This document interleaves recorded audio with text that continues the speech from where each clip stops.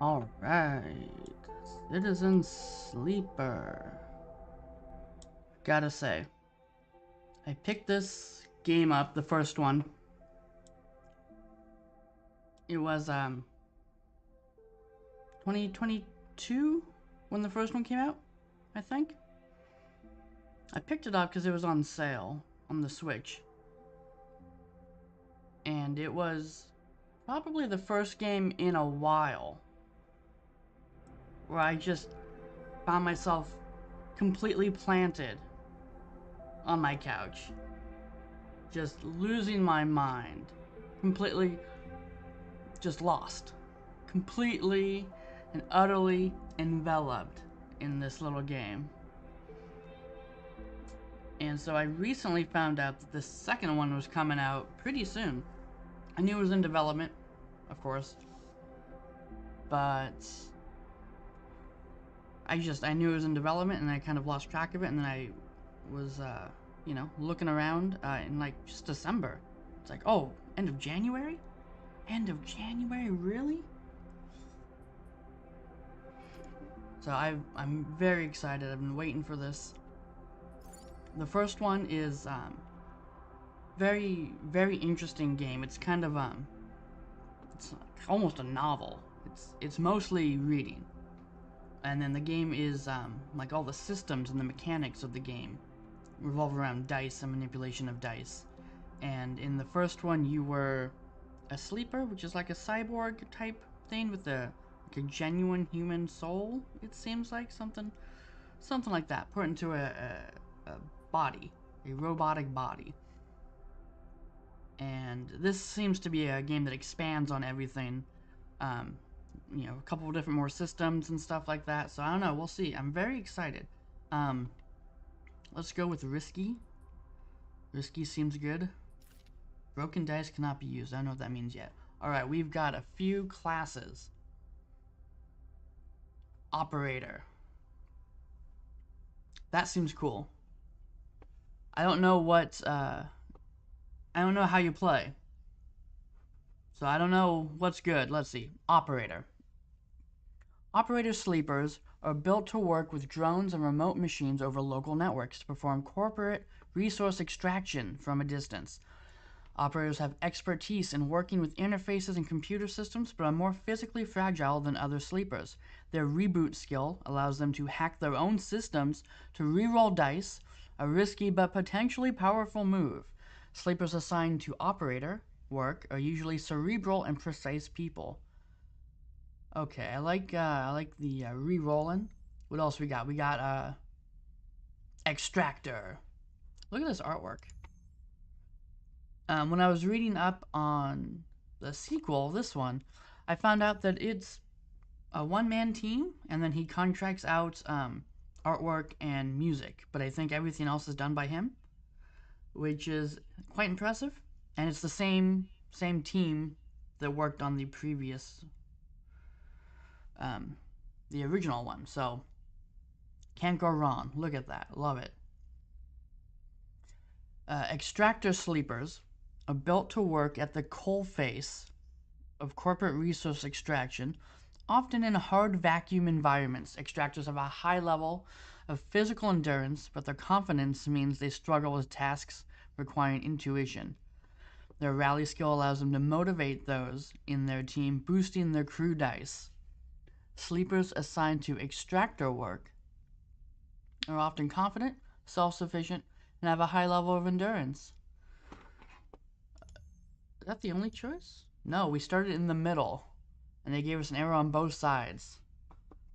Already, they're catching me off guard. Machinist. Machinist sleepers are built to repair and modify automatic systems used in corporate resource extraction. Machinists are very skilled engineers, but their isolated work means they often struggle with tasks requiring a direct approach or social engagement. Do we get any tooltips? No tooltips. Great. That's just... Okay, this one has no engage. Their focus skill allows them to focus on a single task and boost their dice to excel in it. Sleepers assigned to machinist work are usually diligent, careful, and structured people. This one has no engage. We got 2 minuses here. We got a plus here. Can't modify. Can't modify. Don't know what any of these signs mean.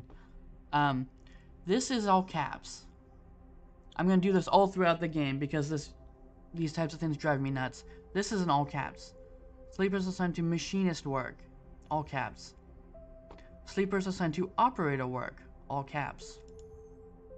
Sleepers assigned to extractor work, not all caps. It's a one-man team. I'm not gonna be too harsh, but come on. This one's got knowing into it. We got minus, minus, plus, minus, minus. I'm gonna be an operator. I got no endure. Minus, minus, plus. Look at that. I got no idea. Confirm.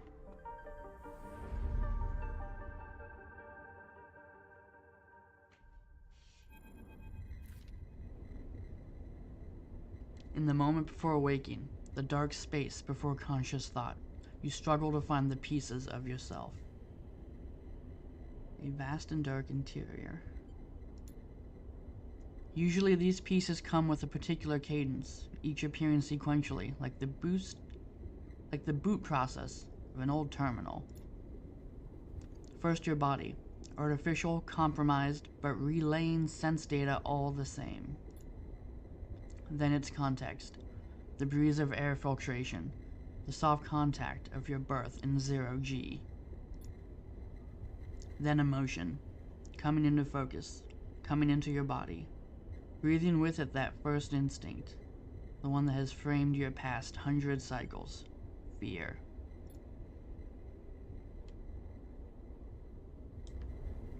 But that familiar sequence does not arrive. Instead, you are unmoored in space, your body distant, your context silent, even your emotions somehow obscured and scattered. Among all that disarray, only one familiar thing arrives: the fear. It is a scrambled, panicked fear. The drowning fear, the falling fear. The fear that makes you reach desperately for any stable point. It is the fear that tells you something is wrong. Something is very wrong with you. Wake up, sleeper. The voice is whispered in your ear. An act that makes you suddenly aware of your head, pulsing in pain, your body rigid with tension. Sleeper, a familiar name, a mind copied, emulated, a body built, implanted.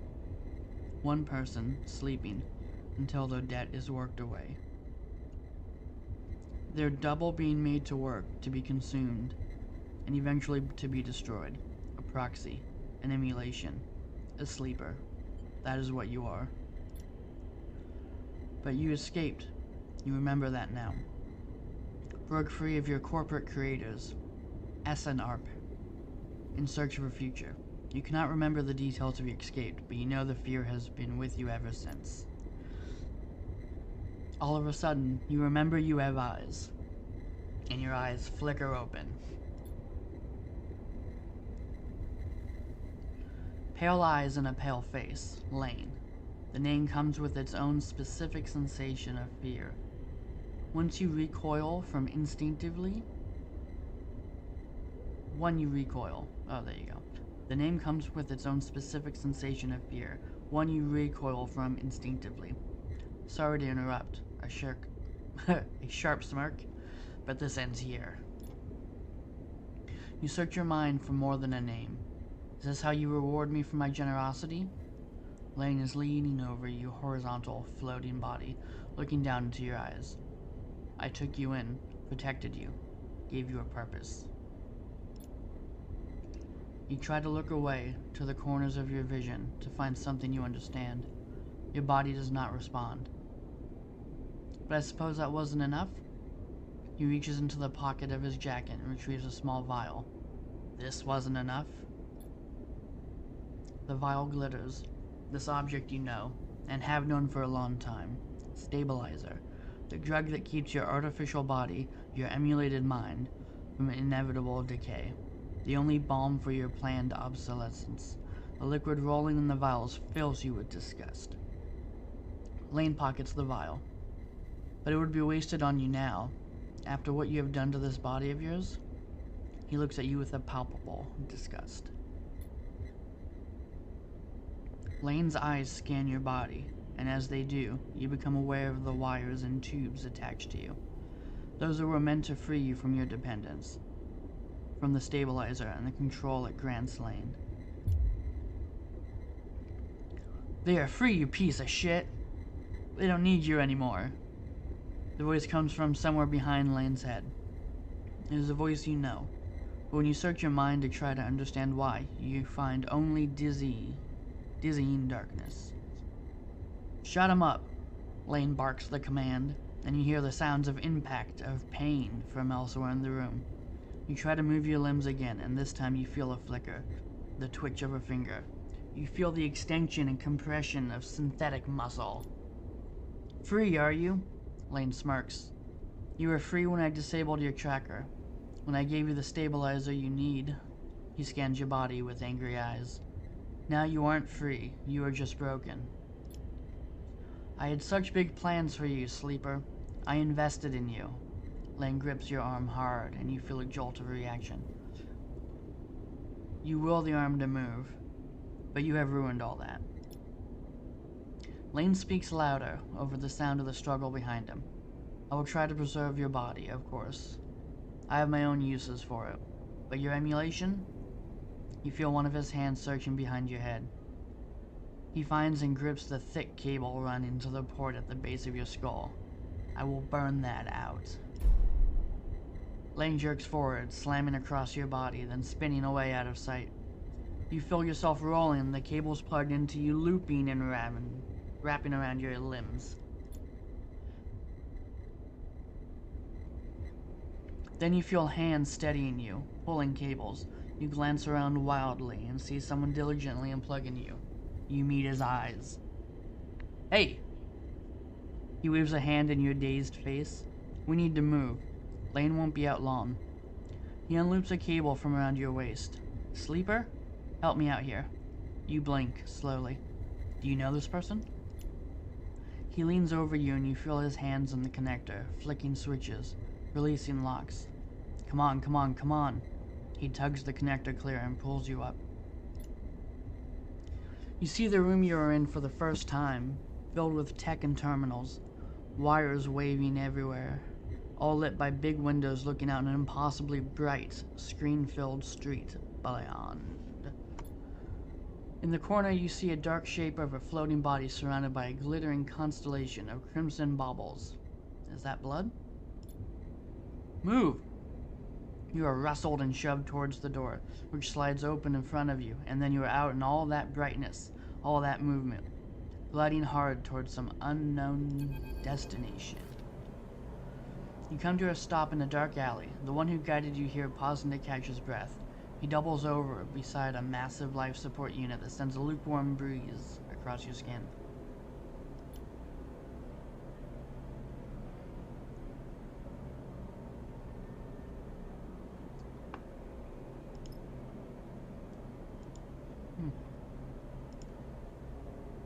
Are those, controller button mappings on the screen? Not using a controller, but okay. You stare at him, trying to recall anything about him. You notice his tattered jacket, his lightweight clothes. You remember this station runs hot. Something about the power that flows through the place. He looks up and meets your eyes. What's going on, Sleeper? He wipes sweat from his forehead, and it floats away in a swarm of spheres. Talk to me. Who was that? You see a concerned frown cross his face. Lane? He blinks a few times. You're asking who Lane is? He comes closer, eyeing you carefully. What station are we on? He narrows his eyes, waits for the answer. You close your eyes, trying to recall. You force your way through the dark to the image of a station. No, a city, growing on the back of a vast set of hexagonal solar cells, shadowed by them. You open your eyes. Dark side. The word leaves your mouth like an exhale, an instinct. Before you heard yourself sound it out, you didn't know it was there. He sighs. And me. Who am I? You see something like fear in his eyes. Panic, perhaps. You stare hard at his face, the slight upturn of his mouth, the intensity of his stare. Nothing comes. He closes his eyes and drops his head, putting a hand to his temple. I like how he's eating like the little wires. He's just kind of like nibbling on them. That's my favorite part of this character. The reboot. He is speaking quietly to himself. Lane interrupted the process and he lifts his head and stares at you. We need to keep going. We need to leave. He turns and kicks off down the alley. Come on, the rig can't be far. As you are led through the passages and serviceways of the station, you try to recall your life here. Darkside. The texture, the temperature of Darkside feels familiar, but you struggle to pin specific memories to it. Focusing hard, you recall waking up in these passages, cycle after cycle. The rhythms of the station flowing over you along with the crowds. You recall desperation and the slow decay of your body that caused it. Then Lane, those pale eyes, offering you a glittering vial, stabilizer, the promise of supplying more for your work, a deal he locked you into like a cage. There your memory fails you, but in the dark beyond that moment, the residue of panic, of fear, remains. You are Lane's prisoner, Lane's plaything. You shudder in the cold passage. Wait. Your guide holds up a hand and you stop your glide using the wall. Ahead you see the tunnel opens up into a wide open bay with a few doors leading to cylindrical tunnels, the docks. They're watching the rig. He nods towards the docks and you see one of those doors has a couple of figures flanking it, one covered in ornate tattoos, the other with bright silver implants along their cheekbones. Utsubu, Lane's guys. He looks at you and shakes his head in frustration. All this. It's not coming back to you, is it? Something catches your eye and you see he is playing with a coin, nervously turning it over and over in his fingers. He sees you looking and slips it away. He places a hand on his chest. I'm Seraphin. Alright? He looks pained when he speaks. Lane? He was our captor. Both of us. We did this so we could escape. Troubled, stubborn, and on the run. We needed to reboot you, to break your dependence on stabilizer. He pauses. You know what that is, right? You nod meekly. But Lane interrupted me back there. The reboot didn't complete and... He sighs, and he shakes his head.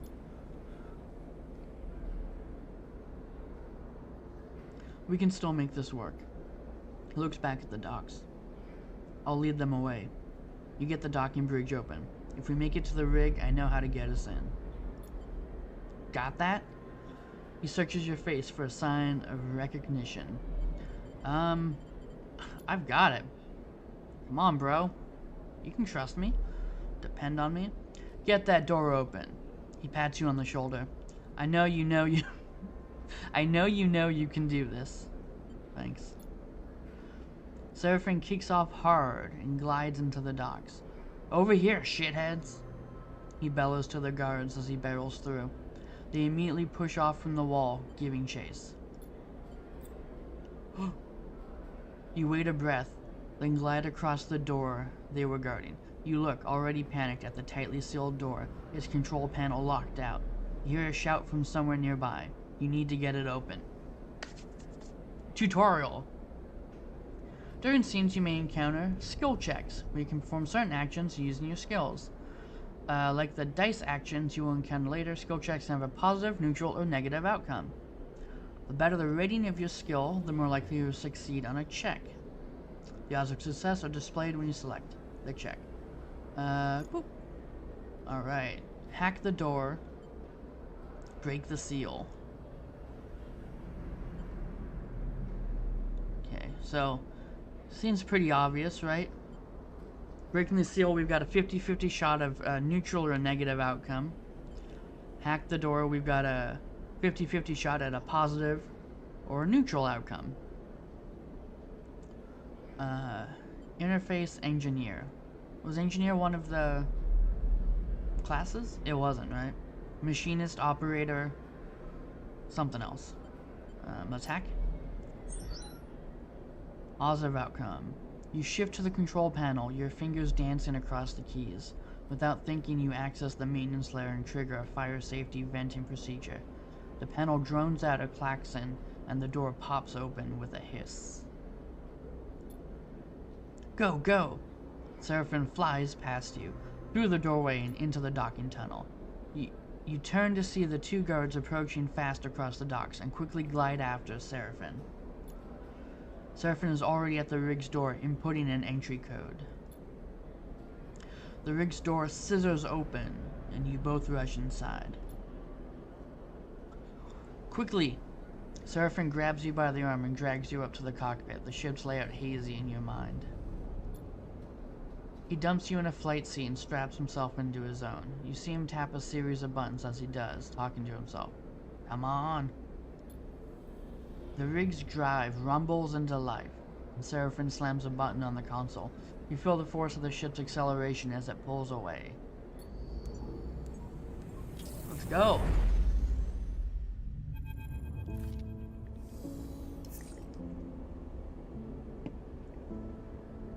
I never completed the first one. I don't remember why, but I put a lot of hours into it. A lot of side stuff you can do, and it largely took place on one space station with some surrounding ships you could go to. I think this one has kind of a star map, and you're kind of exploring the space. Is my understanding. So that's very exciting. Let's see. What's this? No active drives. Active complete. Look at this. This guy's filling up. This guy's filling up. Or something. Got little dots up here. We got some sort of units we can spend or earn right here. Okay, I don't know how I'm supposed to get... if I'm supposed to get to anything yet, but I'm trying to click. Cargo. Cargo. You got cryptocurrency. Stored in air-walled sticks of memory known as chits. Fuel. And supplies. As the ship glides into place on the connecting bridge, its automatic systems nudged there by the port's docking protocols, you feel a sense of relief. Seraphim burned hard out on Darkside, and you dropped in and out of consciousness in your seat as the rig made its way across the belt. But now, with open space between you and Lane, you feel fresher, more awake. Seraphim breaks the silence. We're good, sleeper. His eyes don't leave the monitor, and you realize this part of your escape is routine for him. You and he must have docked this ship countless times in your work for Lane. The problem is, you don't remember any of them. We made it, he whispers, closing his eyes and letting out a sigh. We certainly did. Or do I stay silent? We certainly did. He turns and you see a pained look on his face, as if remembering something difficult. Have you said this exact thing to him before, in this same situation? Are you okay? He looks at you, chewing one side of his lip, searching your face. Not really, he puffs. Seraphim reaches up, flicking through a set of switches in a practiced fashion, completing the shutdown. You watch, a little frustrated with your own uselessness. Running the rig, you realize, is just another thing you've forgotten. A clunk that runs through the walls of the ship is followed by a short percussive alarm tone from the pilot's console. Docking complete!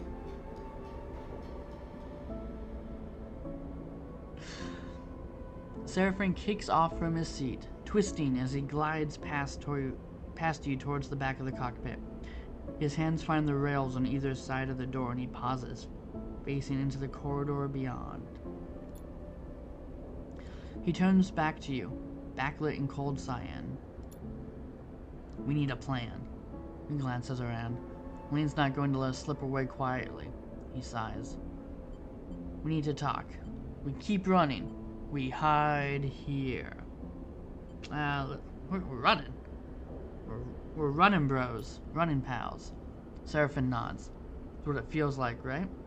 That we can never get far enough away from that shithead. You see a shiver run through him and know that he suffered as much as you did under Lane. We have bought ourselves some time. He glances through the cockpit window at the blinking lights of the station. You may not remember Hexport, but I do. And there are plenty of opportunities here for us. If we can keep our heads down. He turns back to the corridor. That's what we'll do.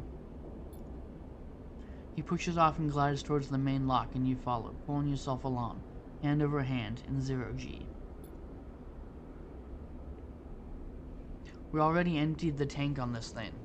He slaps a hand against the ship's insides. So we need to refuel, and that won't be cheap. But if you and I know one thing, Sleeper, it's how to work.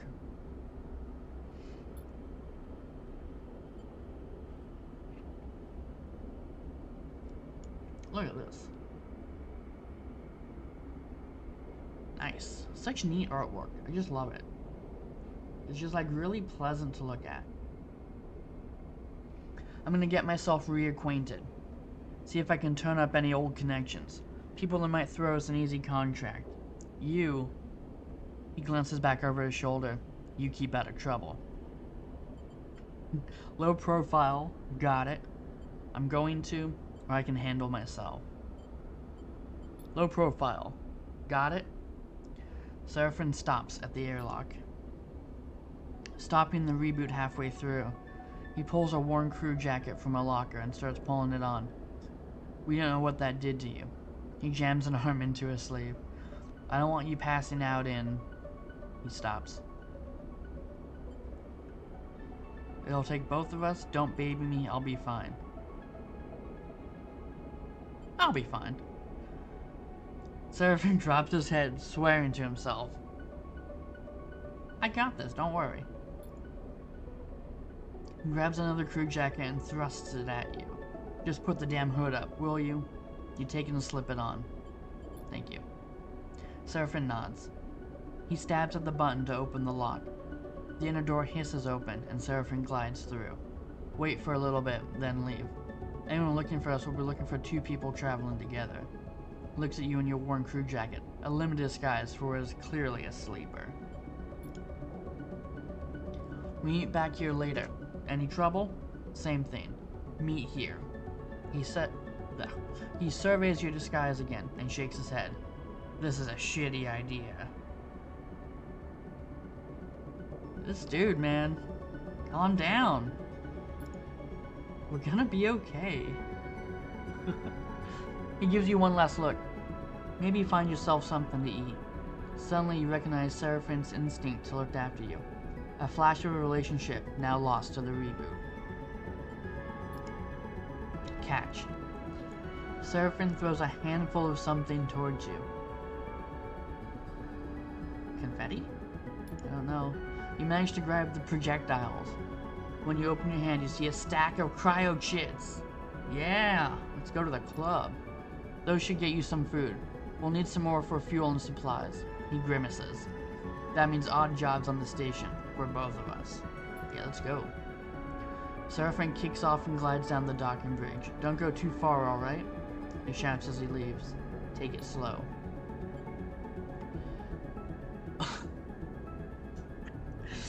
And with that, he is gone, leaving the connecting bridge and heading into Hexport's docking concourse. You wait for a moment in silence. Think about Seraphin, think about Lane, or make a plan. Let's make a plan. It's just like silly choices. I don't know. What am I supposed to do there? You try to think ahead of what might be coming. You'll need work, that's the first step, but what then? Land will be coming eventually. The sooner you can put some distance between you and Hexport, the better. So that's the plan. Rest, resupply, and run.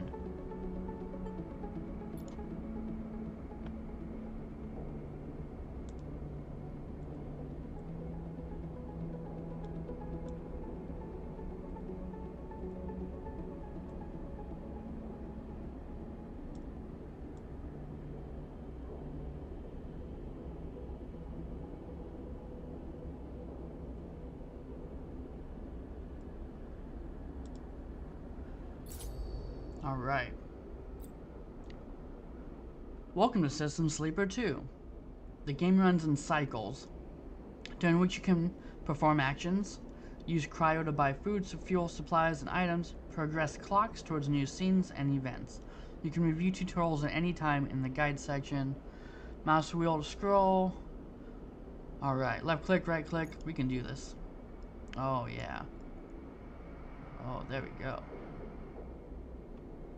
I remember getting kind of overwhelmed in the first one because at some point you've got this big map of the station and there's all these different timers that are counting down as you do things, and there's just a lot to manage. And like some of the odd jobs you could do there were like you could do a shift at a bar and stuff like that, and you just like go around and you meet all the people in the station. So this is a countdown timer. The rig. What's it counting down to? The rig is your ship and home in the Starward belt. While the rig is docked at a hub, there are multiple areas you can visit. Bunks. Use dice to reduce stress. Galley. Use supplies to regain energy. Other locations will unlock as you play. While the rig is in dock at a hub, your crew will also help to gather resources. You can choose which resources they should focus on in the crew task menu to the left, right over here. They have a random chance of acquiring it at the beginning of the following cycle. This clock is a cycle clock. It will progress towards an event each cycle. Its completion will trigger significant events. So it looks like I've got this many cycles before I have to leave Hexport, because this is counting down Lane getting to me.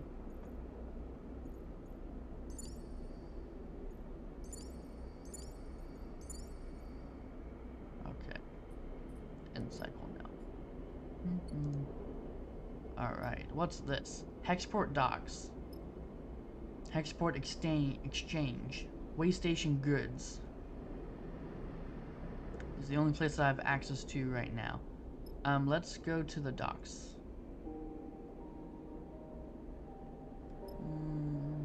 Yeah, we'll go to the docks first, and actually let's just go here. Let's buy some stuff.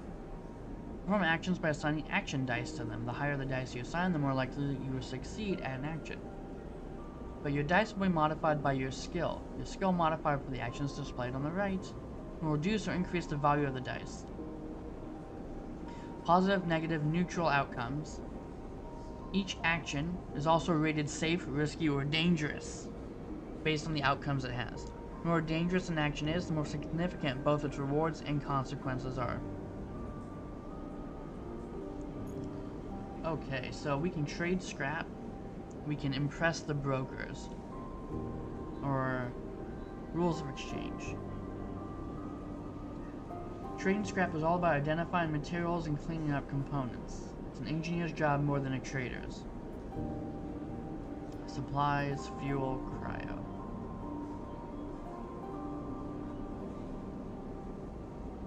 Oh, these are the skills, I assume, right?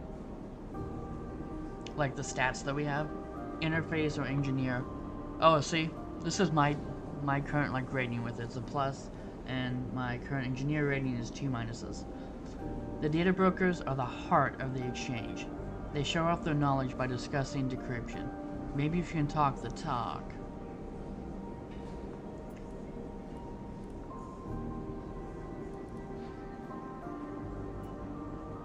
How do I know what I'm shooting for? Let's see if I put this here. Oh, okay, gotcha. So if I use this die, it will be 50% chance of a neutral outcome, and then a 25% chance of each either a positive or a negative outcome. So that was the 2. What if I use the 4? So I've got a 3, a 2, a 4, and 2 6s. So this is... Okay, so the... Oh, that's a 5. The 5 is gonna be positive or neutral outcome. I mean, I kind of want to use a 6, but I don't know what else I'm gonna need that on. Oh, no, it's, I see. The die is a 4, but when I put it in there, because of my, my skill, it becomes a 5. So, like, if I put this 4 here, it's gonna become a 2. There we go. Easy peasy. Alright. Let's impress these brokers. You just progressed a clock. Clocks track your progress, we know that. You intervene when 2 brokers struggle to unpick a Senate stat cache. Dude, you having trouble with a Senate stat cache? Bro, let me show you. And expertly unpick its security protocols. They're impressed. The exchange buzzes with the conversation of commerce. This is a place where contracts are found. You just need to look. Okay. Let's see. If I do it again... Was that the positive, or was that neutral? I don't know if it even told me. It's the same. 3 and a 4 are the same. 100% positive. Alright, let's just do it.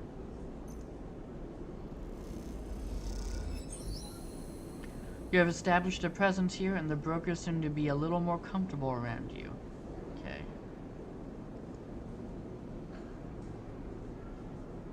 Action unavailable. Action unavailable. What does this get me? What? It's filled up. Do I get something? Alright, cool. Nothing yet. Alright. New location discovered.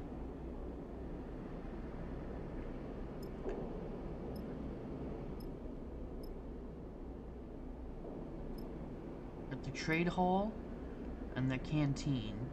Common trade hall canteen.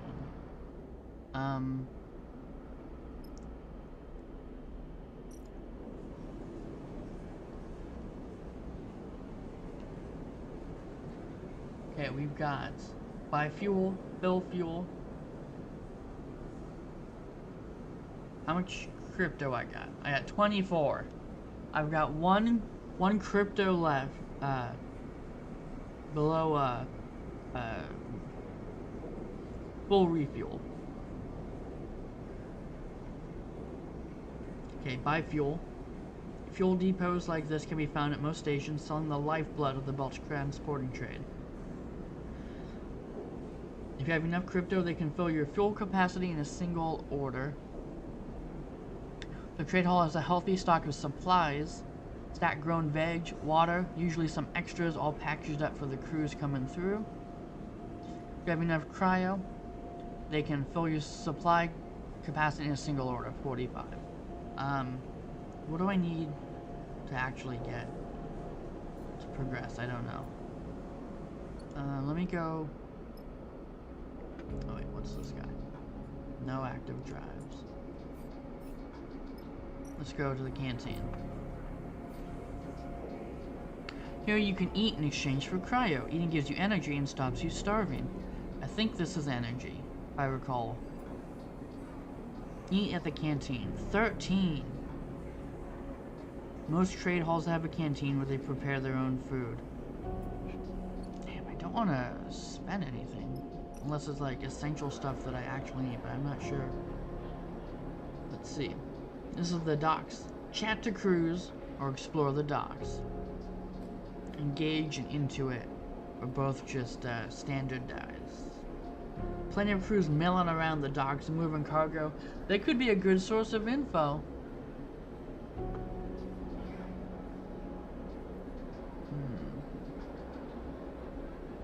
Hexport's docks are a dizzying mess of braided cables and flickering signage filled with busy spacers. Exploring is both thrilling and intimidating.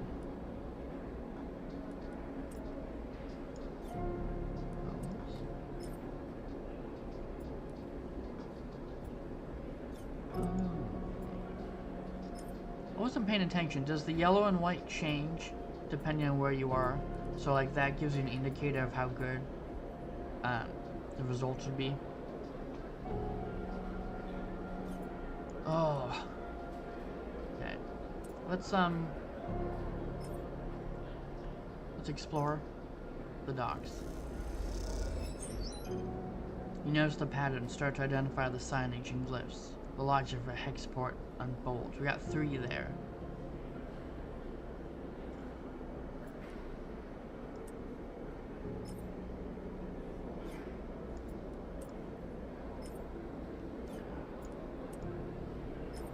Risky.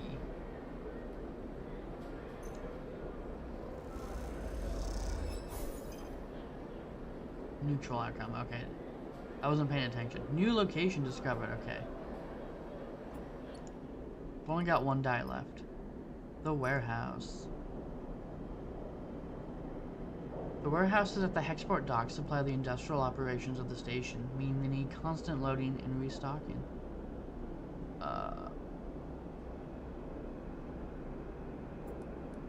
It's a 0. At least you still get a potential neutral. I'm just gonna have to end the cycle.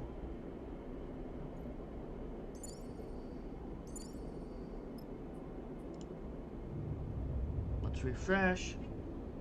Brand new day. You lost an energy. We're in trouble, sleeper. Seraphin leans into the bunks as you are getting up. Without further explanation, he disappears down the corridor towards the rear of the ship. You drift out into the passage, pulling on your clothes, and glide down the length of the rig, the cool air making you shiver. Seraphin is a silhouette, silently leading the way. He stops at the far end, diverting through a side door, shooting you a glance as he does. You find Seraphin inside, holding one of a tangle of arm-thick tubes that are waving in the zero-G engine room.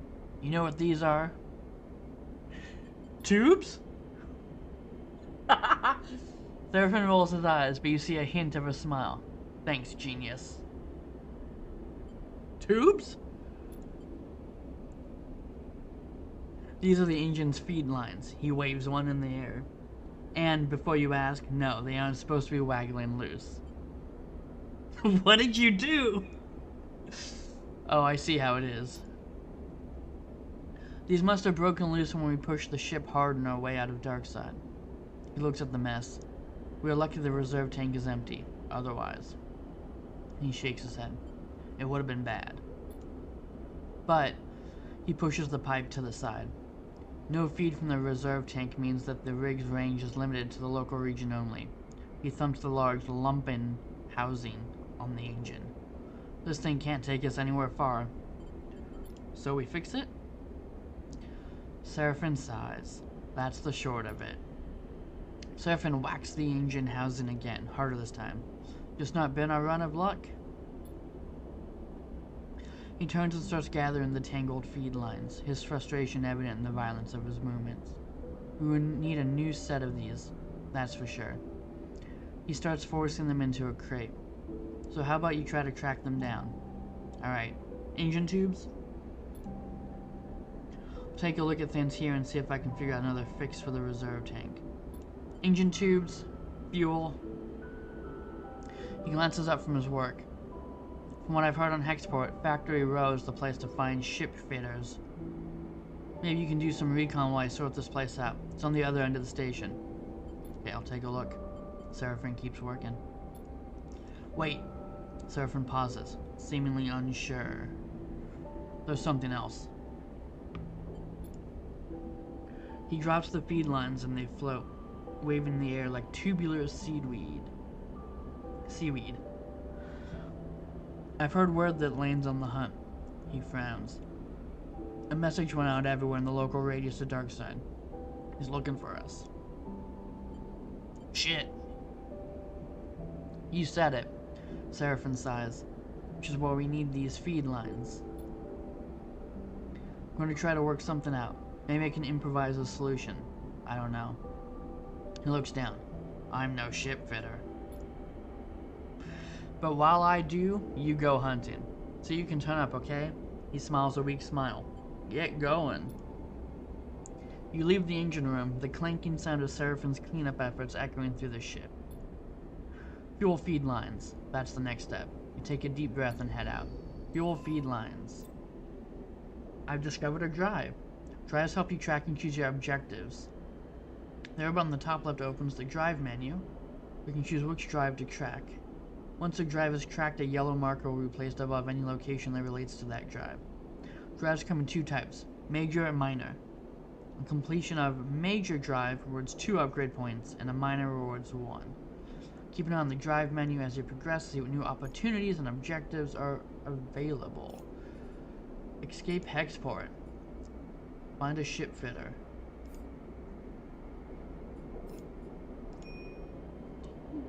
Ding! Okay, new location. The Bends. Chaotic Dockside Bar. And Factory Row. The Bends. Play Star and Stoker.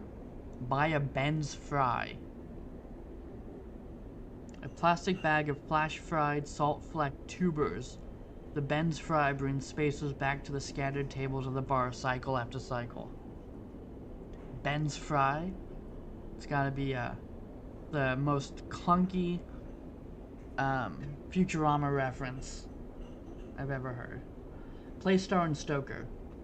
SNS is a spacer gambling game played with custom magnetic dice. Chips are stashed in symbol-marked cans, and winning is ruthlessly luck-based. Look at my dice now. My dice are all different. I need to figure this out.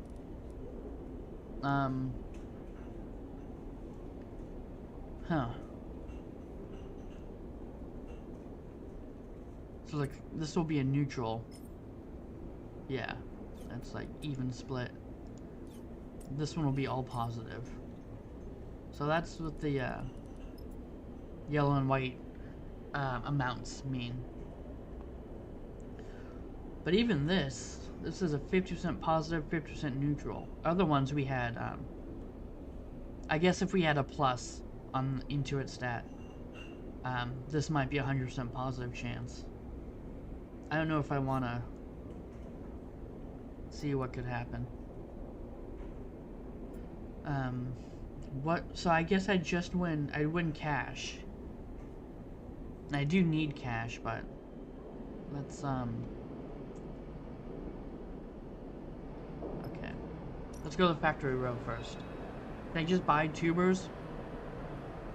Search the row. The factory owners of the row speak mostly in terms of supply and demand, but going door to door might help you find the ship fitter you need.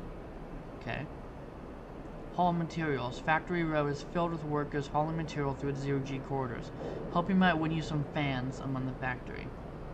The Hexport factories are picky about who they work with. Trust is a key currency here. You want to find a ship fitter. Okay.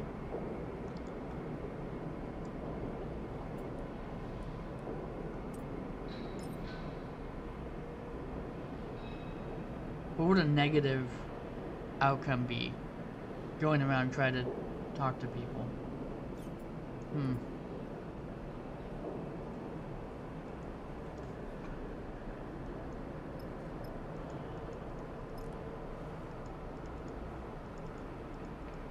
Glitch?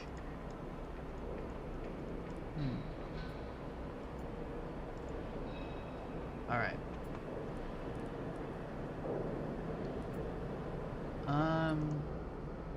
You know what? Sport canteen, trading. This is the one I was working on. No. what was I doing with the warehouses? Freight loading. No.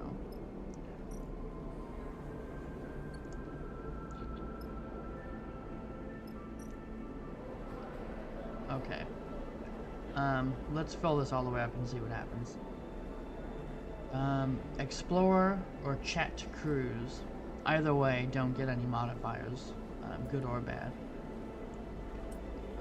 Let's use one of these bad boys.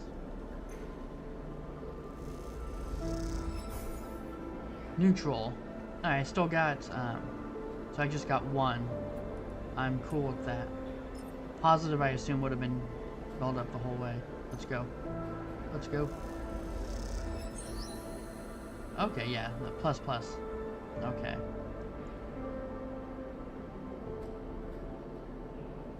So,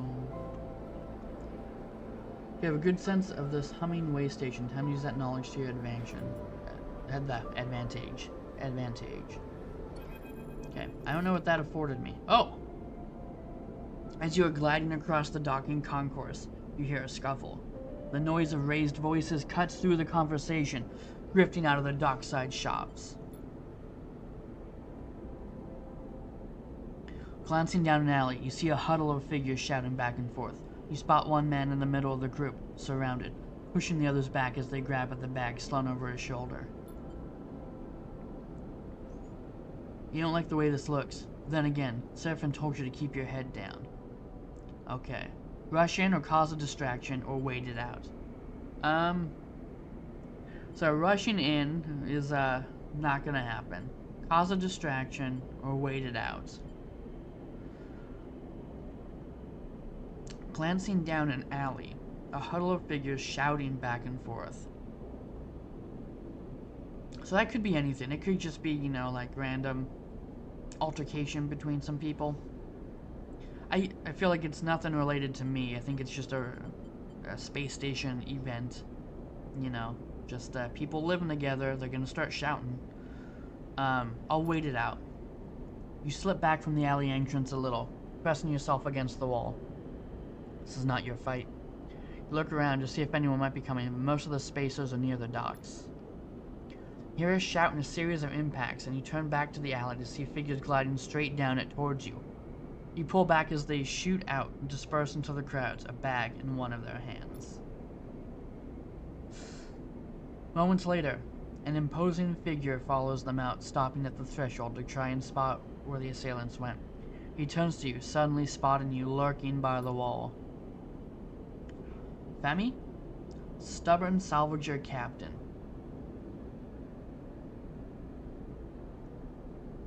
He's got a lot of pouches and stuff. You see those scumbags?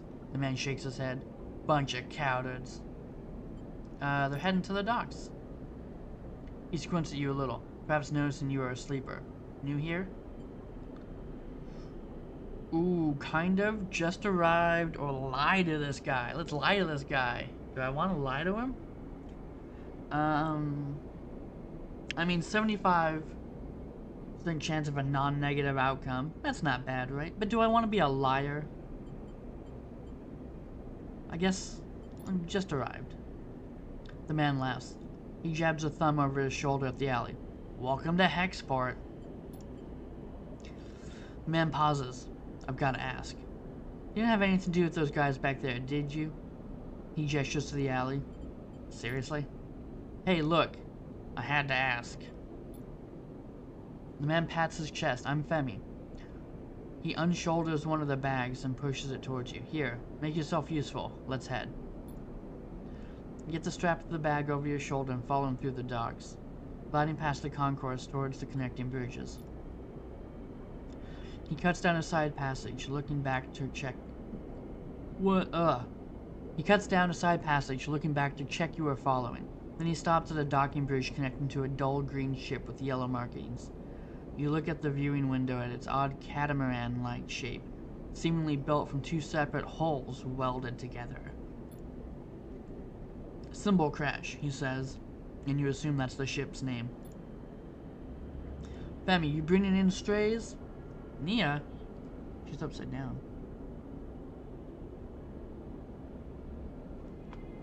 I feel like her legs, I don't even know if that makes sense. They are just so tangled up, and I don't know what's going on there. That looks very bizarre to me. I don't know.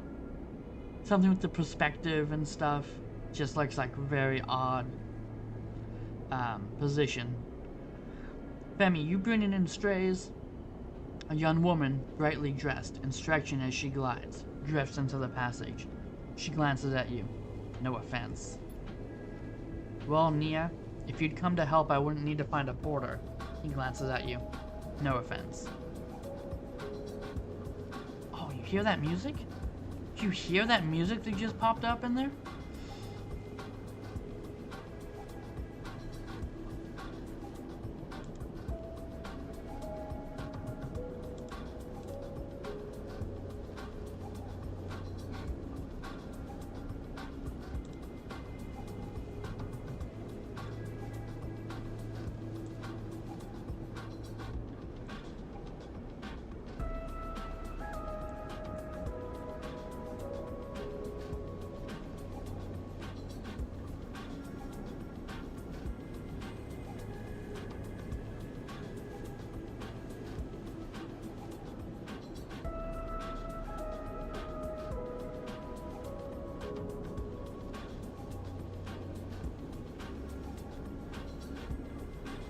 There you go, how's that?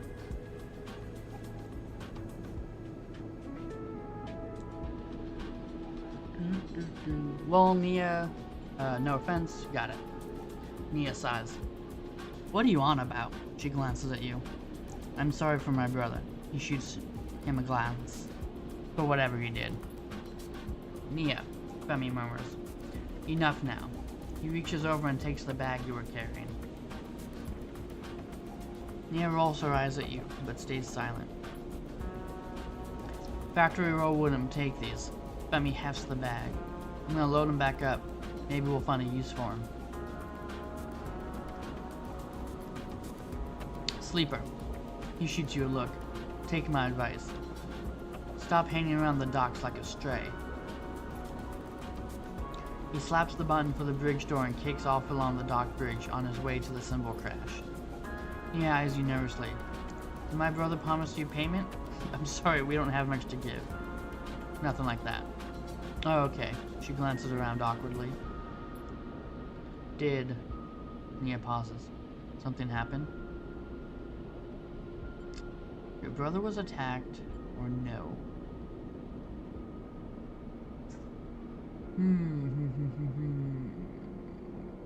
Nah. Oh. Nia pauses again. It's just my brother makes a habit of getting into trouble. She smiles faintly. Glad he ran into you either way. Thanks for helping to haul the back of the scrap. Things have been a little difficult, she sighs. Sleeper, can I ask you something? Sure. She takes a deep breath and then gives you a direct look. What is she building up to? Are you looking for crew? She looks away. Oh yeah! Let's go. Sorry to be direct, but you seem like, well, if you're on Hexport, maybe you were with a crew. She stops herself. I mean, maybe your crew needs crew. Maybe you're looking? I am. She struggles to hide her smile. Headstrong and spirited salvager. Nia looks back at the ship, then at you. Look, I'll be honest. Being on a crew with my brother is nice, but he is suffocating me. She frowns at her own bluntness. I'm not a kid anymore, you know, but he still sees me like one.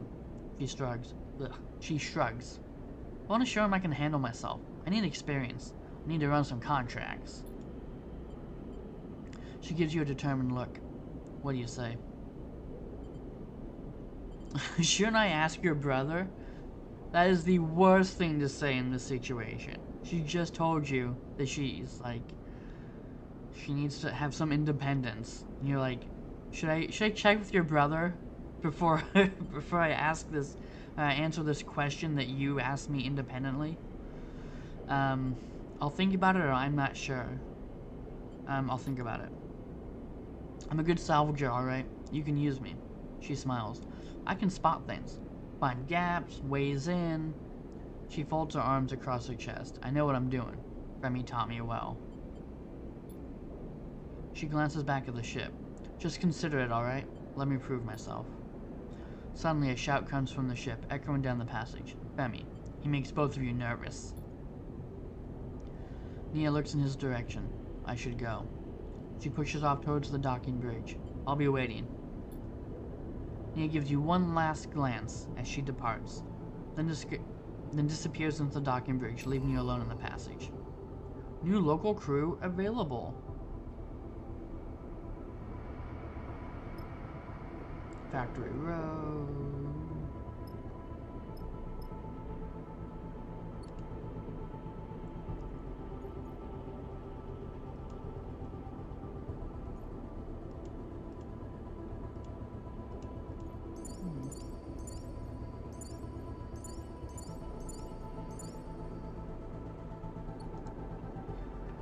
Let's see. Factory Row. Search the row. All materials. Man, I've got no chances, or I've got 100% chance. Or maybe 75? 50-50. 5. I got a 5er and it's only 50-50. So I guess that'll be 1 or 2. I don't know how to, or if I even can. No. Oh, here we go. Belt unavailable. Okay, so this is like the star map. Rig. Okay, jumps back there. Rig bunks, rig galley. Shipboard engine system. Shipboard kitchen. Shipboard sleeping quarters. I just want to know how can I modify these? Do I have any abilities yet? Operator. Oh, here we go. Alright, welcome to the character screen. You can upgrade and configure your sleeper. On the left, you can upgrade your skills, improve the skill modifier applied to your dice when you undertake an action. To the right, you can upgrade your push, the unique ability of your class. Yeah, and I don't know how to use that either. I mean, maybe I can't yet. I don't even know. To the right, you can upgrade your push, the unique ability of your class. When upgrading your push, only one upgrade at each level can be active at once. Configure which upgrade is active only while at a hub. Okay. +1 stress. Reroll 1 lowest dice. I wonder if I have to do this just like not after I choose a dice, like it's just I just use it and it re-rolls the lowest one that I have available up there, you know.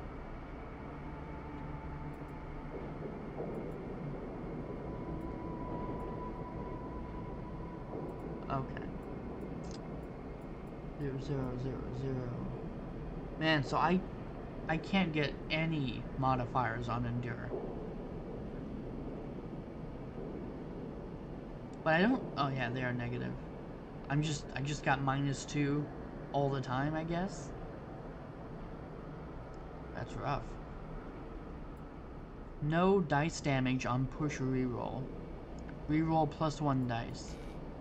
No, I need to have.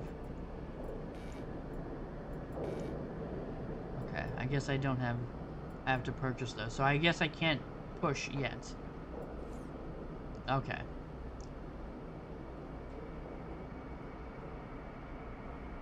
Alright, let's go ahead and let's use this bad boy. Positive? Positive? No. Neutral, okay. Man, I don't know if there's anything where either of these dice would be useful.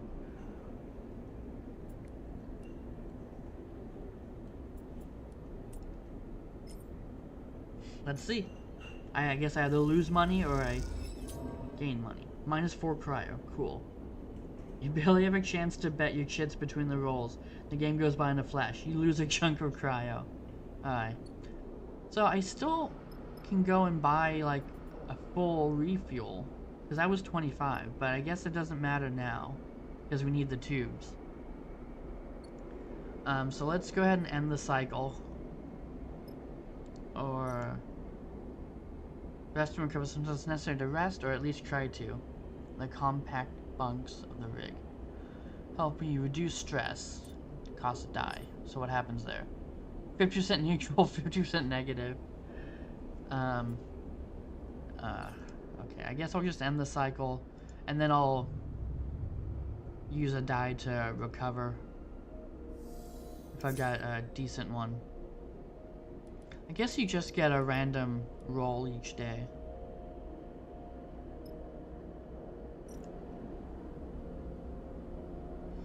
I don't know, I thought these were like task dependent values, but maybe not.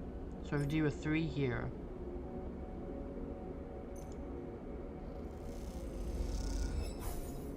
Neutral, minus stress. Okay, minus stress. Okay, that wasn't energy. I knew that wasn't energy. I was reading it the whole time. They kept saying stress.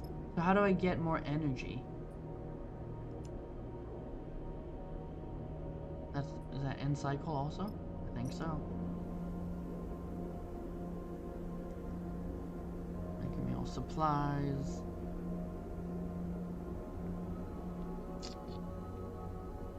Is it food that do I eat to get energy?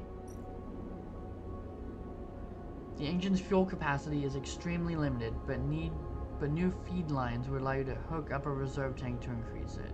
I don't have the feed lines yet. Alright, let's use a supply. Is that gonna give me energy? Oh, there we go. There you go. How is stress indicated? I assume I had none. But, I rested, I got even less stress. Alright, we got 2 4s. Let's see. Search. Positive. Okay, just 1. Let's search again. Oh, positive. Okay.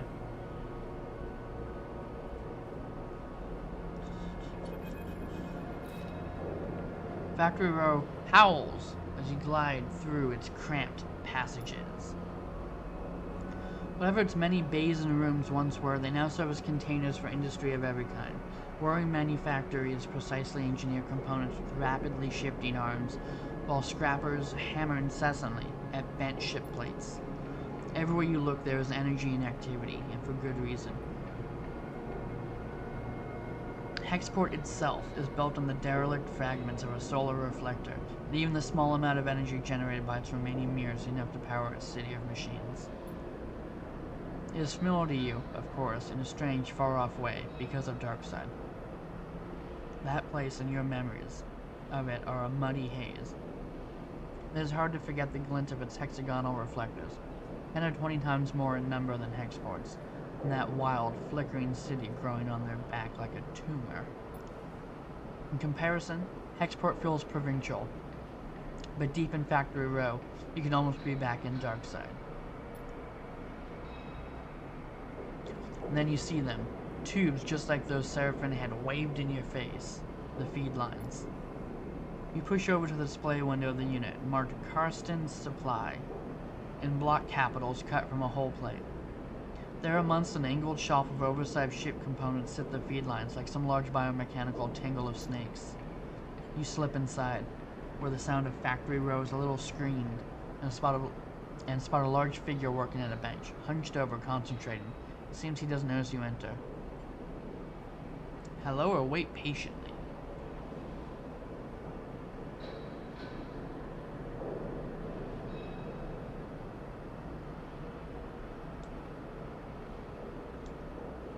Thank you, Evelyn. I will.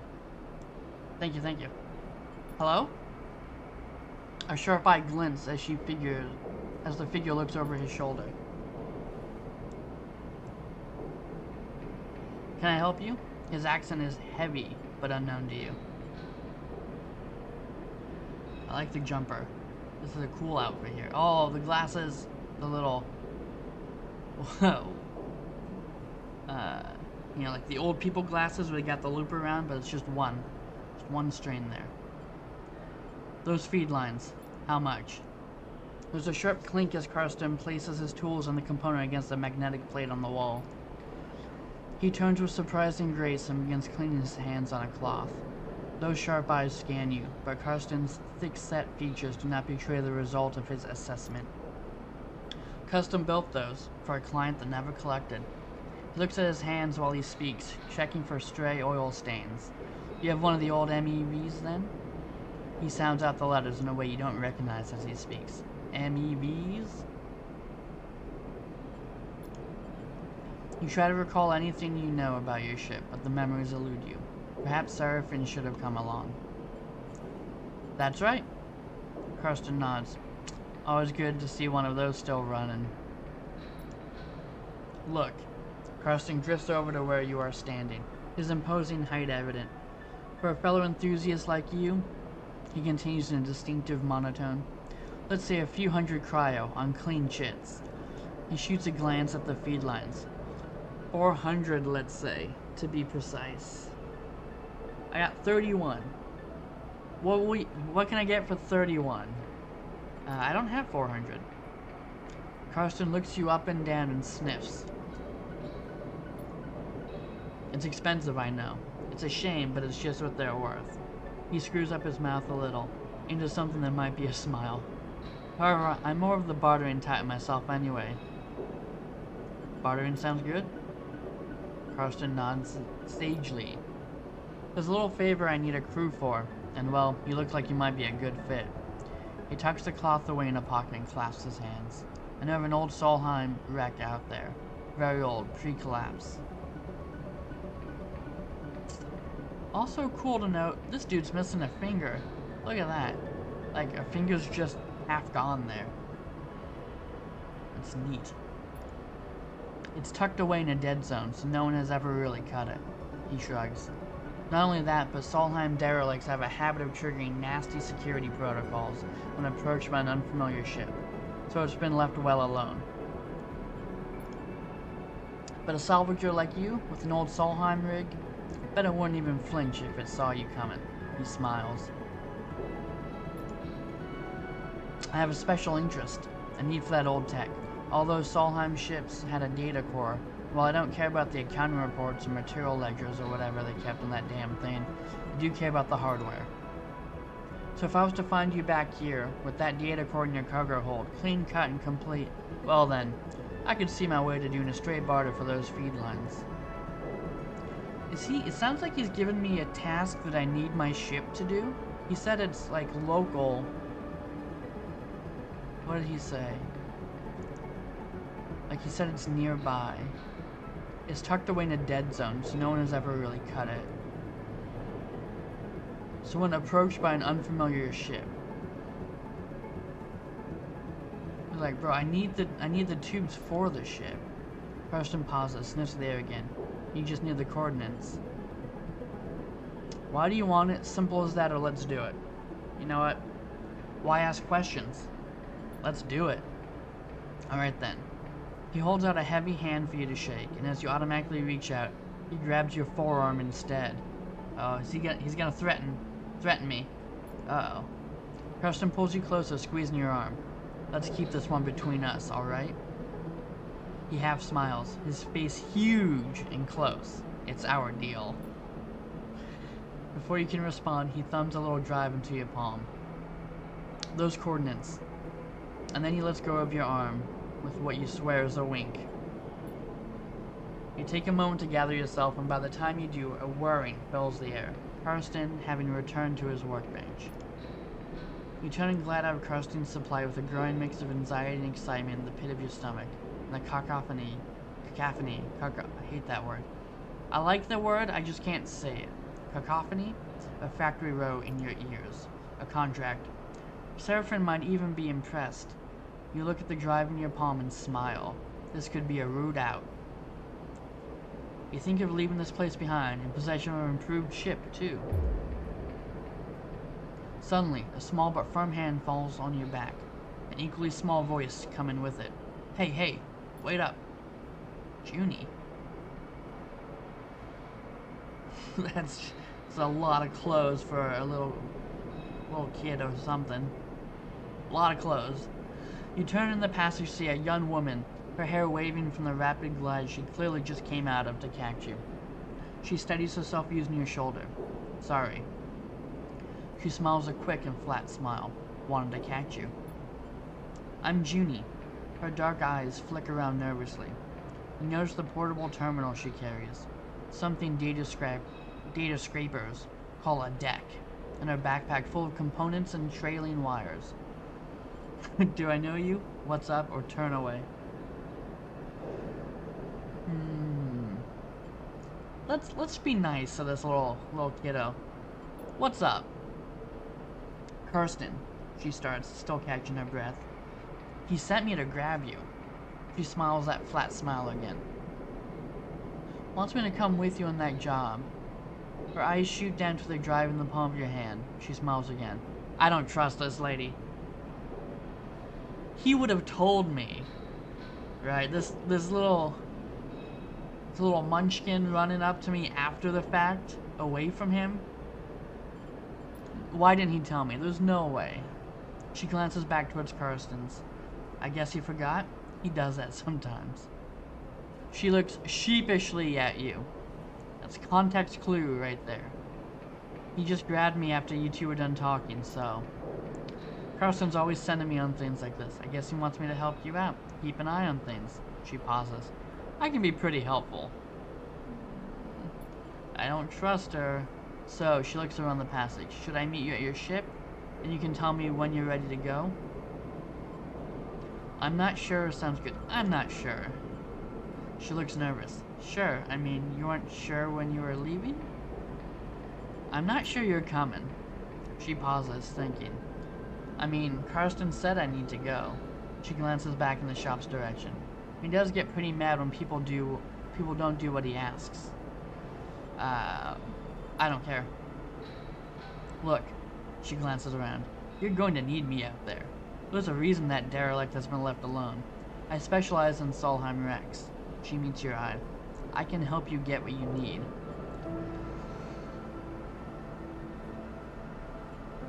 Okay, whatever. I don't know. Obviously, she's a little liar.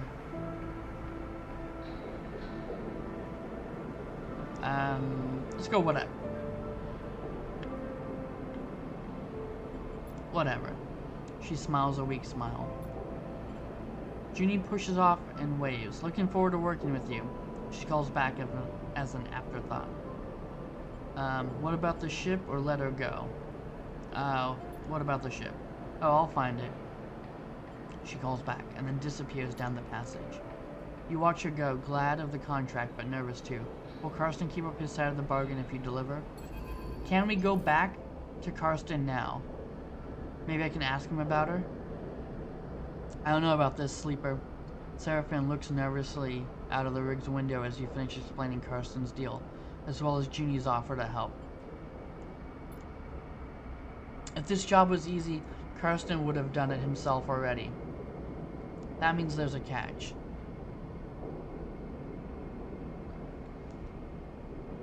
He frowns at the stars.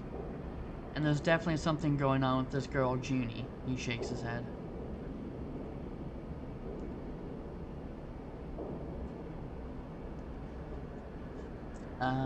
What choice do we have?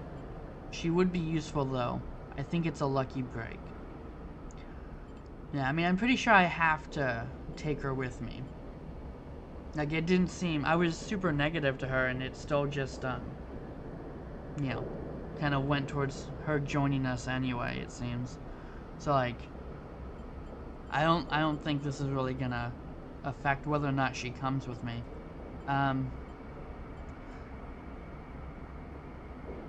She would be useful, though.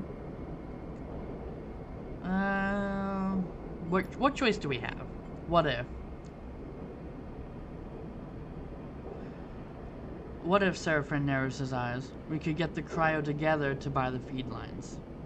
Why? Hurston wants to barter. Is that even possible? I mean, I'd rather go on this thing for Karsten, see what's up with there, than just do odd jobs to get some cashola. Why? He wants to barter. You're right, Seraphin sighs. I just can't shake the feeling they were wandering in blind. Yeah, we are. Good instinct. Plus, Seraphin gives you a sly look. I did manage to turn something up in my station wandering. I found a contract board of the exchange, further in station.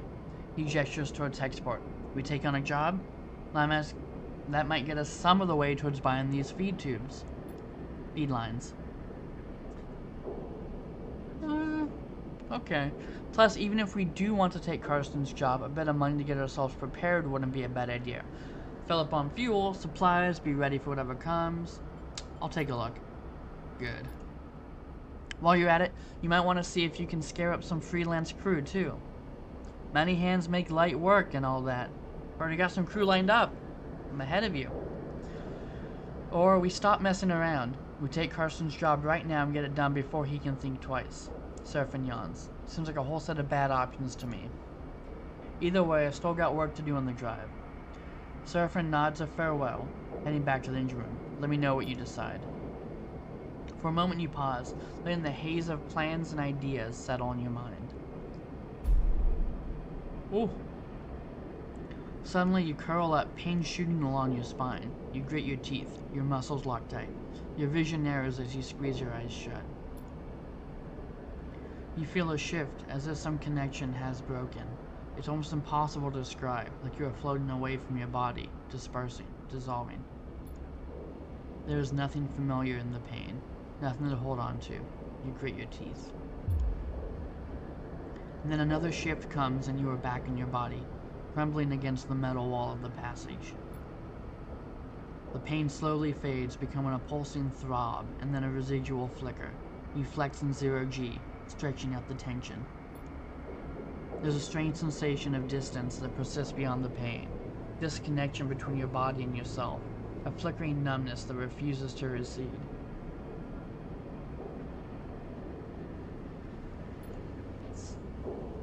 You wonder if the reboot has done something to your body, or if this is some new sensation you have to live with indefinitely. It strikes you that you know so little about the body that houses you. Could be moments away from collapse, or it might persevere for countless cycles like this. Damn, that sick-ass music's back in. Listen to that music. You try to shake off the feeling, pushing your hands against each other until they feel like they are yours again. Time is the only thing you need, and right now, it feels like it's running out fast. You head for the airlock. You have work to do. Okay, new location, new contract, new drive. Unlock a contract. Alright.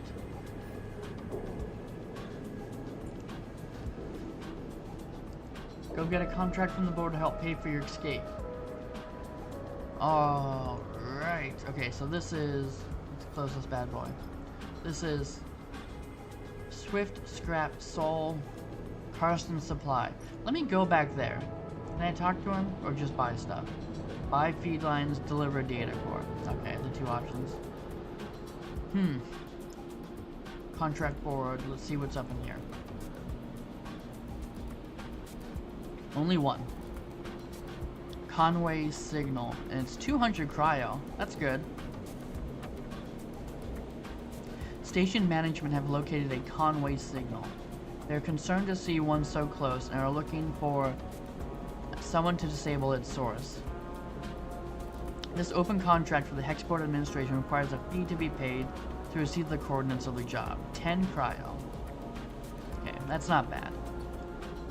Do we have a countdown to when we have to make a decision? Doesn't look like it. So we can kind of take our leisurely time.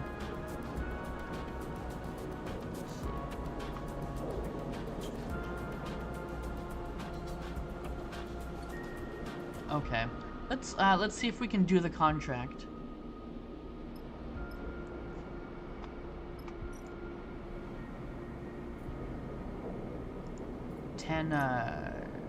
Ten cryo. You would pay the fee on this contract.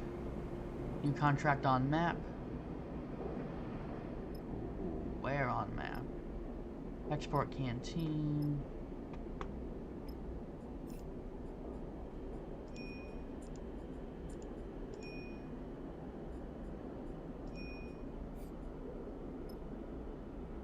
Export trade hall.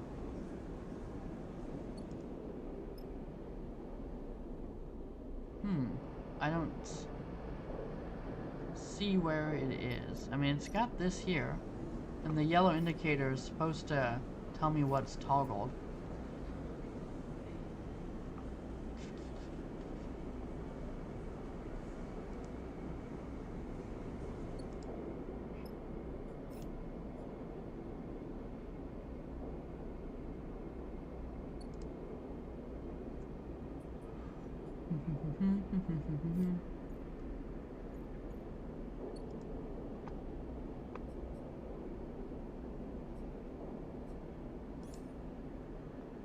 One point's available. How do I spend the points? Which side do they go in? Any side?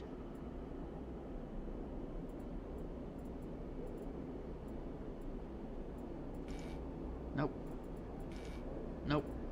I guess I just wait until I get the full amount.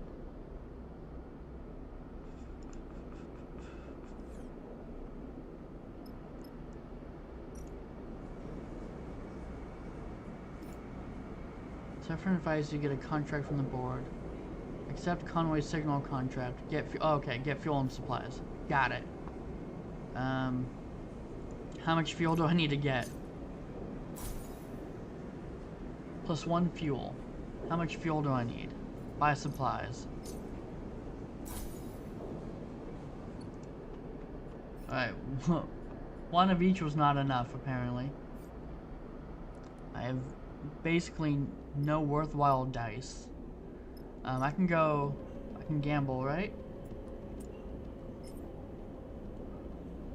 If I get a neutral outcome, is that okay? Is that gonna be something? Neutral, plus 5 cryo. Alright, let's do that again. Let's see if I get 5 more cryo. Alright, that's 2 more fuel, right? Should I buy another fuel?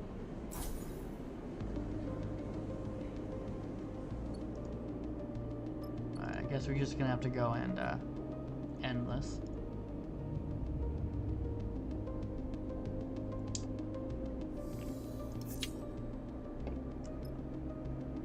Alright.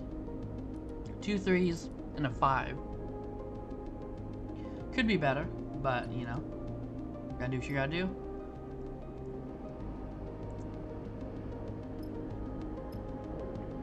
That doesn't have the indicator anymore. Okay, I got fuel and supplies. Complete Conway signal contract.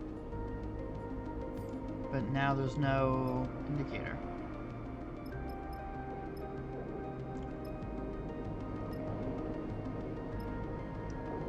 Export canteen. Station management is located at Conway signal.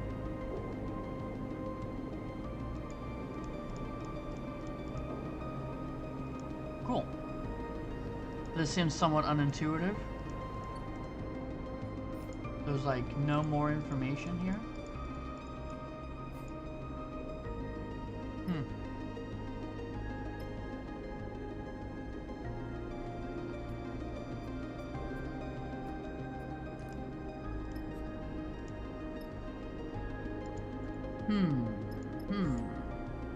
Ah, there we go.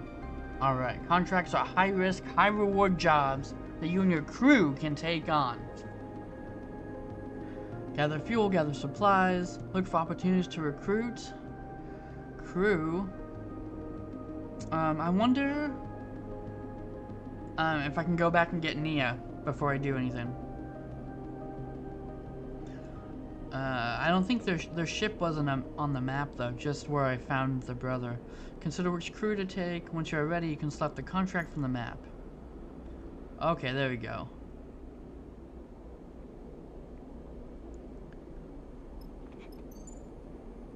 So that's where Karsten's data core is. And that's where the Conway signal is. A screeching call out of the void.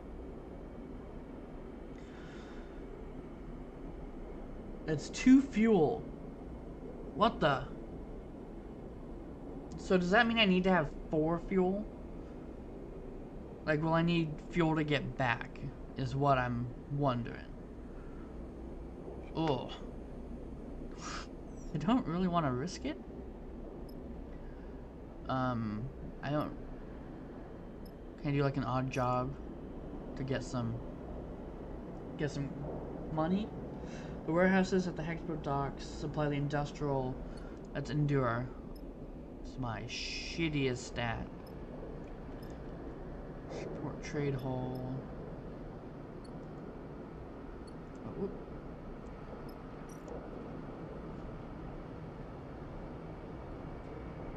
Data diffusal shift. Scrapyard shift.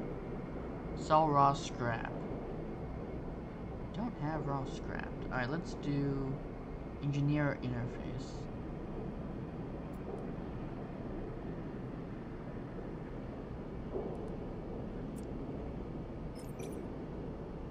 Still a negative outcome chance. 100% positive. Is that gonna... Data diffusal shift. Clocking in. 10 cryo. Okay, that's enough to buy. We can get some more stuff.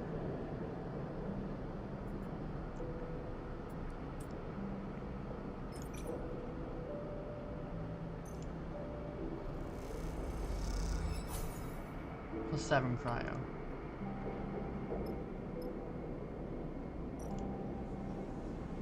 Fuel. So we can just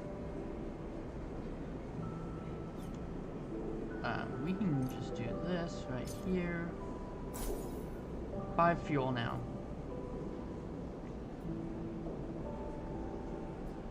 I don't know if I need more supplies. It didn't say anything about supplies in there. Should I rest first? To refresh the dice? I don't know if I'll need them. I assume I'll need them when I'm in there, so let's just end. Then we'll go do the contract. Oh, we got a 6. Oh man, that's a pretty good roll. I'm feeling good. That's a nice roll there. We got 1 stinker, but not too bad. Alright, let's go to the signal.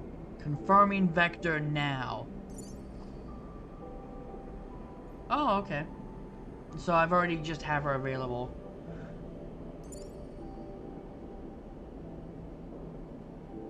And Seraphin's staying back, I guess. Or maybe he's coming with me? She's not available. Okay, yeah, those are stress. Stress. So he's, he can handle more stress. Okay, okay. Travel. Build. Build. Travel. Confirm.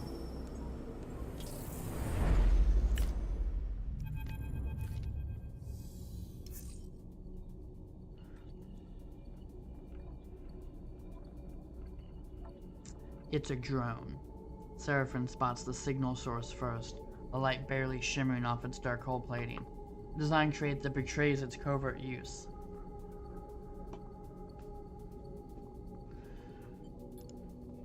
A flash catches your attention, and you see a rent in the hull, through which red lights pulse. Wounded. Seraphin shakes his head. Wish they'd finished the job. You seen one before? Seraphin looks back over his shoulder towards you. We've seen one before. Don't you... Sorry, I know it isn't your fault.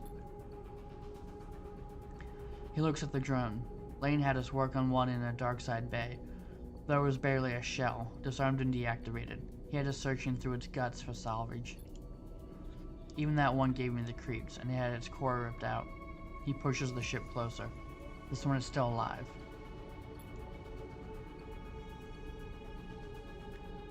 Oh, our dice changed! No! They gave us a fresh roll? I had good dice. Now I've got 1.5 good dice. Conway. Nia kisses her teeth. Corporate scum. You glance over at her and see the fire in her bright eyes. They don't even dare to come here and force us out themselves. It's all proxies and drones. She shakes her head. Typical core-bred cowards. I'm just gonna stay silent on this one. Seraphim carefully guides the ship closer. You watch the drone. The system is full of these things now, running missions for their operators. Rare to see one out in the belt, though. Maybe got hit during a run-in with Senate stat mercs. It looks like it's drifting. Most of the system's blown out. But look, there. He jabs a finger towards a red light on the far side of the drone. It's still broadcasting, and maybe even receiving. How do we shut it off? Seraphim brings you closer. What I remember from the dark side job is that the central core and the broadcast array need to be shut off to kill these things. Core will turn off local systems, and the broadcast array will sever the link with the Conway operators. Seraphim swallows. But you can bet those systems are protected. Can we blow it up? This is too dangerous. Or let's just let Seraphim explain. Your attention is suddenly drawn by a shudder from the drone, like a tremor running along its length. This thing is rigged to blow, sleeper. He frowns. We go slow and careful, and we don't touch anything we don't know about. He turns back to Nia. You hear that? I got you. She looks sincere. Seraphim brings the rig to a stop, close enough for you to cross through open space to reach the drone's hull. Let's suit up. You head down to the airlock to prepare. As you get suited up, you think of the corporate war taking place in the inner system, the war this drone was driven from. Out here, on the shore of the conflict, the biggest danger is that this flotsam and jetsam drifting in with the tides and orbits of the system might, one cycle, bring the war with it. For now, the belt is outside of its reach, but looking out at the red pulsing drone, that doesn't give you much comfort. Welcome to your first contract. While on a contract, you will be able to assign 2 dice for each crew member, as you would assign your own dice. Pay attention to the crew's skills to use them effectively. 2 dice each. Me, Nia, and Seraphim.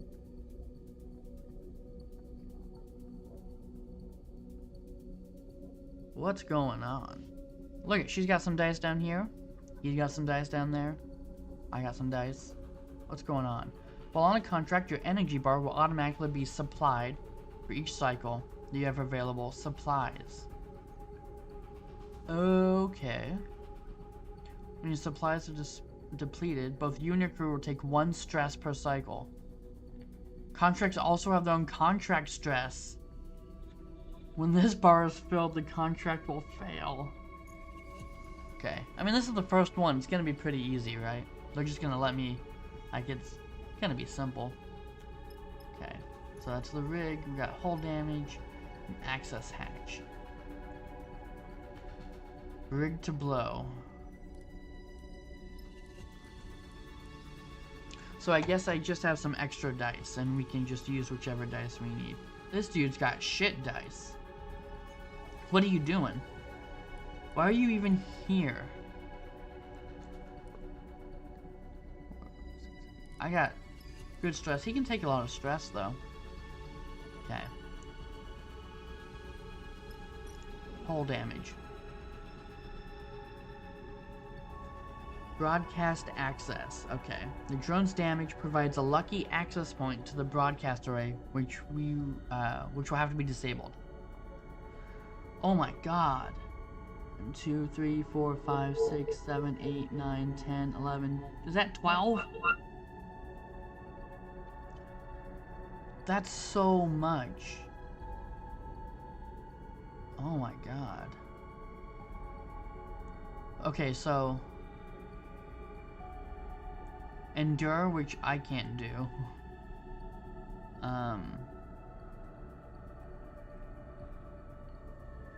And into it.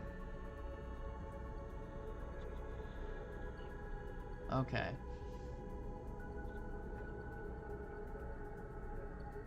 So we're gonna have this roll, and then we'll lose 1 supply to refresh. 1 more supply to refresh again, and after that we'll start taking stress. Okay, well, I can use her dice here. Do I want to, though? 50-50.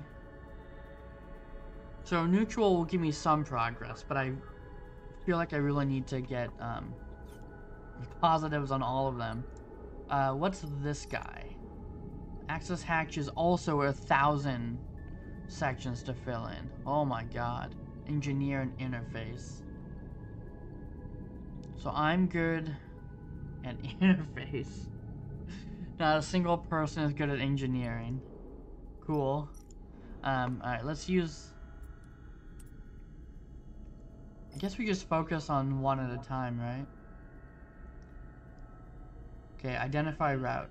It might be possible to slip through the gap in the drone's damaged hull, but once inside, where to go? Okay. Neutral outcome. 1 stress. Oh. I can do it. Okay.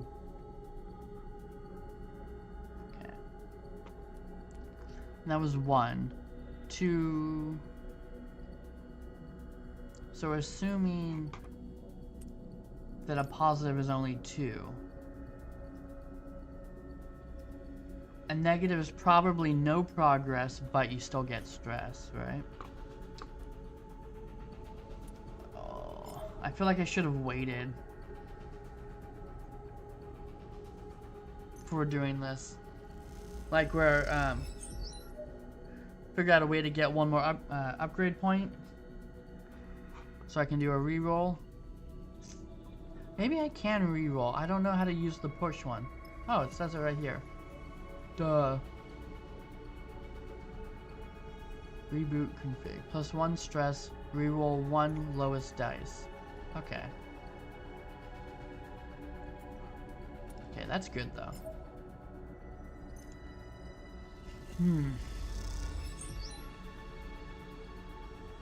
Yeah, so 1, 2, 3, 4 positives.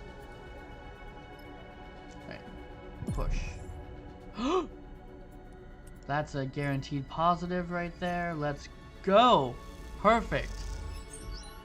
Alright, let's hope I get a positive or neutral, but positive. Okay. Alright, we're almost there. I'm feeling better now. I'm feeling a little calm. My blood pressure's a little lower now than just a few moments ago. Okay.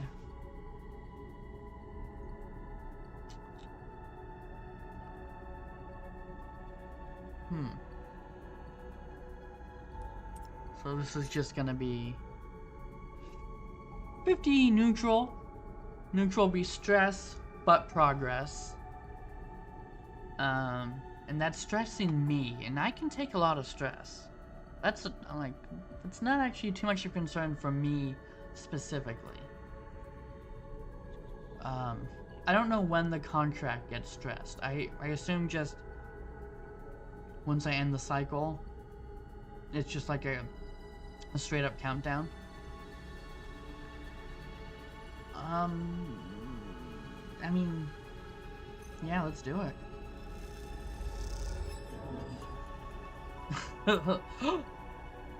Drone stress and stress for me. Fuck. Pushing accrues 1 stress, but will give you a key advantage based on your chosen class. Yeah, I know. Okay. Oh, I don't want to risk negative ones now. That's harsh. Okay. And really nothing... Those ones. Alright. Alright, let's end cycle. Supplied.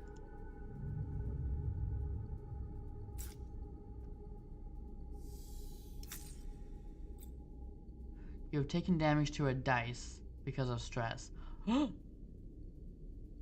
What?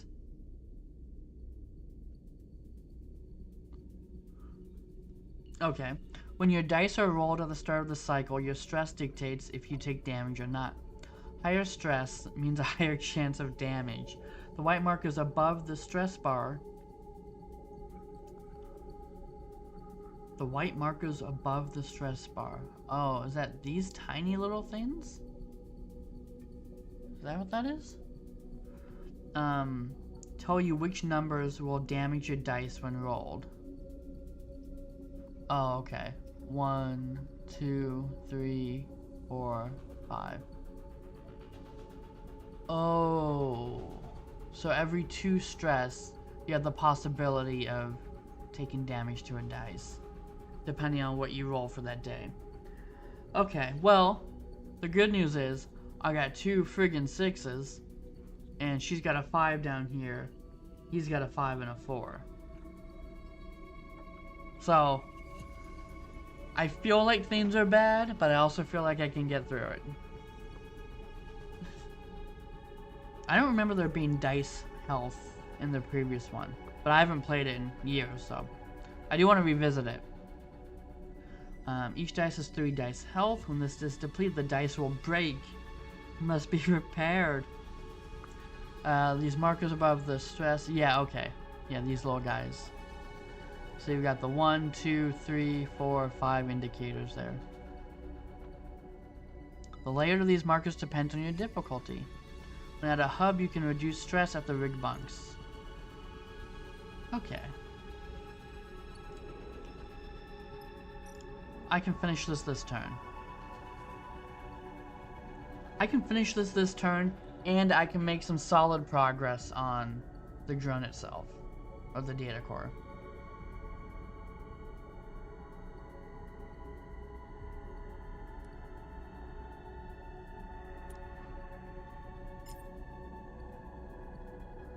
$50 positive, 50 neutral. Either one's good. We got 3 left. Okay, just 1. It's okay. That's fine. That's more than fine. This is gonna be a split, right? I don't like that. No negative.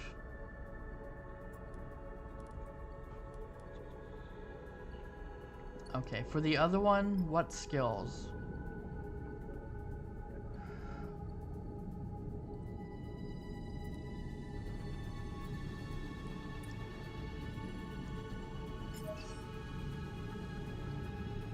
Okay, not good. Oops. Okay.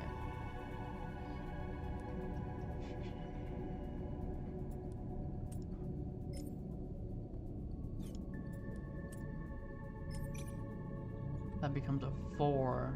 That's still not good. Okay.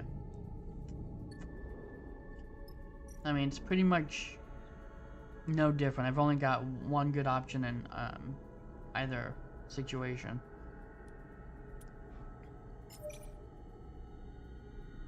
%100% positive. Let's go. Perfect.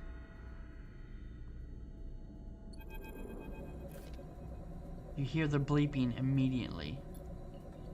Among the chambers and cabling of the drone's interior, something has started counting down.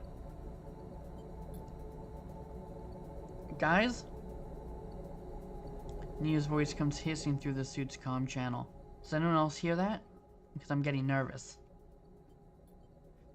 Shit. Seraphine's voice joins her. This is what I was worried about. Are we screwed? I can't be sure. Seraphine has dropped his voice to a whisper, as if that might make a difference. Either this thing's about to send out a distress call, or it's about to blow. We gotta shut the system down fast. He pauses. Then we move on to the other side, because I bet you there's a surprise waiting for us there too. I have a feeling that they're gonna give you a drone stress. We good? Nia sounds tense. Am I heading back to the ship or what? Seraphin cuts in. We're good. We keep going. He shuts off the channel. You take a moment in the silence. Alright. Time to deal with this fast. Then we get over to the other side before something happens.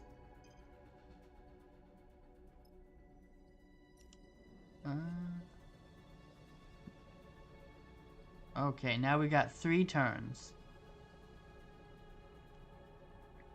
Hack broadcast. Now that you are in the broadcast array of the drone, you'll need to shut it down fast. Simplest way is to put the entire system offline. Drone countermeasure, drone death. Disable the core, shut down the broadcast array. Once both are done, this calming drone won't bother anyone anymore. Okay, so I'm in with the broadcast array, but I need to actually disable it. And it takes 3. That might mean a minimum of 2 if a positive only gives me 1. So 4, 25, 50, 25. Oh. Alright, let's do that. Let's hope that gives me more than 2. Nope. Alright.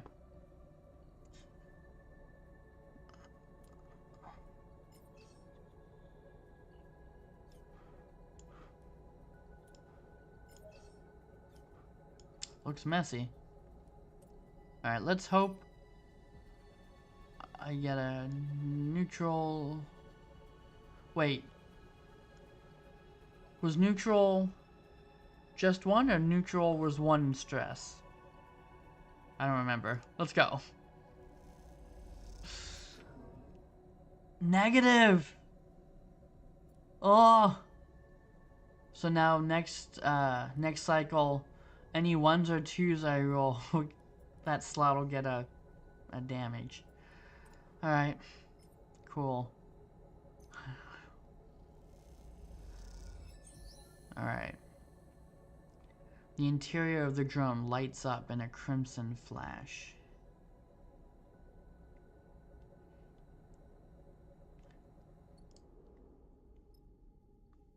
Alright. Access hatch.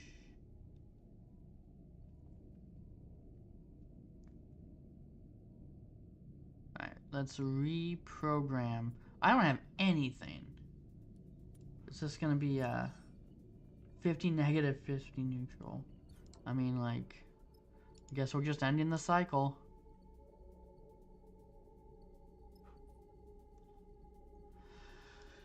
No whammies, no whammies, no whammies.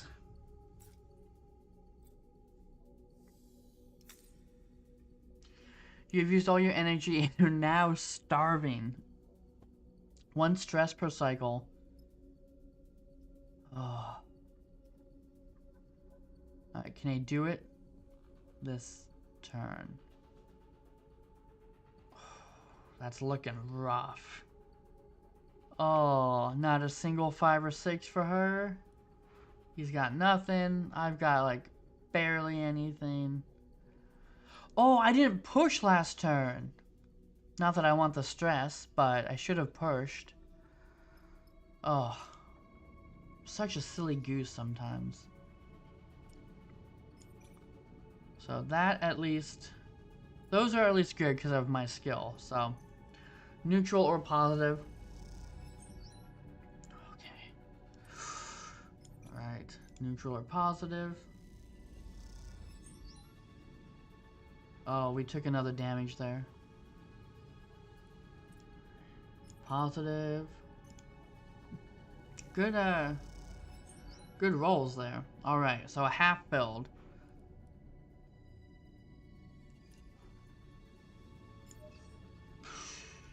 Oh my god. Whoops. Jesus. Doesn't scare me? Alright, okay. So we'll push, giving us a stress, and then when we have to do another turn, which we invariably will, that's going to give us another stress, which is going to be a solid chance that we're going to lose some more dice health.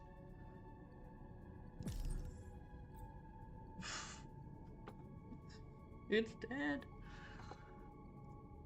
Does that mean I just don't get the reroll? Does that mean I don't get the reroll?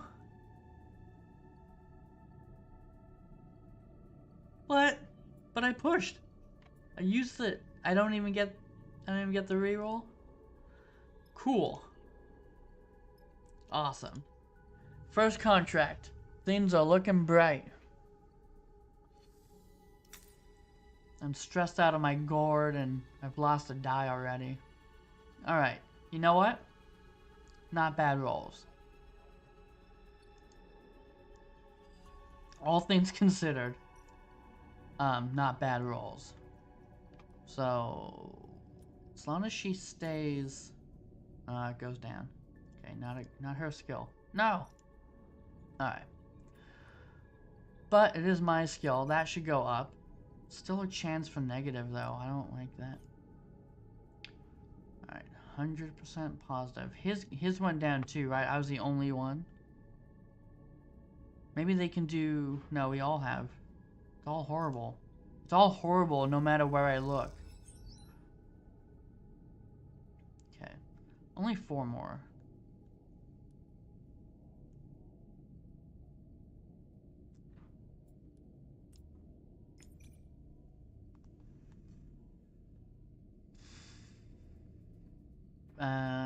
She was... Yeah. 3. Okay. I can get a positive. 25% chance. Neutral. Alright. I mean, I can't finish it this turn, right? I mean, I could maybe. That'll be a 3. Maybe neutral. Positive. Positive? Positive? Oh! Drone stress. Jesus. Okay.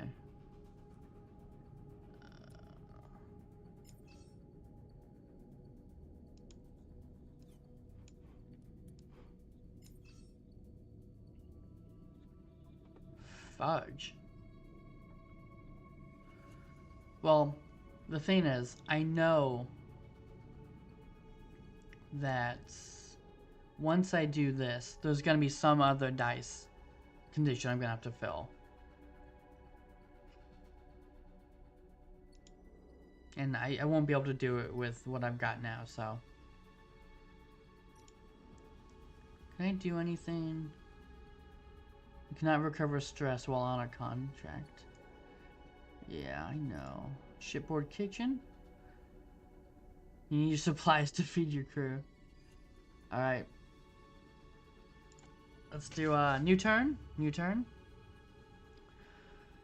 I guess I could have pushed because there was health still. Oh! We got 3 6s amongst us. Alright.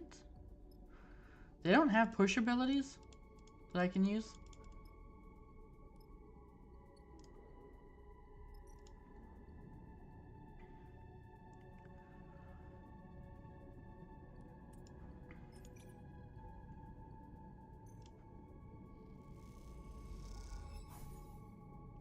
Okay.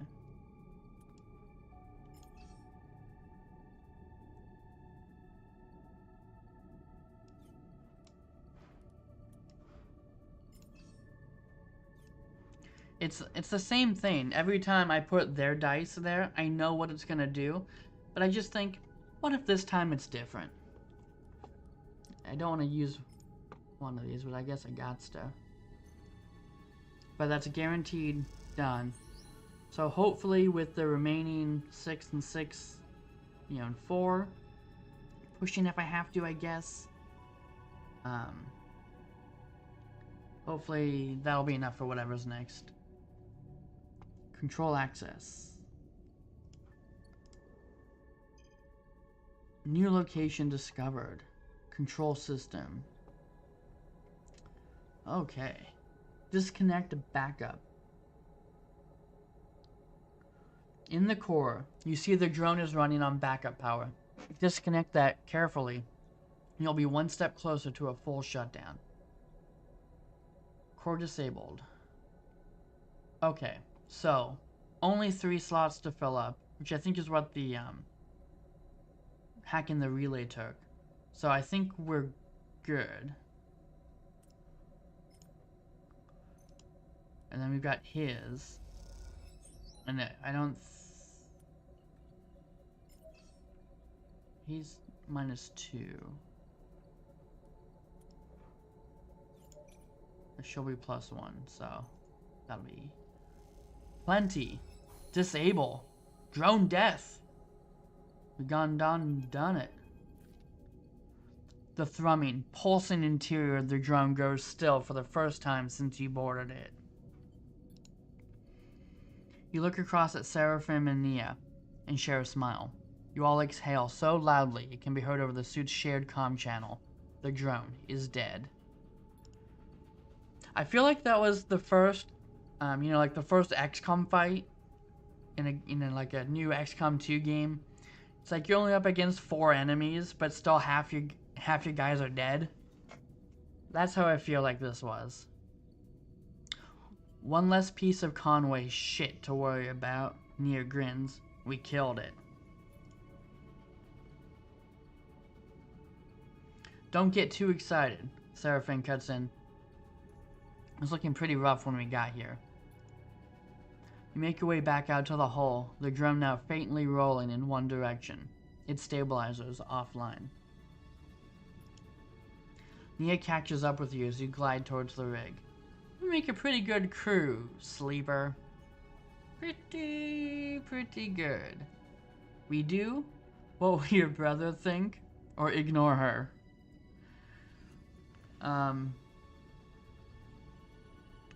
You don't ignore her, and you don't ask her about her brother. You just say we do, and move on. Nia grins widely. She punches you on the arm playfully. You reach the rig's airlock. Take one last look at the drone's dark hole. It catches the light as it rolls in the vacuum. At some point, in the near future, this drone will likely be smashed to pieces by one of the many asteroids of the belt, spread across this place as twinkling dust. The thought pleases you. As does the thought of all that cryo Hexport now owes you. Time to go collect. Contract complete. You can leave via the map. You can now travel back to the hub. Once you leave, you will not be able to return. Leave the contract. -5 stress during travel. Leave.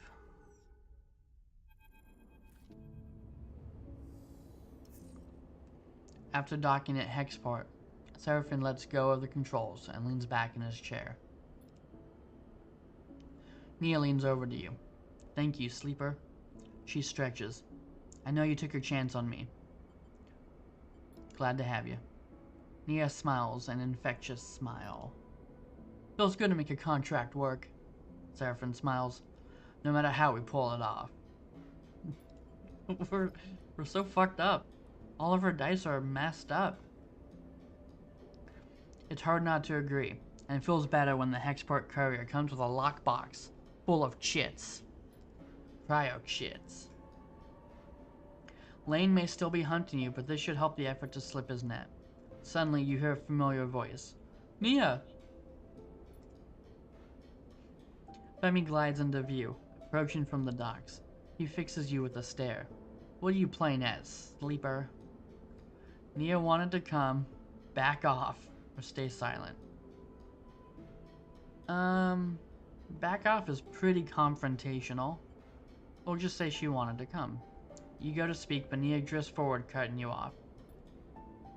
Don't come throwing your weight around, Femi. I can make my own decisions. She glances back at you. Sleeper took me at my word, and I'm grateful. Femi is fuming. Did they now? He turns to you. Well, if you were working for Sleeper, I hope they paid you well. Ooh. Nia looks away. Well, I asked, so. Femi smiles. Oh, so they aren't paying you? I guess I could give her something. We got 200. Like 15? 20? You want 20 credits? Seraphin crosses his arms. Let's keep this civil. You realize this is the first time he is meeting Femi. If we're being civil, seems like Nia's owed her share. Femi fixes you with a severe look. Yeah, we can cut her in. She did some work. She deserves it. You grab around a quarter of the chits. 50? Giving her 50? She only had 2 dice. And she kept getting lowered on all of them. She didn't have the skills. You grab around a quarter of the chits from the lockbox and hold them out to Nia. She takes them sheepishly. She does everything sheepishly. Alright then. We're good here. He turns to leave. Nia mouths a sorry and follows Femi across the docks.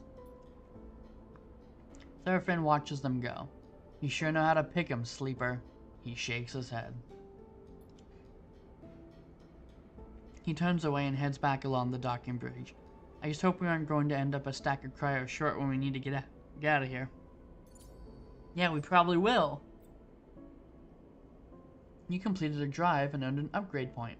You have push upgrades available. Alright, we got 2 points. Now it's 4 to upgrade one of the dice, or 2 to augment our push ability. Man, no dice damage on push reroll. I guess I have to unlock them separately, probably, if I want to swap between them. No dice damage on push reroll. Or reroll +1 dice. So, damage and everything stays the same, but I rolled twice. Do both dice take a damage? Reroll random dice, but +1 rolled.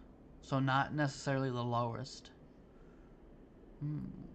Interesting. I'm kind of tempted for the no dice damage. But,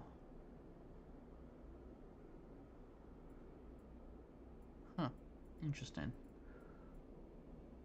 I think it sounded like you get to have 1 of each row active, and you can swap between them when you want. Let's go with the +1 for now.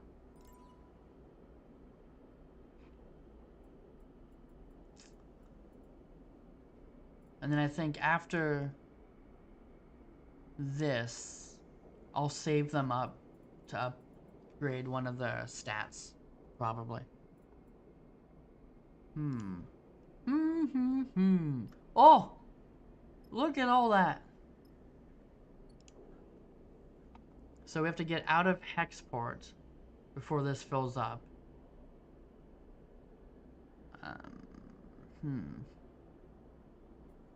Okay, we need some supply. Oh my god, I'm starving. Okay, we need supply. I mean, we're only gonna have like 100 to put towards the feeding lines anyway, so. Okay, we've got some fuel. That's good. 75. Oh my god. To get all of our supplies. Okay. I mean, I want to do the barter anyway, so it's not too bad. Okay, now I'm starving. How do I repair this? I think it's bunks, it said.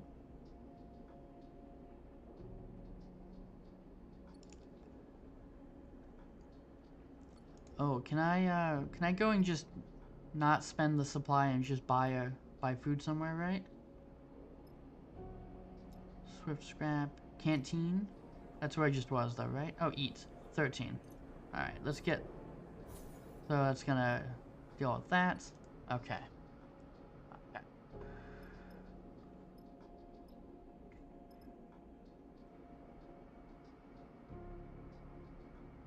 I guess I just repair the dice, figure out how to do that, and then just go out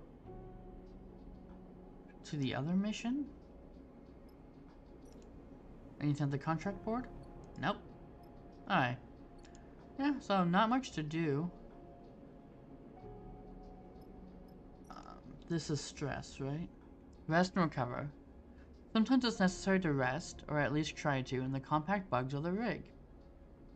Help you reduce stress. How do I repair the die? They told me, right? I know they told me. Negative.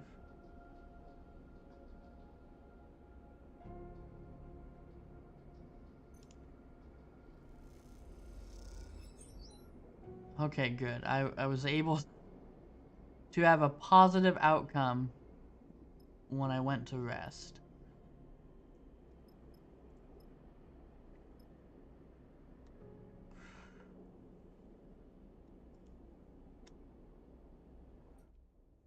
Guide. Dice and skills. Stress and dice health. Rig bunks. Each dice has 3 dice health. When this is depleted, the dice will break and must be repaired to be used normally. On the safe difficulty, broken dice are worth 1.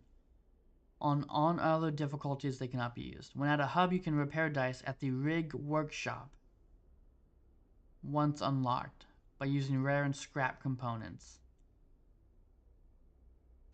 Rig Workshop. I don't have Rig Workshop, right? Well, it said at the location, but I think it's here. Rig Workshop? No. Bunks, galley, engine. Okay.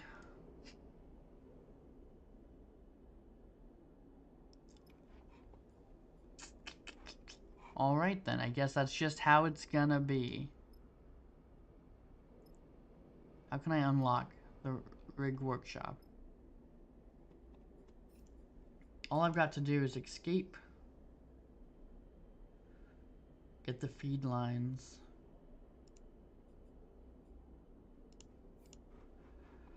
How do I do the dice? I guess that's just at the Rig Workshop also. Oh no. Well, alright, let's get some more fuel. Alright, I guess let's see, how much fuel would this take? 3 fuel. I didn't need any fuel going back the last time.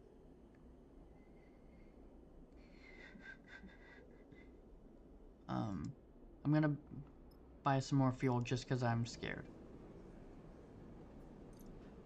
Okay. Alright, let's do this next one. I feel like this isn't gonna go well.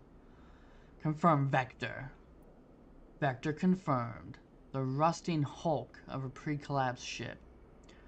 Karsten is offering you a straight barter for the feed lines you need if you bring him the data core from this derelict. Any raw scrap you pull out is yours. Vector confirmed. Okay, no Nia this time. Me, Seraphin, and Junie. Okay. I can probably trust her.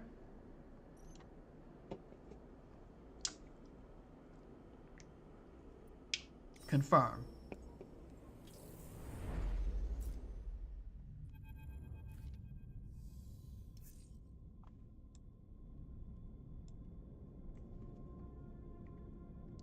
The Solheim derelict fills the cockpit windows, all twisted plates and skeletal strutwork. You watched it in horror and fascination as Seraphin completed the approach, both of you silent in the presence of this decaying beast. Now, as you settle beside it, Seraphin is the first to break the silence. This thing is already dead, he shakes his head. It's a corpse, sleeper. He nudges the ship closer, looking for a place to dock. I touch this thing too hard, it'll crumble to dust. Let's not do that. What were you expecting? Or stay silent.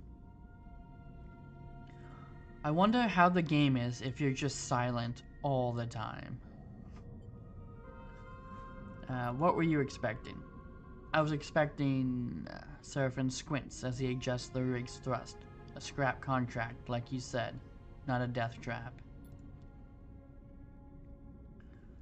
Take us up there. That's the bridge. Jeannie points towards one end of the ship, and both you and Seraphin turn around, having forgotten she was even in the cockpit. She hasn't said a word since you departed. She glances at both of your bemused faces. What? She looks away. Sorry, that's where we need to go. She stops pointing. Seraphin nods towards Junie. She's not wrong, Sleeper. The bridge will be a good start. Assess the wreck first, to the bridge then. We don't need to assess nothing. To the bridge. Seraphin nods and brings the ship under control. Let's do it. Seraphin takes control of the ship, avoiding the debris field closer to the center of the wreck. He settles in position near a protrusion at the far end. This is as far as I'll go. Seraphin taps at the anchoring controls. You should be able to anchor the ship to those plates. You hear Junie begin to protest from behind you, but it's too late. Seraphin fires two python-tipped anchor lines at the nearest solid hull plates. Python-tipped. Piton-tipped. Piton-tipped. The pitons slam into the plates, and, despite their solid appearance, they instantly shatter. Maybe we should have done some assessment first. I take that back. Sorry. The fragments spin out across the wreck, slicing into other plates and building a spiraling storm of debris. Shit! Seraphin nudges the ship back and steadies it as the debris cascades across the surface of the wreck. The damage seems mostly superficial, but it underlines just how fragile the derelict is. Let's not do that again. Junie glances between the two of you. The data core will be very fragile. We've got it, Seraphin snaps. He angrily unclips from his seat. Last thing I need is a backseat driver. He kicks off and glides past her into the corridor. Sorry, Junie, let's go follow him. Let's go. Junie nods sheepishly. Everyone is doing shit sheepishly. Everyone. That's an insane overuse of that word. It's like 4 or 5 times already from multiple characters doing things sheepishly. Insane. Of course. You follow Seraphin down the passage, with Junie close behind. As you reach the airlock, he is already angrily suiting up, his frustration evident. Keep your cool. Seraphin looks up. Yeah. He glances at Junie. No hard feelings, right? He checks the seals on his shoulders. But this is a job, not a social event. The rest of the preparation process takes place in tense silence, each of you considering the delicate job ahead. You suit up too, so you don't need a helmet to breathe. You slide one on and lock the seals for protection. This wreck isn't going to give up its salvage easily.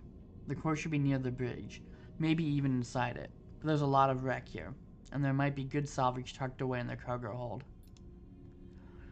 Once the suits are on and the seals are checked, you cycle the lock and stare out at the vast expanse of the twisted hulk before you. Time to go work. Okay, what do we got? Okay, 2 parts. We've got bridge entry. The airlock in the derelict is rusted shut. Opening it up is necessary to enter and investigate the wreck's bridge. Lock the section. Force the lock.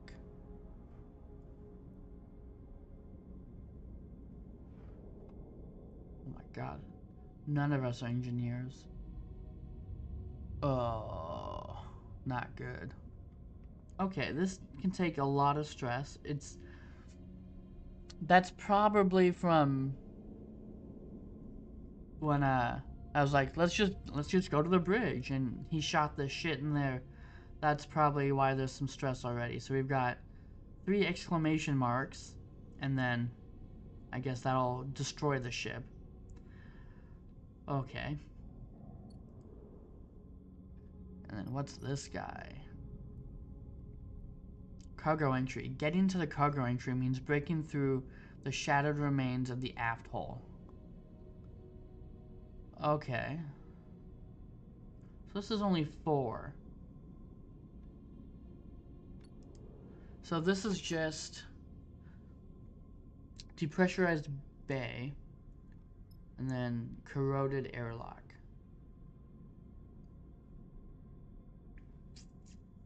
Okay. So I'm thinking we just need to do one of these. Because we just need to get in there, right? Bridge entry. Or she said the data core. She didn't say where the data core would be on the ship. She just said the bridge was where we need to go. But I don't know if she specifically said the data core was on there. So if I go through there, is there going to be another thing that will pop up to get to the bridge? I don't know. Let's we can do this one pretty easy, so let's just do it.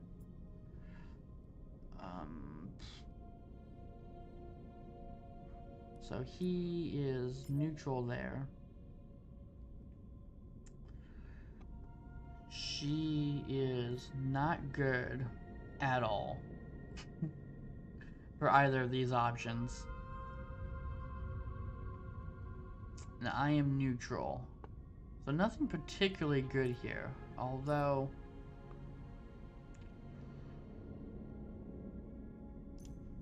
it's not too bad. 1. Okay. That's gonna be a 2.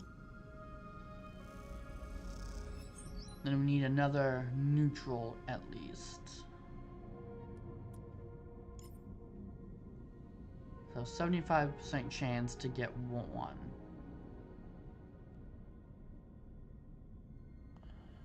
Let's go ahead and do his. Ah! Neutral! Okay. Oh, neutral was 2. But a stress also. Stress for him. Not bad. Okay. So does that do anything? New location discovered. Cargo storage. Crushed cargo bays. Okay. So I think to get to the bridge, I'm going to have to tackle that anyway. Let's see what's in here. Map the bays. Countless vast bays extend from here, deep into the derelict. Scanning and mapping each one will allow you to navigate them safely. Alright. Okay. This is looking alright. Because she's going to be able to help us out with this one. And I've got some bonuses there, so that'll be good. 100% positive. Okay. And then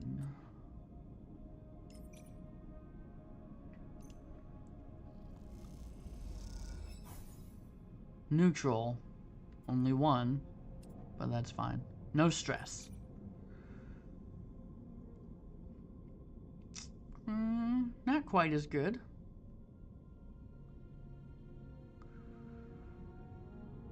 But, what are you gonna do? Neutral, alright. Deep bays.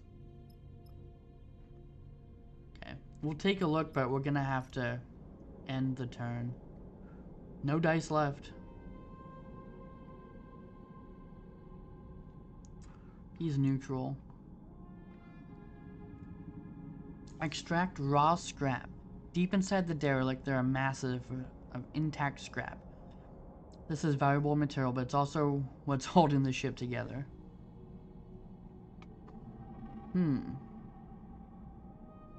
Interesting. I guess this is a one-time type of thing. 50-50. Okay. We're gonna have to end the turn. Luckily, we've got plenty of supply, so I'm feeling good. I'm super worried about my Damn. 5566. Okay, of course, he got nothing, and she got basically nothing. But I'm doing good. Okay. Do I want to do this one? I'm neutral.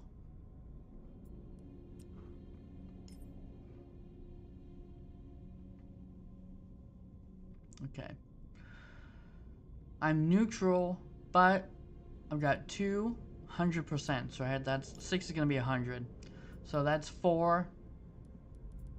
I've got at least half of it in these dice. More if the 5s roll well. So let's go ahead. Okay.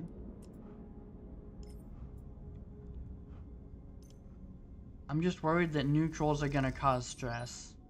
And I don't know what's going to happen at the exclamation marks.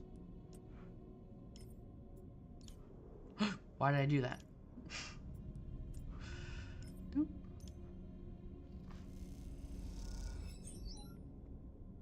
Positive? Oh, look at that. One more. I can't... If this is a positive, I still need to get one more. She's got a 4, but what's her modifier? Shit. Shit modifier. That's what she's got. Jesus.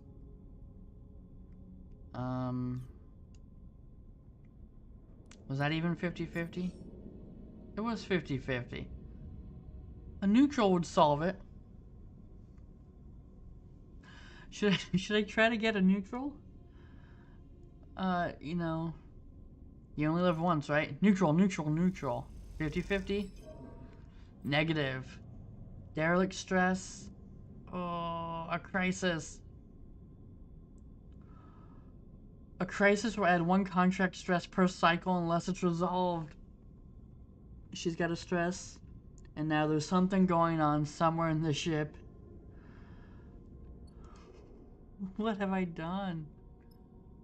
Hull breach.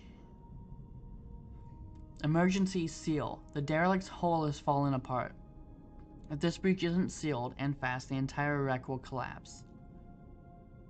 Okay, it's 6 points to seal it up. I was so close. Well, we've got to end the cycle. You gotta remember I can push. As long as it's one of the dice with some health.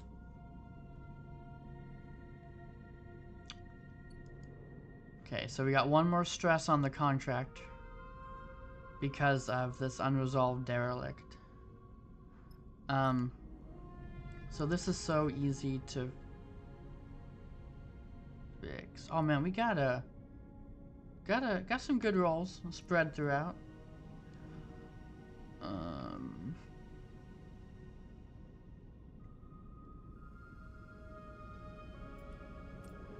What's this gonna be?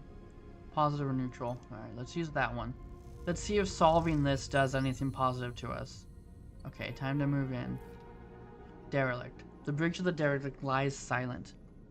The pale beams of your suit lamps catch rows of terminals and clouds of glittering dust. Wires wave like seaweed, and the whole scene appears as if underwater. Chaotic, but still. Junie glides past you, disturbing the dust and taking you by surprise as she does. She has been a stoic presence so far, but in this moment she seems drawn forward by some force of curiosity. You watch as she bats away the debris and begins checking terminals. I don't know what she's here for. Do I just let her go to town?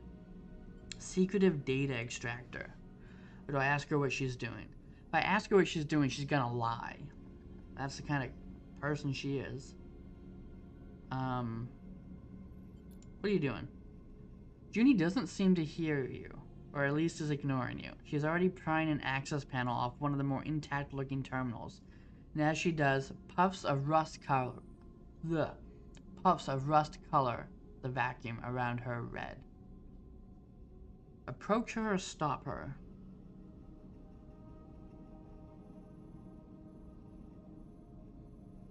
I assume stopping her is like grabbing her or something, right? Like something a bit more aggressive.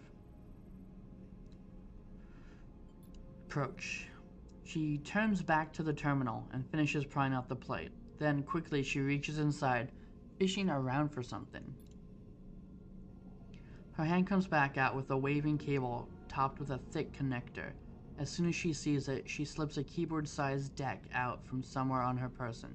She runs her hand across the back until she finds the right port and slots in the connector. All this happens in a few seconds, the routine practiced and precise. It's hard not to be impressed.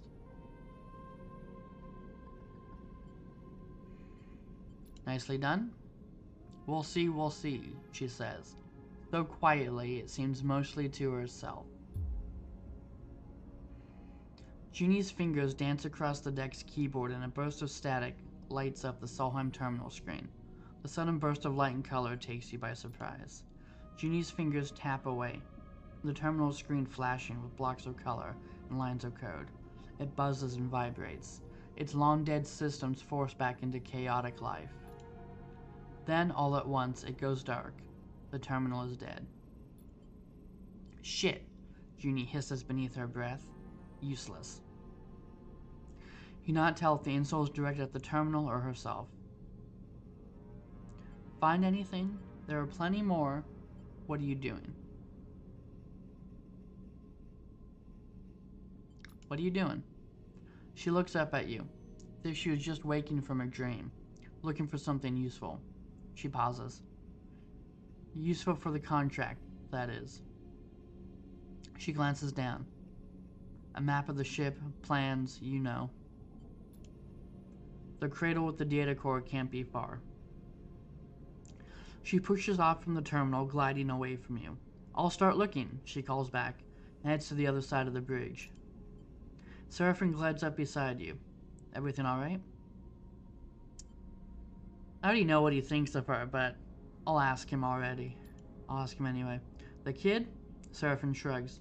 You know better than me, keeps to herself. He squints at her retreating form. Seraphin stretches in his suit. I have to admit, it's nice to be back working, especially now that we are the ones who will reap the benefits. He claps you on the shoulder. Feels good to be taking our fate into our own hands. I know it's pretty rough there back on Hexport, and out here we're just as likely to get shredded by debris as find the damn data core. But aren't you glad we made a break for it? He pauses and looks down. I mean, asked the question almost by accident. I mean, I am. I just don't want to speak for you. I'm glad too. Seraphin smiles. You better be. I didn't give up that little dark side cupboard I was living in for nothing. He laughs at his own joke. Look. Seraphin checks his suit's wrist seals. Once we've got a bit of space behind us, once we've gone the distance, if we even manage to get that far, he furrows his brow. Don't feel you owe me. I'm no charity case. You want us to go our separate ways? Fine by me. He meets your eyes. Just do me the favor of telling me to my face. That won't happen. Or I will. I will. Seraphin nods, but doesn't respond. After a moment, he shines his torch out into the dark, checking the rows of terminals all across the bridge. You watch the glittering dust as it eddies in the beam. Seraphin sighs. Let's get to it. You watch as he crosses the bridge, his torch probing the dark corners. You feel a chill run through your body as you imagine the people that once ran this ship. The Solheim crew, surely long dead. What was it like here before the collapse, when this system was the jewel in Solheim's crown? It's impossible to know. That history is lost to you now. All you can do is pick what you can from the ruins.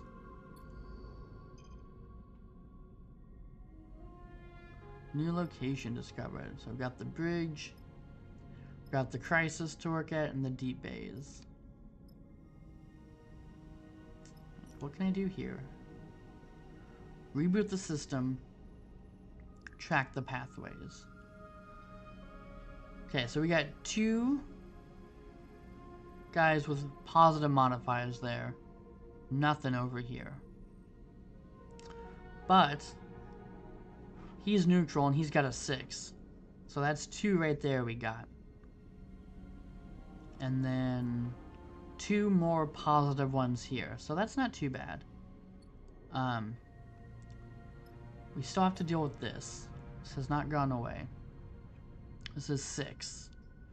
Till this breach is sealed, the derrick will continue to decay. This is dangerous. So each cycle, the contract gains 1 more stress. So in 2 more cycles, we're going to have another crisis.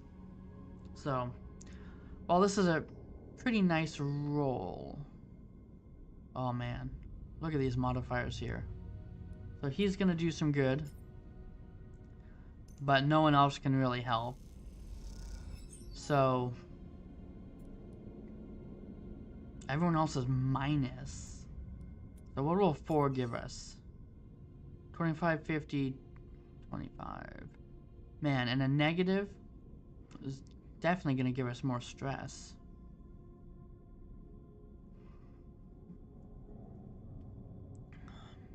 This is rough.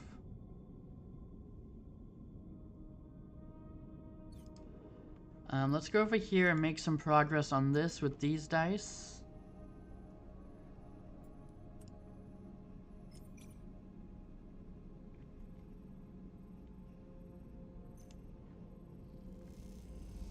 And maybe he'll just get some decent rolls next turn and I can knock the crisis out. But I feel like I'm not going to be able to do it in time.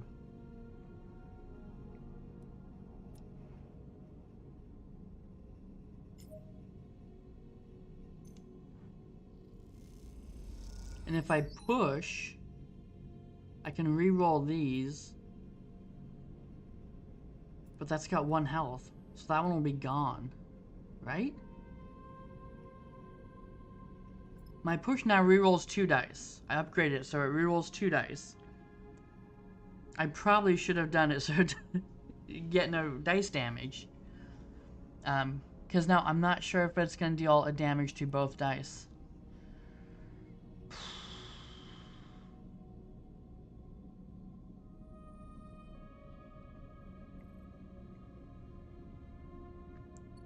Oh man, this is scary. Okay, this is 4.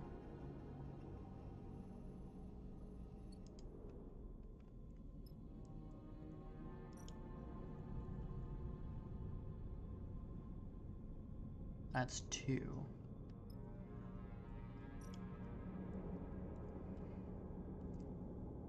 Danger. Oh yeah, what's the level here? Risky. Okay. Huh. I feel like risky is probably not stressful on a neutral, and dangerous would be.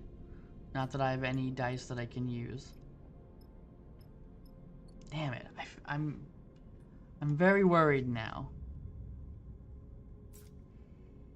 Because I'm definitely going to get another crisis. Okay. He's got 2 4s. He was the only one that was good at this one, right? Yeah, he's got no modifier. So 2 4s. Maybe 25, 50, 25. Yeah. I mean, no other chance or choice, right? He's the only one that can do anything, so. Neutral, no stress. Neutral, no stress. However, this means that he alone, even if he gets a positive, I'm still missing 1. Positive, positive. Oh! Okay, it was just stress to him, not the ship. Okay. That makes me feel better. Fuck. Okay.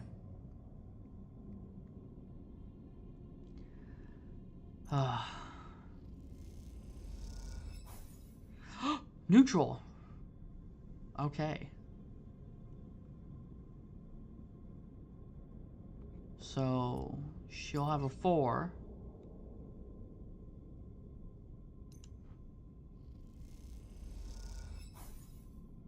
Neutral. Oh, man. A 2 is gonna get me nothing. Okay, so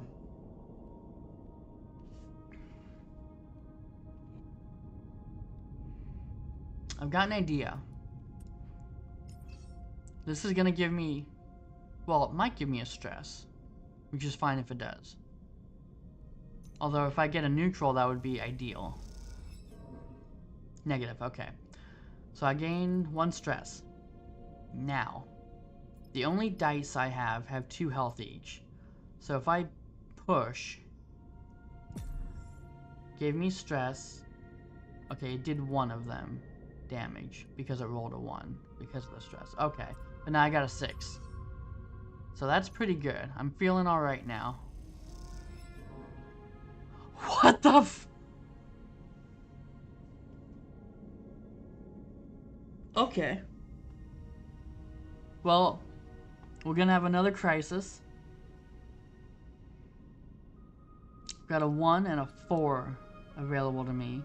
Both will get negative modifiers there. Endure.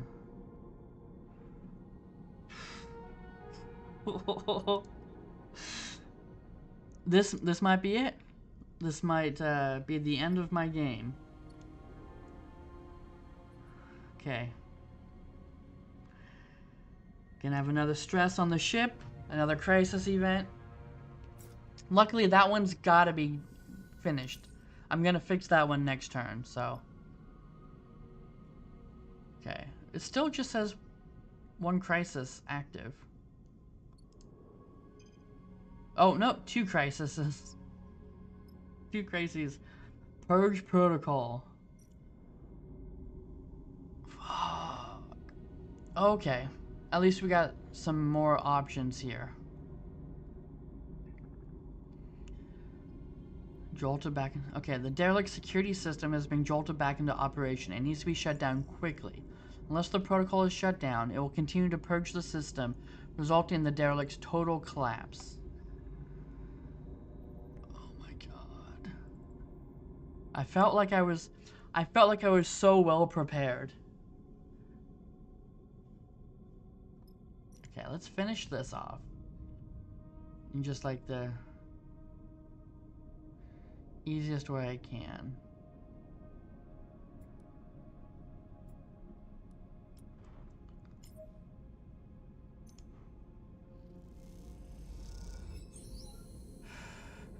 Okay. 1 crisis active, 1 stress per cycle. Okay, I got some good dice though. And it's from me and her.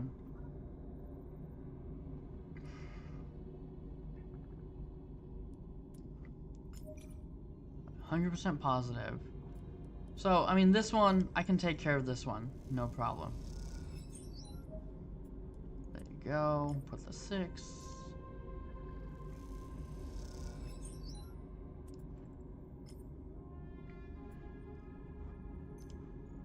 Okay.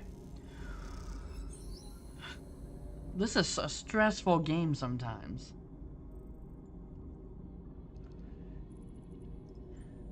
Okay, that's done. No more crises. Okay, so now we can kind of take our time a bit. We've got 1 more turn to refresh before we start taking stress from being out of supplies. Okay, 2, 4, 6, 8 left. So he's neutral on that one. That's gonna be nothing. We have +1 here. So 4. The 5 will get us. Alright, let's do the 5.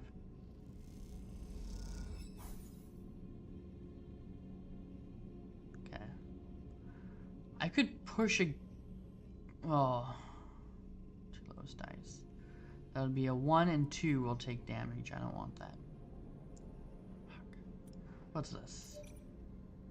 Possible negative.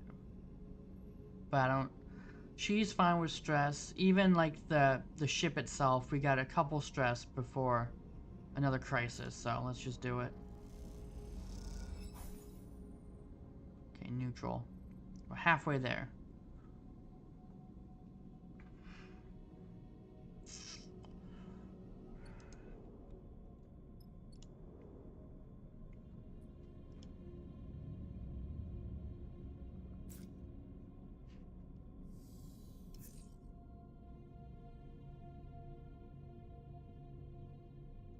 Now, per cycle, stress plus crew stress. Jesus. Okay.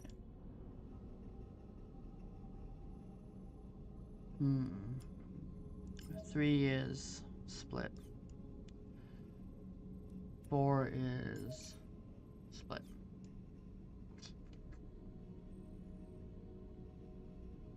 Man. 4 is split. So it's possible. It's not too scary. But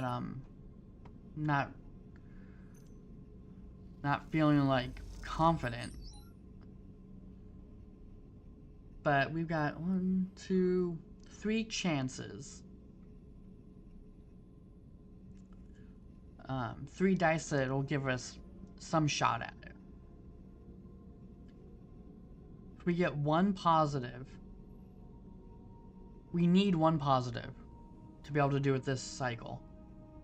1 positive and 2 neutrals will do it. Let's do his first.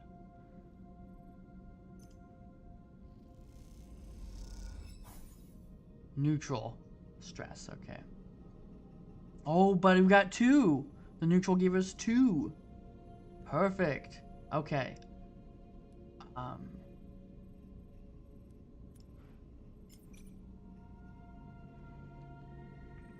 So as long as it's not negative.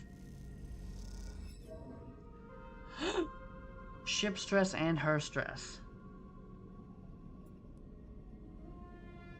Okay. That's not too bad. We can do a cycle. Like, we can do another stress for the ship, another stress for the people. Like, if I do it, then that's gonna really suck if I have to push again. I don't know how many more events there are. But, 75% chance to be done with it. I can't look. Neutral location. +1. Ah. Okay. So I can end the cycle. Definitely do it without any issue. But the lack of supplies will give everyone 1 stress, I think. And 1 stress for the ship. If I push, it'll reroll both of those.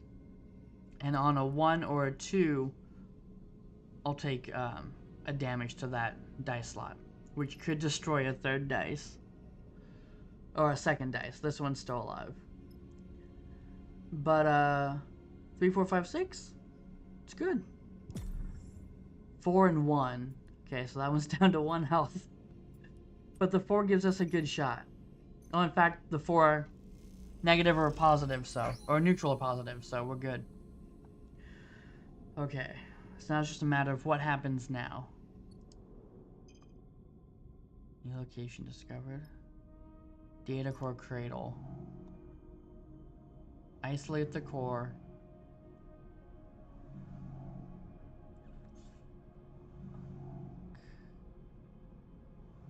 He's useless.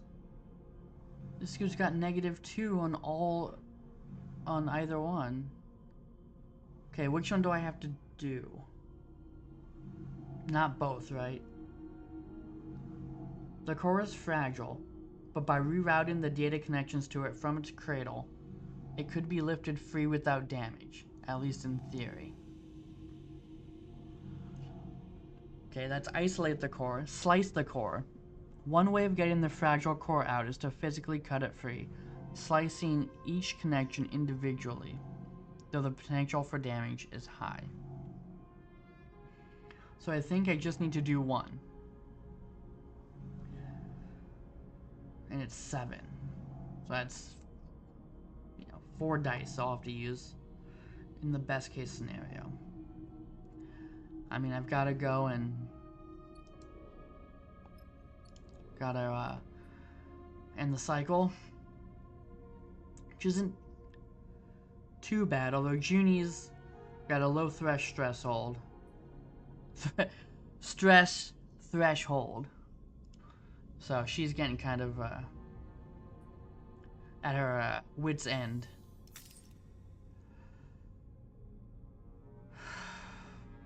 Oh. I lost another die.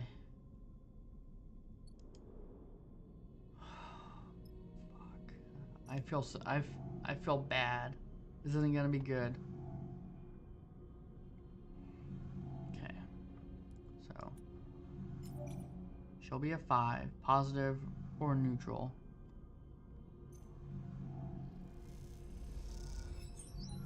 Positive. Thank God.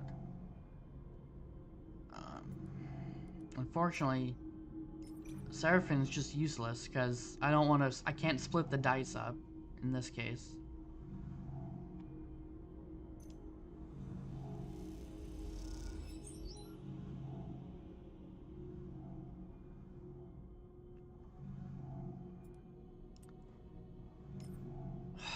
Man, it's gonna take me at least one more turn.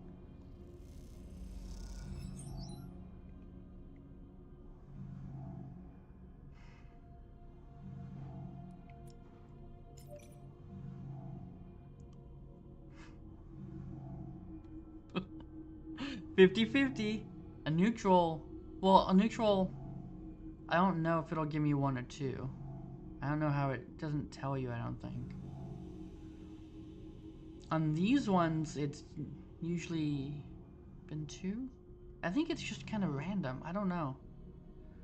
Because I think on the last one, the Crisis, it was 2 for a neutral with 1 dude, but another dude was only 1 progress for a neutral. And she's only got 1 more stress. Is she out? Because if I end the cycle, which I'm gonna have to do, she'll have max stress. Can she do 1 more, or will she be out? How many more dice? I could lose all of my dice, potentially, if I get shitty rolls. Oh, and I did. I lost all of my dice. Game over? It started as a creeping dullness, something that drew you further from the world, cycle by cycle. But now, in this moment of waking, it is a shifting pain. It jumps across your body, faster than you can follow, and you jerk against it. As you do, a numbness starts to spread across your skin, as if you were sinking into cold water. The pain dances across this numbness, as if it were skimming on its surface. But then, as you submerge, it becomes distance, and you realize you are leaving this body, your frame. Suddenly, something pulses inside you, some system you have never felt before. As it does, you feel yourself external to your frame, remaining on the surface. You don't feel your limbs or your organs. You barely have your thoughts. You are a pulsing point, a compressed self, flickering out. You see figures, unrecognizable shadows, gathering around you. You feel the tug of a single thread, binding you to your frame, keeping you from floating away. At the end of that thread, something pulses and glows, and rebuilds itself in a new and more unstable form. Your frame will recover, but it will be changed this cycle. It will bear the weight of keeping you alive. It will break some part of itself, of yourself, so you may persist. You watch as it does, and anticipate waking into this newly distorted self. And then you are awake, somehow together, somehow apart, in pain and a little more broken than before. not knowing if your survival is a miracle or a burden.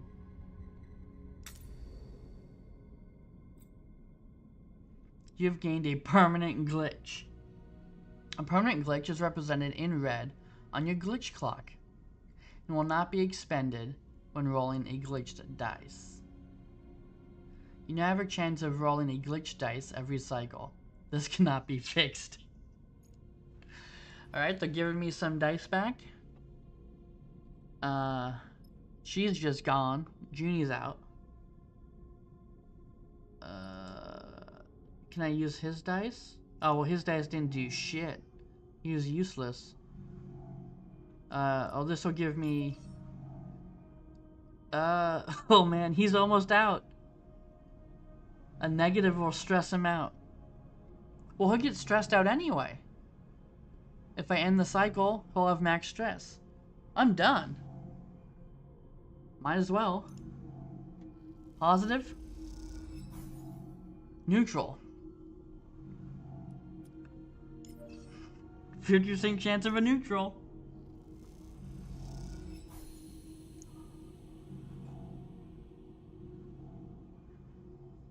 Please let this be the end of the mission. Please. Core Conservator. You watch nervously as Junie guides the core out of the cradle. A large ball, almost half your height in diameter. It glides up out of the framework that held it, connections waving, loose and cut. Her breathing comes through the suit's comms, loud enough to be picked up, and it fills you with tense energy as you watch. Over the course of this job, you have seen Junie both focused and distracted, nervous and precise, but you have not seen her any more confident than in this moment now. She floats beside the data core, handling it with care and skill, as if it was the vast egg of some endangered bird. So the guy that we are going to trade this to, he doesn't need the data that's on there. So hopefully she just wants to copy the data or something. And then we can just give the core to him, and there's no, like, conflict there. I kind of want this to go pretty smooth. She glances up and sees you watching her, and you notice something unfamiliar in her eyes. Something you have perhaps seen in a passing moment before. Only now there's no momentary lapse or change. It is set in place. You see determination. She guides the core a little away from you with one hand, and at the same time comes forward, almost placing herself between you and her prize. And it does seem to be hers, in the way she handles it, the possessive way she screens it with her body. We need to talk. The statement comes flat and deadpan, any nervous tremble gone. Right now. What are you doing? Junie, stop. Okay.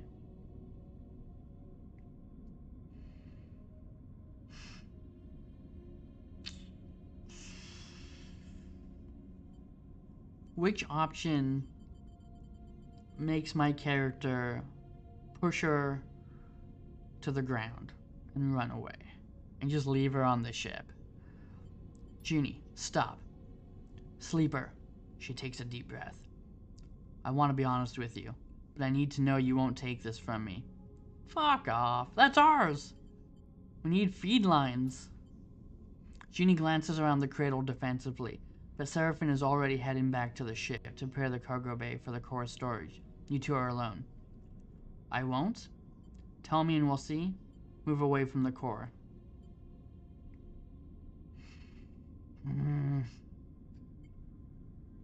Move away or tell me and we'll see.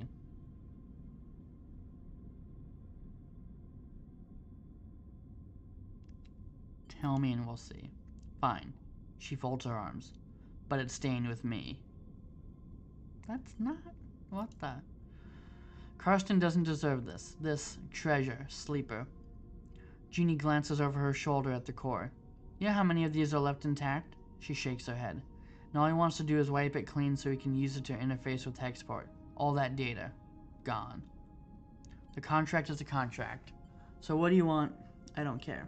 So what do you want? I want to extract the data, to make use of it. We can do that. We can work. Just, I get the core.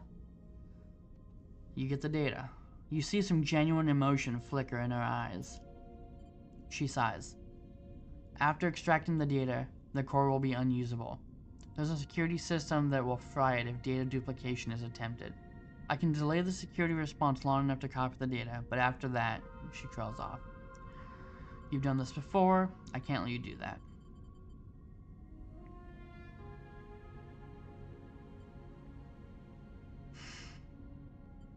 I can't let you do that. Sleeper, please. She pushes the core a little further back. We don't have to do it like this. Look at this place, Sleeper. She gestures to the cradle room, a dark and twisted cavern of long-dead tech. How many of these places are left? How many chances do we have to recover anything this old, this fragile? Like it or not, we live in Solheim's shadow, in their ruins, yet we know almost nothing. What chance do we have of understanding how we got here when others like them, like Senate Stat and Conway, are descending on this system? I need this core. What can we learn from the core? What can we learn from the core? I don't know, Sleeper. That is the point. She gestures around herself. It's not a good argument. Well, I know what I can get if I give the core to Karsten. You don't know shit about what you can get off of the core. It seems like a pretty easy option. We could learn our history and how this system was settled. We could better learn the technology we built our lives on. We could uncover Solheim's crimes and seek to make amends. Nah, I'm not down with any of that. She looks at you with pleading eyes. We could see beyond survival, towards something else. You have never heard Junie speak like this, and you realize what you have taken for nervousness was actually control. This, the person in front of you defending a decaying data core with their life, is the real Junie.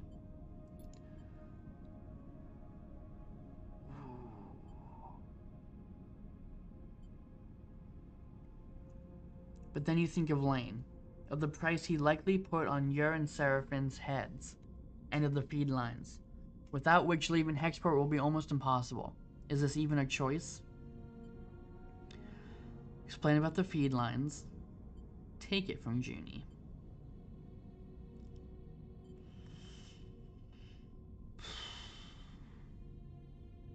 Fuck. I don't like those odds. Like, in a situation like this, I only want a positive outcome. I don't even want a neutral one.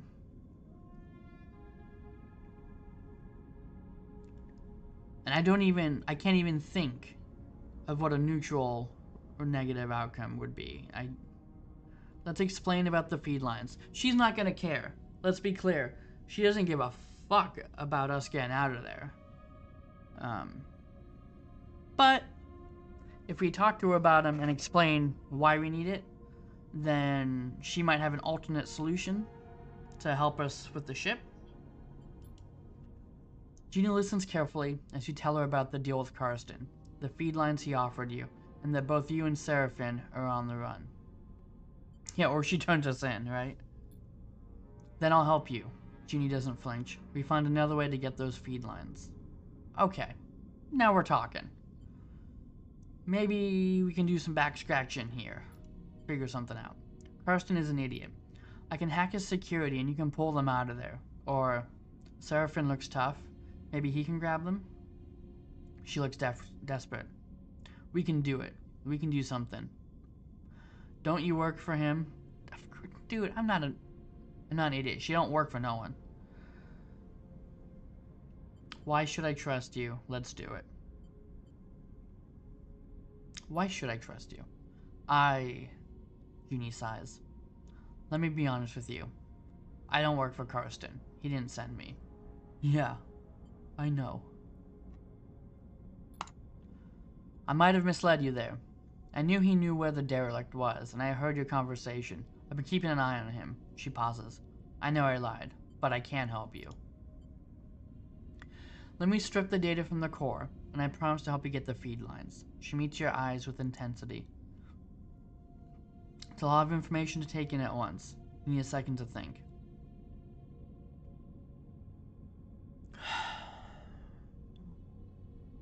If I don't agree, I'm afraid there might be a role I have to do to figure out how the situation gets resolved, and I don't really want to deal with that right now. Thank you. Junie looks genuinely moved. This is a gift to all of us, Sleeper. I hope you will see it like that. Maybe the data will give us something cool later on, right? Junie turns to the data core, quickly gathering one of its loose connections. She takes out her deck and plugs it in, then crosses her legs and places it across them, floating tethered beside the core. Her fingers begin tapping at the keyboard, teasing out the core's data, whatever Solheim's secrets it might contain. As she does, Seraphine enters. Ooh, I forgot there's a third party involved. Sorry, buddy. Ugh. As she does, Seraphine enters. He braces himself in the entryway. What is she doing? Junie doesn't seem to notice. Destroying the core, emptying the data. I'll explain later. Emptying the data is like, you're not lying, but there's clearly more information that you should, tell him. If I say I'll explain later, he's not gonna like that.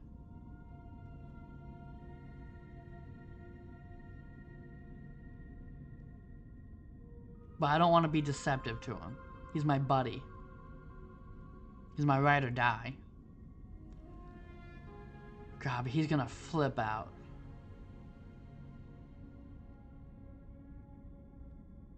Oh, I'm very conflicted. Let's say emptying the data. And we'll see how he reacts. She's doing what? Seraphine jumps to attention, but you put a hand on his shoulder.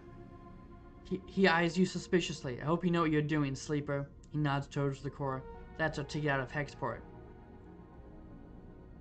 You'll see. Junie will help us, if you say so. You both turn to watch Junie stripping the core of its secrets. A little while later, once the core has been emptied out and its defense mechanism has scorched its seams black, you watch the metallic sphere spinning gently in the room and wonder if you have just made a terrible mistake. Oh, I feel like I did. When I was making the choices, I kind of felt comfortable. But now I'm not sure. Now that the deed's done. Contract failed. Yep. We got no dice.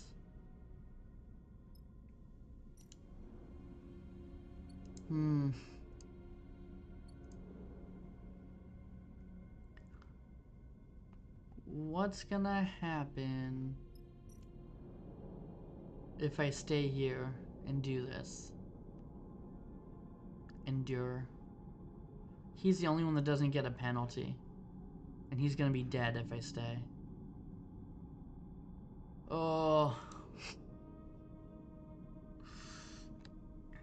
Okay, well, no extra scrap, I guess.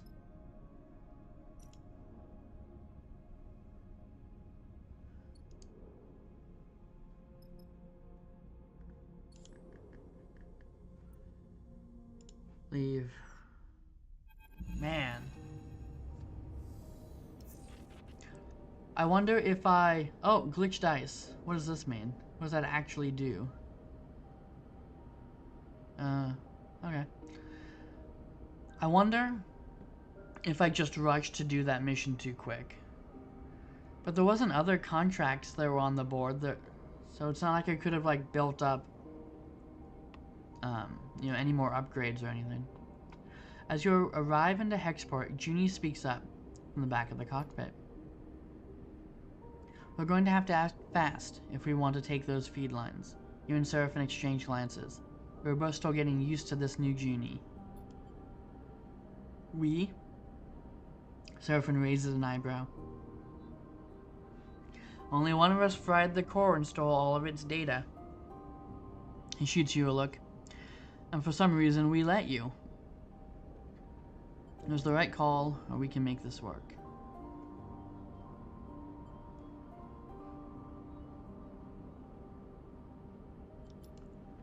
Was it? Seraphin laughs. Well, I'm reassured. I don't think Karsten is going to take kindly to the idea that we brought someone pretending to work for him on the job and let her have his prize. He shoots Junie a look. Do you even know what she's up to? Junie looks between the two of you. Hexport hasn't exactly been kind to me. You two trusted me even though I didn't deserve it. I'm not used to that. I want to repay it. Not to mention that Karsten is probably ripping you off. Even if you get enough cryo, what's to say you won't raise the price? Trust me, he's no good. I was trying to deal with Karsten to get those derelict coordinates from the moment I arrived here, and he ran me in circles. She shakes her head. Seraphin is watching her closely. Even if I do take you at your word, which, given everything, seems a little tough, how do we even do this? He raises an eyebrow. You were telling me we just drift in there and take the feed lines? Look, I get it. You don't trust me. She pauses. But what if I have a vested interest in this working out? She's gonna hop along with us? There's nothing left for me here, and I don't much feel like hanging around waiting for Karsten to figure out my involvement in all this. I need safe passage. You need the feed lines to grant it. She allows herself a smile. See where I'm going with this? Seraphin sighs. I don't like it. He pauses. But it makes sense. What do you think, Sleeper? We all get something? I like it, I'm not sure. We all get something. Exactly. Let me prepare. All to Factory Row. Scope the place out. Meet me there and we can work out a plan. She glances between the two of you. Trust me, we can find a way. We'll keep it simple, clean. Simple is good. Agreed, Seraphin cuts in. His dark look betrays his concerns. I'll go scope out the bay we need in Factory Row. We should split up. Less likely for Karsten to suspect us. Meet me there in a few and we can finish setting up. Junie unclips from her seat, floating. I want to show you I can be trusted. That we can do this. She looks between the two of you. Believe that, please. And with that, she slips away down the passage, towards the airlock and Hexport beyond. You look at Seraphin. I'm saying nothing, Sleeper. He unclips from his seat, too. Either this is the kind of mess you have to go through to get out the other side, or it's the kind you never escape.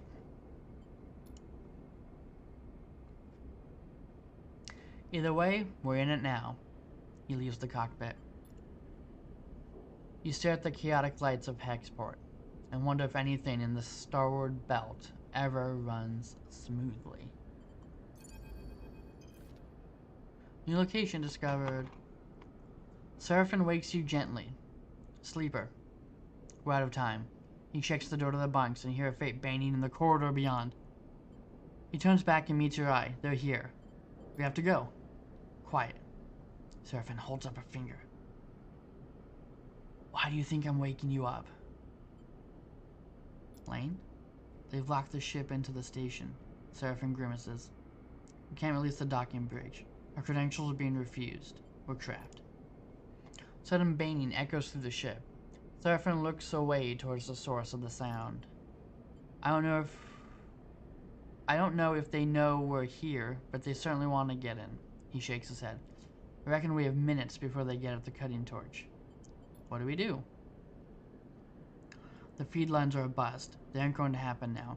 The best chance is to burn out of here as fast as we can and hope our drift takes us to a station when we run out of fuel. He sighs. At least we might live for a few more cycles before we starve. What the? No! I don't want to do that. Problem is, we need to release the lock Hexport has in us. Otherwise, we aren't going anywhere. Seraphin looks down. And I need to pilot the ship. So what I'm saying is, I have to release the lock. Exactly. I'm sorry, Sleeper. He gives you a dark look. There are some big manual release levers inside the docking bridge itself, but to get them, you're going to have to go through the airlock. He swallows hard. Gulp. And once you do that, you'll need to get back in as the docking bridge releases. He grimaces. If you mess it up, you're likely to be sent spinning into the black. That's our only choice? Apart from coming out with our hands in our heads, yeah, that's our only choice. You nod. There's nothing else to be said. Time is up, and this is what it's come to. This is a brutal game. What the? Okay, I'll be at the controls waiting. Seraphine gives you a nervous look. The moment you're back in the airlock, I'll burn hard.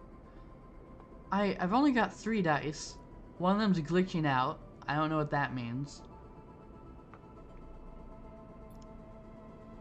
He clasps you by both your shoulders and looks you in the eye. Then, without saying anything, he releases you and glides out of the room.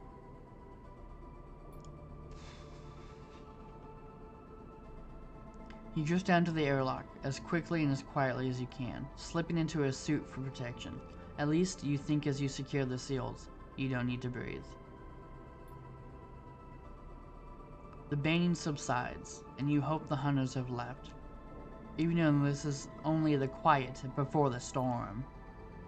You take a moment, waiting inside the airlock as it cycles. The second the exterior door begins to open, you go. As you dash out of the airlock, the scene in front of you appears as if in slow motion. You see 2 figures a little way down the docking bridge, wearing dark spacesuits, a canister being carried between them. Meanwhile, floating between you and them is a heavy-duty cutting torch, knocked spinning by the opening airlock. You see the release levers and yellow hazard stripe, just beyond the hunters.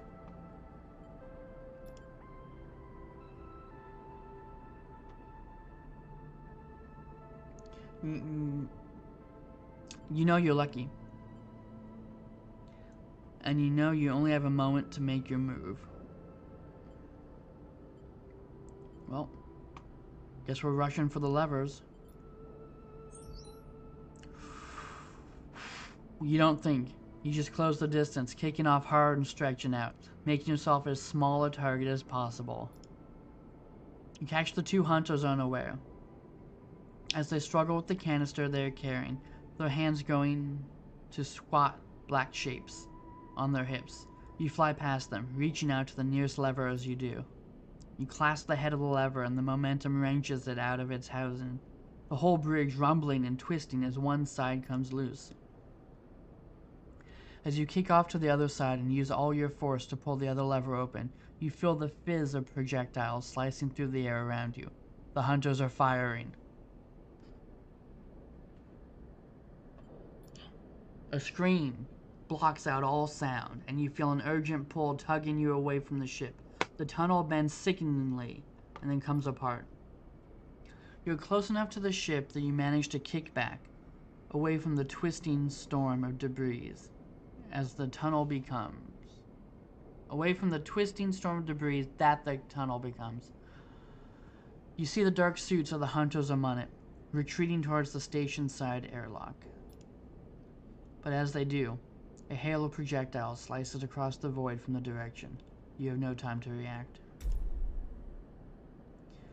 You are carried backward by the hunter's stun rounds, their impact shutting off whole sections of your frame. You spin towards the open airlock, your vision flashes with warning sigils, and you feel a distant throbbing pain.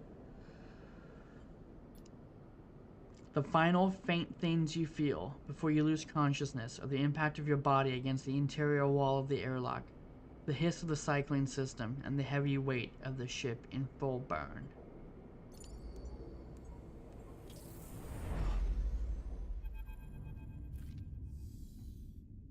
What the? Oh, I lost another die? Oh. I'll just die, I guess. Out in space. What the? Seraphine's quiet question wakes you from your haze as the rig cuts across the belt. You try to move and feel a wave of flickering pain pass through your body. You flinch and steady your nerves. You find yourself strapped into a seat in the cockpit. Seraphin doesn't seem to have noticed you are awake. You open your mouth to speak, but no words come out. There's a crackle of noise that echoes through the ship's comms. Seraphin is glancing nervously at his console. Something has him spooked. Sleeper. The voice, as distorted as it is, cuts through you. What the? Lane. I know you are there. A hissing pause. You are slipping away. A squawk of noise. But we can't have that.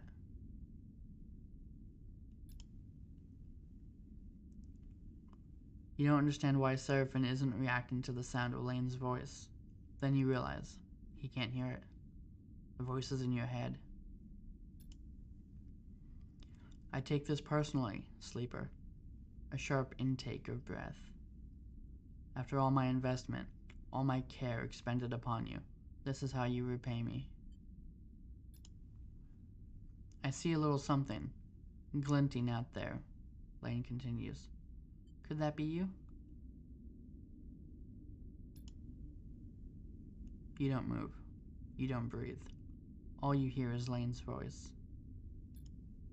Something shifts in you, sudden impetus, a will to move that is not your own.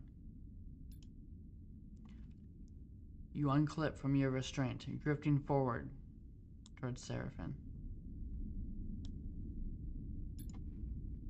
Seraphin looks over his shoulder and sees you. You're up. He looks surprised. Take it slow, all right? There's a transmission coming out of Hexport. Some kind of evac order? He turns back to his console. Let me check this. You keep moving forward. Something isn't right. You don't feel right. A numbness grows in your body, your fingers flexing without input. You reach out towards Seraphin. No, not you. Something reaches out to Seraphin through you. He turns again to see you reaching for him, grasping at his neck. A tension flickers in his eyes. Fear. A hissing silence, then a rumbling blast. All at once, the rig screams, systems seizing in electromagnetic paralysis. All at once, the rig shifts, carried on some shockwave of light. Pain, then darkness.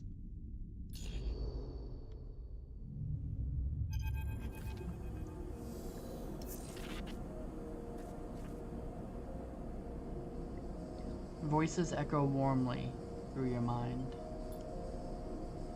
You can't quite make out what is being said, and any attempt to focus causes a growing flare of pain, so you let them fill the air, unidentifiable and soft. You are floating, and so you cannot yet feel your body or its weight. The feeling is pleasant, soothing, and yet the moment you realize this, it begins to fade.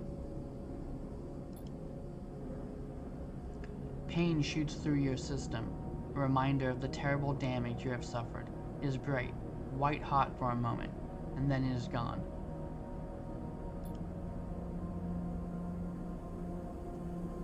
Something spasms in your fingers, and you flick it away. A sensation crosses the sole of your foot and you kick your leg. A weight settles itself in your chest. You are awake. You open your eyes to light playing across the surface pattern with stained cushioning. You are alone. The voice is replaced by the hum of air cycling, the distant clank of maintenance systems. You are alone, and this is not your ship.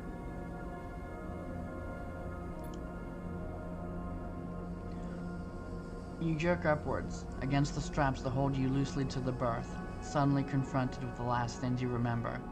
An overwhelming numbness, and below it, an insipid animating force creeping through your mind.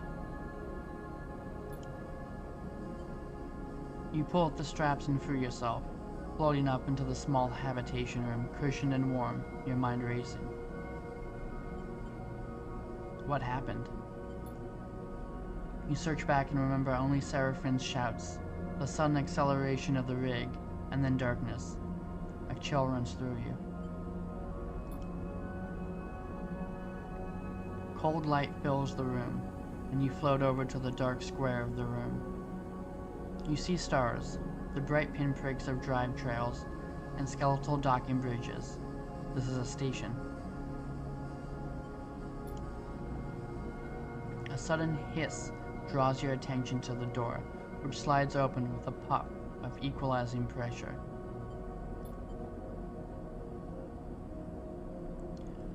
The entering figure jumps as they see you are awake. You're up. They hesitate in the doorway. Where's Seraphine? Your friend, right? They laugh nervously. I'm not really sure. He headed out a while ago. I'm Bliss.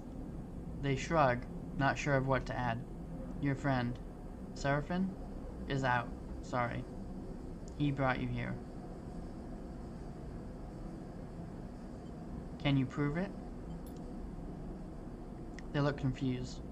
Not really. They laugh. This is my room. They glance around.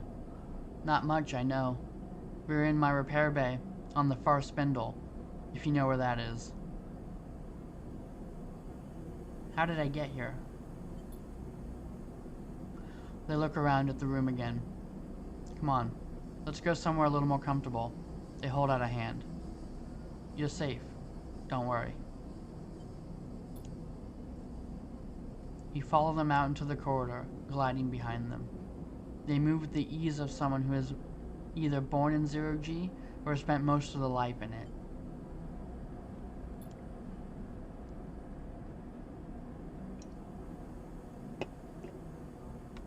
They guide you to an enclosed balcony, where heavily scratched, thick acrylic windows look out into a chaotic-looking wet dock. At the center of the dock is the rig, scratched and worn, but still your ship. It's a reassuring sight. So, what happened? Your ship. Bliss pauses. You were lucky I heard your distress signal. You sense they are holding something back. I guess that expensive long-range array I was tricked into buying finally paid off. They laugh to themselves. Well, at least for someone. You were out cold when I got there, and have been for all the cycles since. Your friend wasn't in great shape either, but he bounced back fast. I make a habit of doing that. Seraphine's voice makes you spin around. Good to see you up. He can't suppress his smile. Glad to be back. He nods. Your eyes fall to Seraphine's bandaged abdomen. He notices and pulls his jacket over the wound. Certainly looks better than when you came in. You should have seen. Bliss abruptly stops after Seraphine glares in their direction. Here. Seraphine pulls a few chits out of his pocket. Catch. He slings them over to Bliss. That's all I could get for now.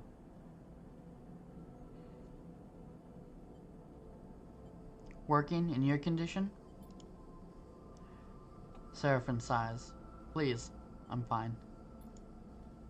Bliss looks at you apologetically. I know what it looks like, but I'm sorry. I can't work for free. Keeping this place going is bad enough. I get it. Seraphine nods. We're just thankful you towed us in. We aren't freeloaders. Bliss looks between the two of you. I'll let you two catch up. They turn to you. I'm glad you're awake. We were worried. They pat you on the shoulder and glide back down the corridor. With Bliss gone, silence descends on you and Seraphine, both of you unsure what to say. What happened? What do you remember? He looks at you with concern. pain. Seraphim looks out at the rig. He takes a breath, steeling himself for what he has to say. Hexport is... He clears his throat. It's gone. He flinches. What do you mean, gone? It's gone. Seraphim catches your eye. Dropped off the map. No signals, apart from one sent from fleeing ships. He frowns. I don't know what happened. No one does. Your mind skips, unable to focus on the information you have just been told.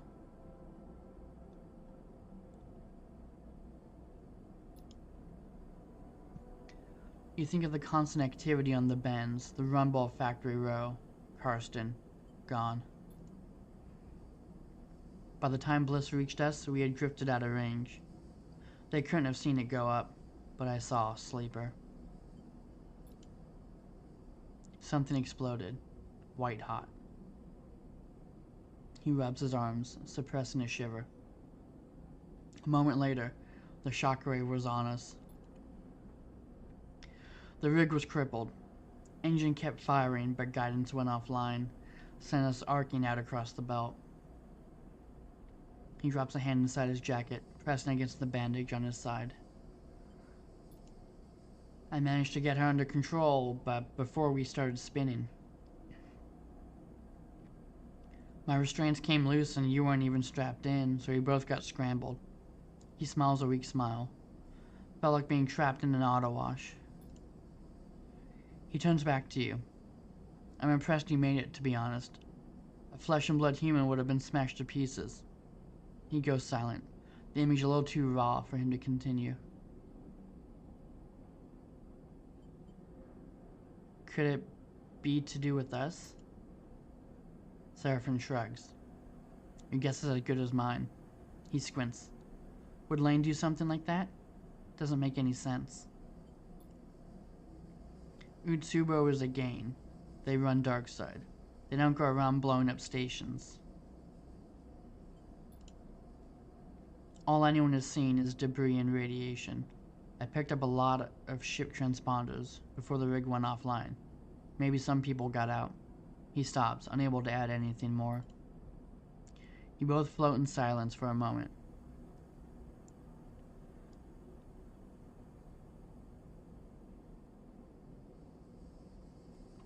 So, we lost our tail? Seems like it. He looks away. At least that shockwave would have burned our trail out of the belt for now. We already owe Bliss for the work they did on the rig, and it isn't finished yet. A few more cycles, I've been told. Bliss won't hold us hostage, but I don't like to skip out without pain, even if we could get the rig started up. He rubs his necklace between his fingers. Bad karma. Beyond that, we need work, fuel, supplies, and we need to make sure you're okay. He counts off the issues on his finger. After that, he shrugs. I haven't heard of anyone coming after us, and if they did, they'd have to come through Hexport, or what's left of it. He looks away. The far spindle is way out of Lane's territory anyway. They call this bit of the belt the Wash, and the stations here run differently to Darkside. So for now, we have some freedom. Seraphim sighs. Freedom to go broke, starve, and get into even more trouble, that is. In all honesty, I was hoping you might have some ideas. He pats you on the shoulder.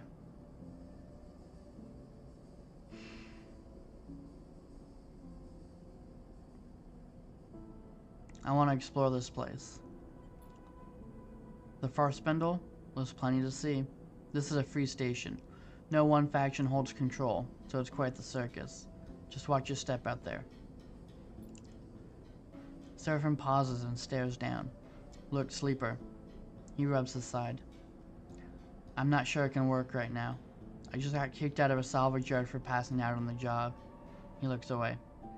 Even with the pain meds I've been able to scare up. I can fly, that's for sure. He stares obstinately at the rig. You're going to need some crew if you want to do any serious work. He chews his lip. I'm sorry. Don't be. Seraphim nods. Thanks, Sleeper. He turns away. I'm gonna take a rest on the rig. I'm wiped. You look at the rig as he leaves, the warmth and softness of your waking memories now feeling like a distant memory. Waking moments now feel like a distant memory. Is this what you wanted? Freedom? A chance to work for yourself, not Lane? Well, here it is. With all the problems and complications you could imagine. And at what cost? Could Lane have wiped out Hexport just to try to end you? You shiver at the thought. But if not Lane, then who? Theories cloud your mind. Push those suckers away! Now is not the time for theories. You run your hands along your body, feeling the marks and holes left by the hunter's weapons. And you know in that moment, you have been irreparably damaged by the encounter. You realize these scars are reminders. You will not be caught like that again. You swear it. You take a breath. Time to make a plan. Oh my god.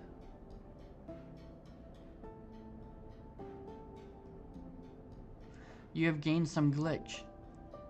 Your current level of glitch is represented by the glitch clock to the right of your dice. You can have a maximum of 6. Each level of glitch you gain will increase your chance of rolling a glitched dice. Each time you roll a glitched dice, you clear 1 level of glitch. Oh.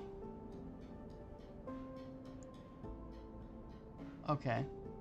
A glitched dice has an 80% chance of a negative outcome when used, and 20% chance of a positive. Each time you roll a glitch dice. Does that mean just each time it pops up, or each time you actually slot one into an event? So do I have 2 dice? 2 glitch dice? Did I get one as a part of the story? Seems like it.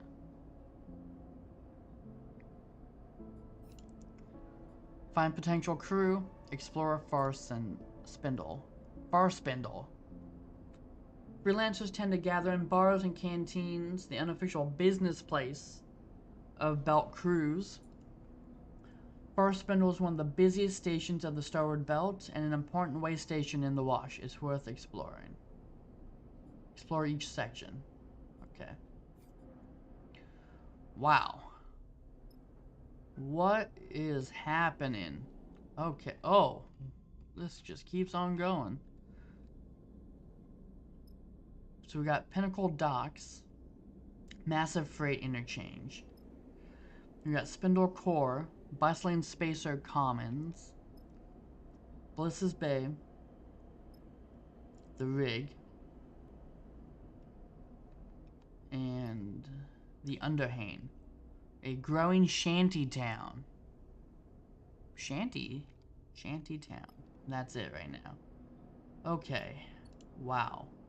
Okay, do we have the thing? Rig bunks? Rig galley? What was it called? Like rig workshop? Or something to repair my dice? When do I get that? Brief respite. Hexport's demise has put a barrier between Darkside and the first spindle. Lane can't follow, so for now you're safe.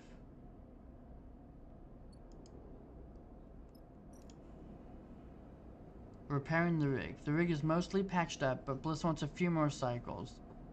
Okay, so we got 4 cycles before our ship is finished. And we got 2, 3, 4, 5, 6 cycles before our brief respite is over.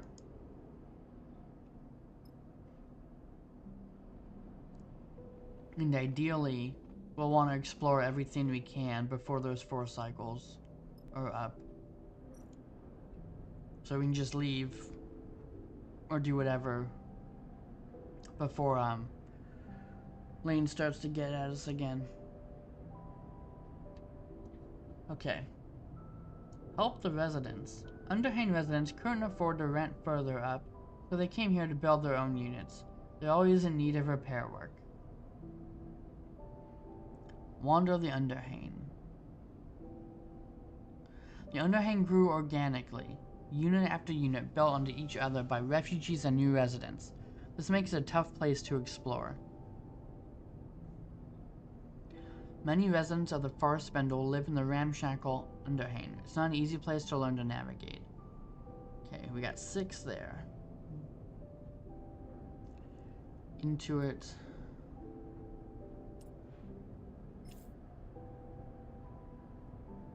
Jesus.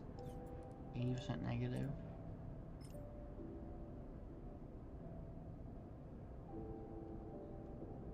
$50 positive, 50 neutral.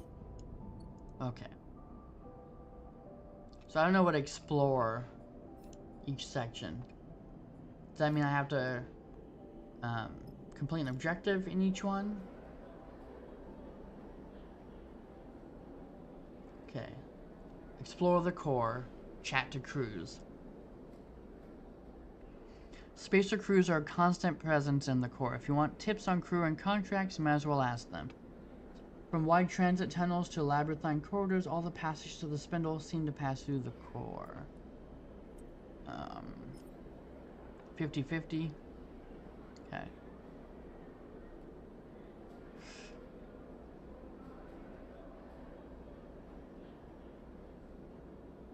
Man.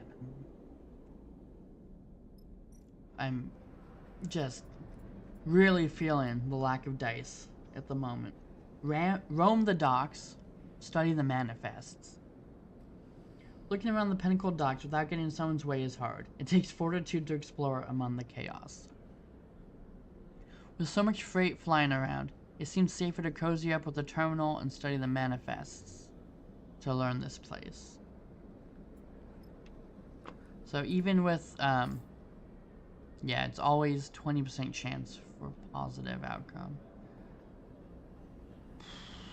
Ooh boy. So that's risky. Nothing up there.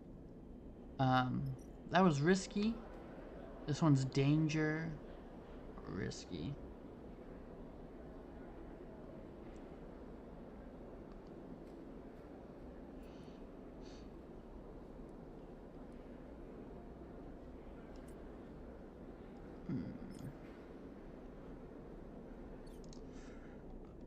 Was this one 100? Did I have a modifier? I did have a modifier. Okay. Let's study the manifests. And then I guess I gotta use the die. We'll see what the negative is. Oh!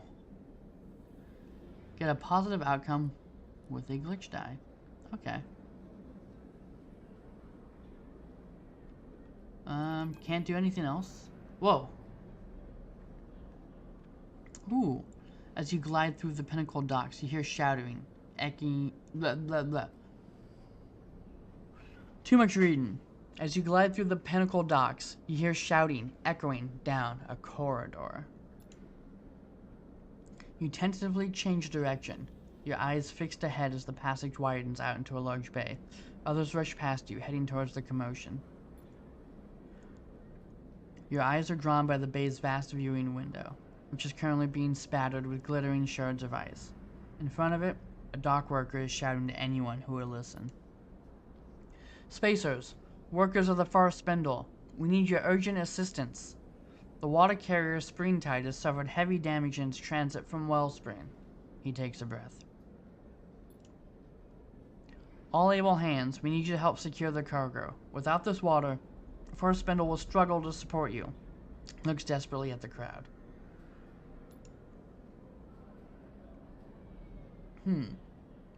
Please, any who are able to help, please make yourself known. Behind him, a corona of ice ejects from one of the tanks, drawing a pale halo around the ship. A handful of experienced-looking spacers push through the crowd towards the front, and dock workers start to direct them to nearby bridges. You watch the scene unfold, hesitant in the face of making someone else's problem your own.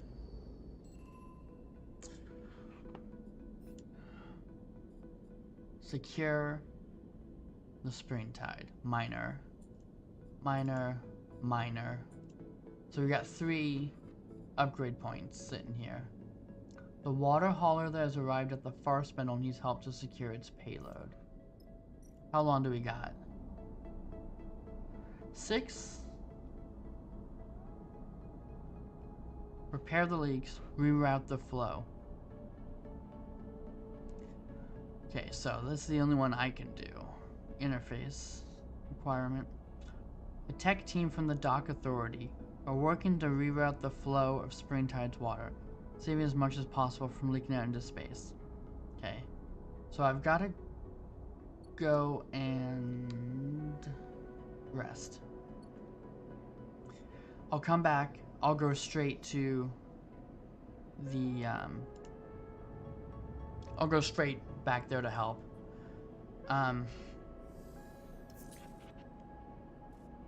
Glitch die, cool. And a 3.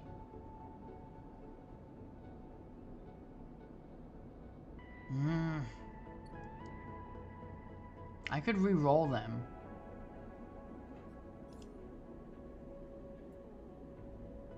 I really wish I had done no dice damage. I have to switch to that. I'm not I'm not doing too good with the pushes. Okay.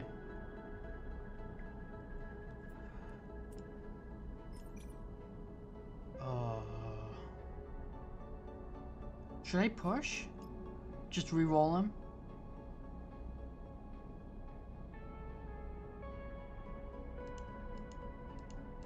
I apparently cannot. Cool. Alright.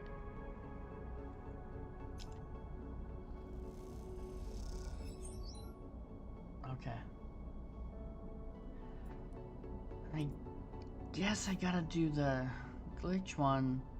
But what's a negative outcome from this gonna be? Is it gonna lose water? It'll probably just increase the cycle clock, I guess. Ooh, okay. So I lost energy. That's not too bad.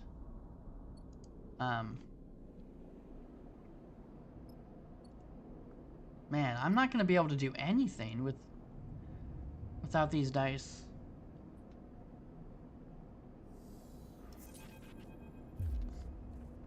You awake at the sound of blaring proximity alarms. You quickly unstrap from your bunk and dizzily glance around. Lane? Bounty hunters? Kick off and glide to the door. As you do, Bliss pops their head around the corner. Sorry. They look a little sheepish. They are sheepish also? So many people in the future are growing up sheepish. In all honesty, it's not my fault. You're winning. Your wiring's all backward. Takes you a moment to understand what's happening. You steady yourself against the doorframe. Seriously, Bliss? Bliss looks down. I said sorry. I'm handling it. They mumble. Takes you a while to get ready and drift down to the mess to see what's happening. By then, Bliss has turned off the alarms. You find them unspooling wires from a hatch you'd never previously noticed in the mess's ceiling. Sorry again, Sleeper. The voice comes through the ceiling panels. Muffled and dull, you settle at a stool, neatly tucking your legs behind the crossbar. How you doing? Me? Bliss's muffled voice echoes around the room. I'm working. A pause. Helps keep my mind off things. How's the ship? Bliss spins deftly, hooking their legs into the open ceiling so that, from your perspective, they're hanging upside down. Almost done, if you can believe it. The messy hair floats around their head. A couple of cycles worth of diagnostics, and I'll be happy enough to release her back to you. Do I just always get a glitch die? I thought it said chance.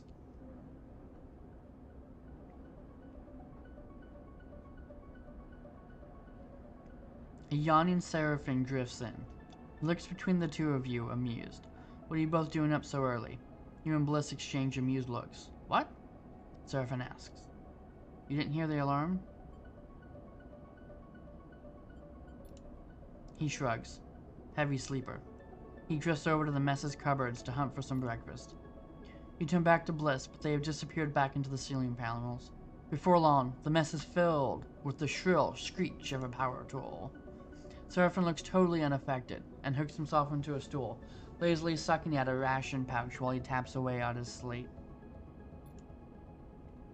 The screech finally stops. After a while, you kick off from your stool. Time to head out.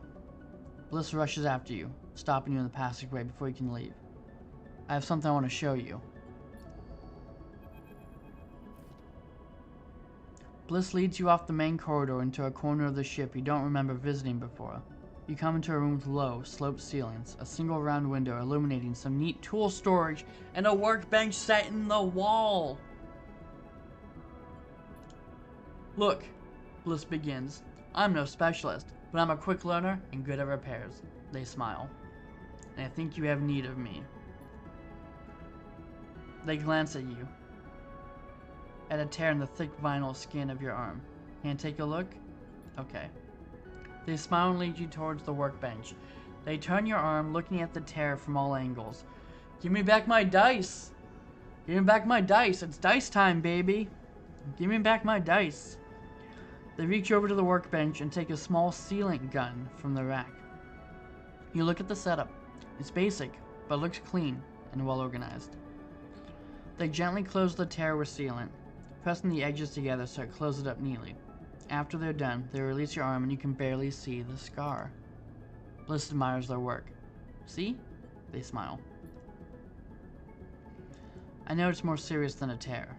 Bliss folds their arms, but I can handle it. You need repairs? Bring me some components to work with, best quality you can find. The better the components, the easier they'll integrate with your system. Bliss leans on the workbench. I'll do my best to keep you running. Thank you. Don't worry about it, they shrug. You're a guest in my bay, and I can't have my guest body collapsing, can I? Now can I? Plus, I think it benefits me if you think of me as indispensable, Bliss smiles. She'll get back to fixing the ship. They leave you in the workshop, among the simple tools, considering the particular qualities of your new friend. Visit the rig workshop. Let's go. You can repair your dice at the rig workshop. You only repair dice which are fully broken. Repairs require either scrap components or rare components. The better components you use, the less glitches you will suffer. You cannot repair dice during a contract.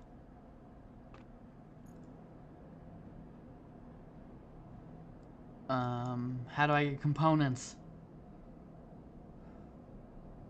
Okay. Oh, we got, higher capacity for fuel now. 10 fuel. That's good. Very good. Okay, we need supplies and we need some components. Oh my god. This is stressful.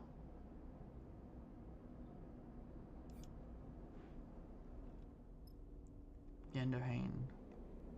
There's not like a shop here. Spindle core. Oh! We got a new location.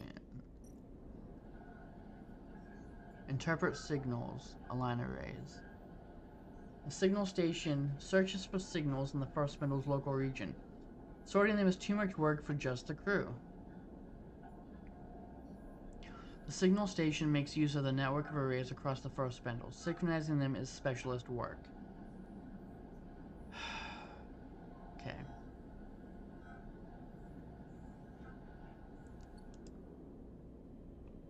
So I can get some cash there. I mean, I can't save that. I just... How do I get the scrap? How do I get scrap? Roam the docks. Study the manifests.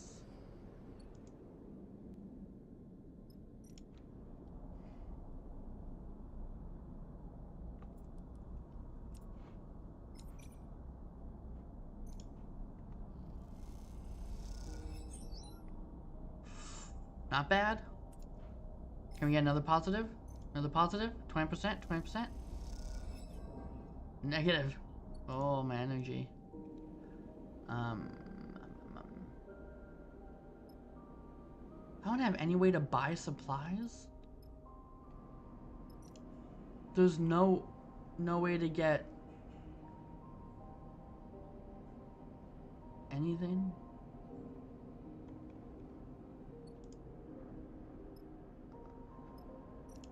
Bliss's Bay. The rig. I don't have supplies to eat, right?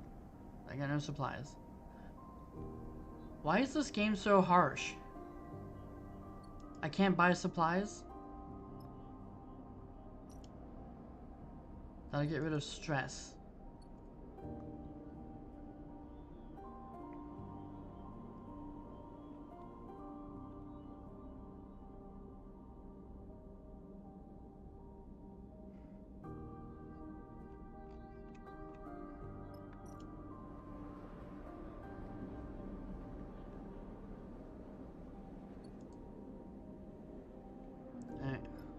Okay, I guess I got no options for anything.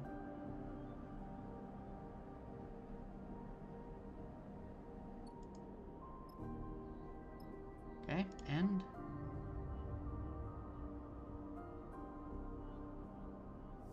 this feels way more brutal than the first one.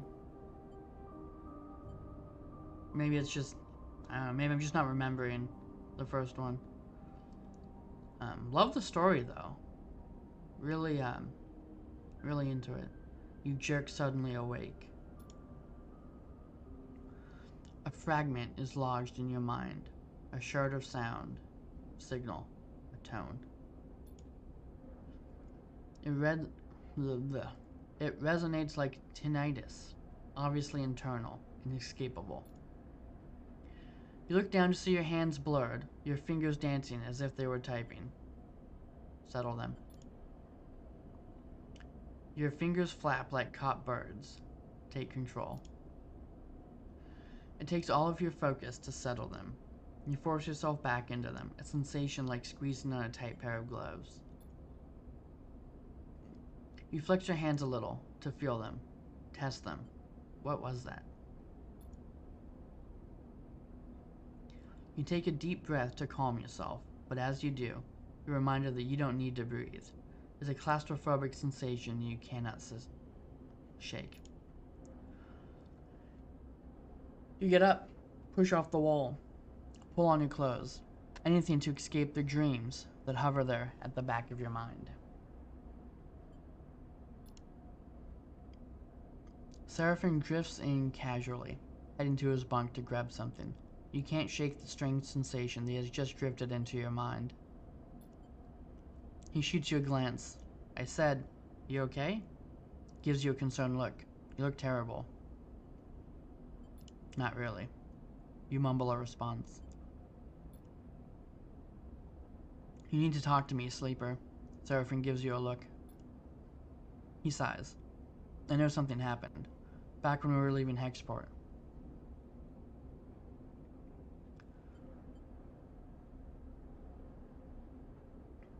What do you mean?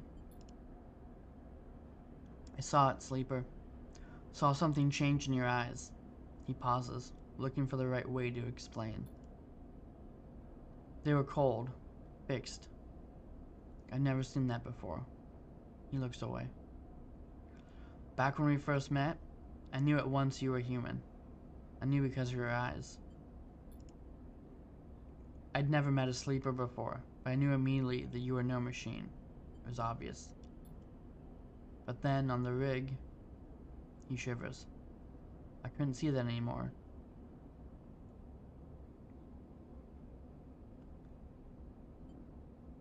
But I am a machine. If you say so, sleeper.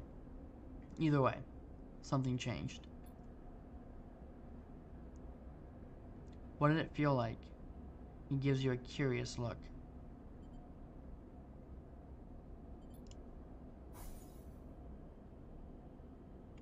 You close your eyes and recall the moment. You remember Lane's voice, the rig hot and close, the numbness, and then you see it glittering in the non-space of your mind, thin and bright like spider silk, a thread. Sleeper? Seraphine's voice interrupts your thoughts. You open your eyes to his irritated face. Are you even listening? We need to get you checked up. We need to know what's happening. Seraphine gives you a stubborn stare. This isn't just about you. But where? I've been asking around. Seraphine's face is set with determination now. There's another station near this one. Flotsam. It's a mess. An accumulation of wrecks and docked ships. It also houses some of the best artificers in the wash. You should go there as soon as the rig is ready. Okay, I'll go. Thank you. Look, he pauses. I know I don't know what it's like to be a sleeper. I understand there are things you can't tell me, can't show me. But I do know how fear can keep you from doing what you need to do. I'm not going to nag you about it, he sighs, but it needs to be done. He passes by you as he leaves the bunks, squeezing your shoulder as he does, leaving you to your thoughts. You finish getting dressed, feeling your body, its strangeness, even though you wish you didn't. At the very least, you think, you need to find someone who can stop you falling apart. Maybe Flotsam is not such a bad idea. You push the thought to the back of your mind. There's a cycle ahead, and the rig isn't ready. When it is, then you'll see.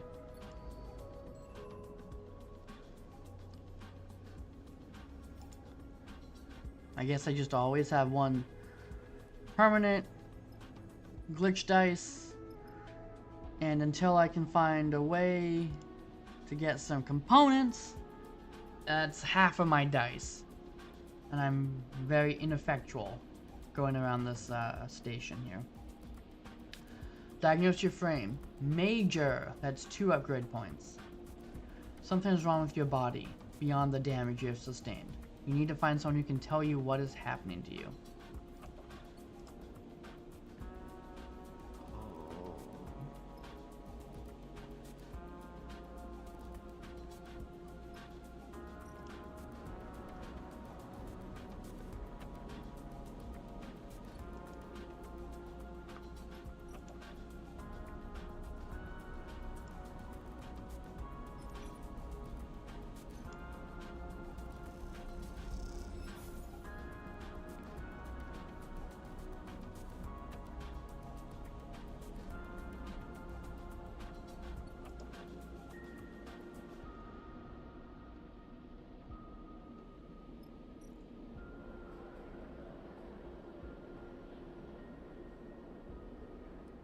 What if I do this? What will I get?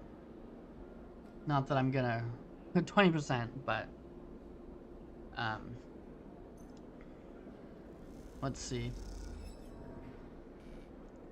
Minus energy, +1 spindle cruise.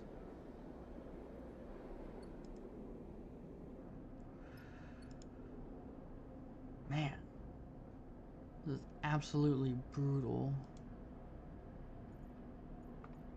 Oh wait, source supplies. Can I have him do this? Oh, I didn't realize. Right? So he can get supplies. He'll have a chance to gain supplies.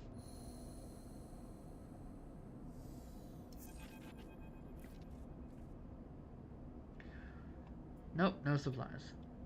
As you drift lazily down to the ship's mess, you hear raised voices. You still yourself for a moment at the entrance, then slip inside. Seraphine sits, hooked into his usual stool, his slate glowing beside him. He is shaking his head as you enter. Bliss, meanwhile, is floating freely and gesticulating sharply as they explain something important. I don't see why not, Bliss chops at the air. It's not like you have an alternative. We can get the cryo. It'll take time, but we can get it. That was the deal. Seraphine speaks calmly, trying to placate Bliss. Sleeper. Bliss spots you entering, and they turn to Seraphim. Let's see what Sleeper thinks about it. Keep me out of it. Too late. Seraphim shoots you a look. The rig's ready, Sleeper. Bliss gestures around the mess. I've fixed it. Hell, I've improved it. She's purring, thanks to me. Now, wouldn't you say, having done such an incredible job, I deserve to be paid properly for my work? A calculated look crosses their face. A refit and retune like this would typically cost my clients hundreds of cryo, even if I was feeling charitable. Seraphim sighs loudly. He knows where this is going. See, I could make you pay. And maybe you could even scrape the cryo up.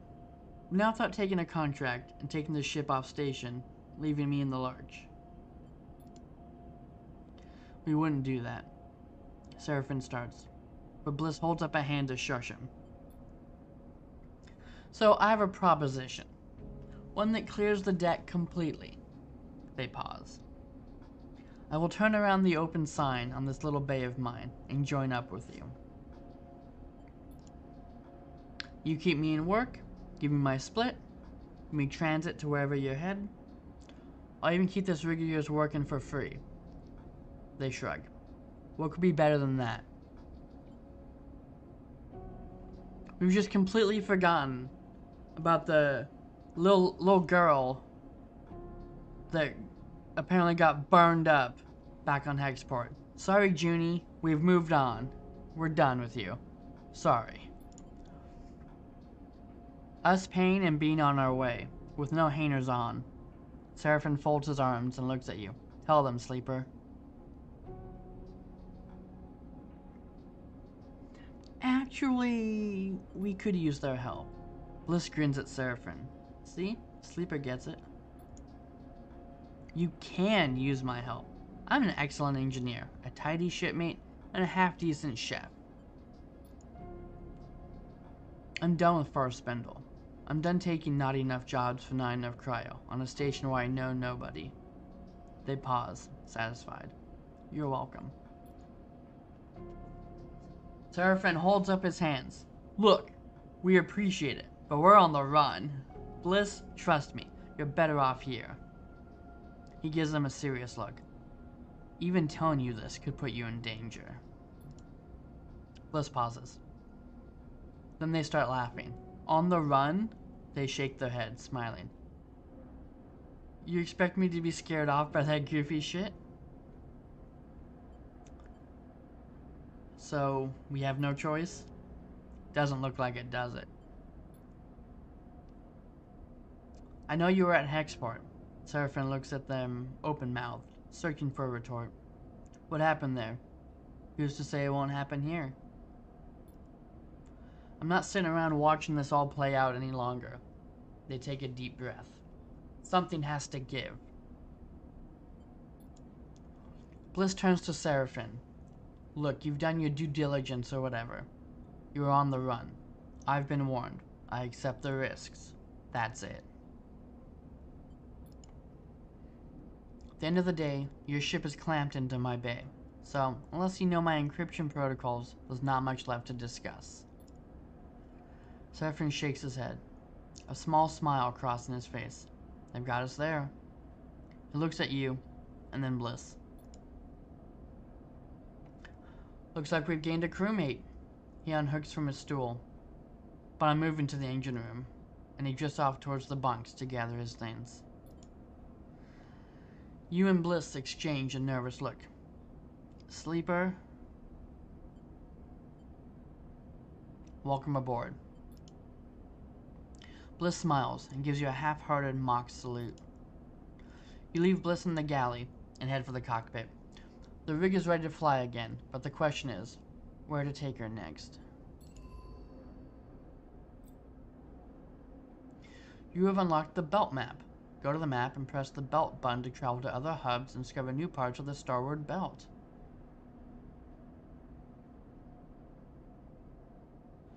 Bliss and Seraphim.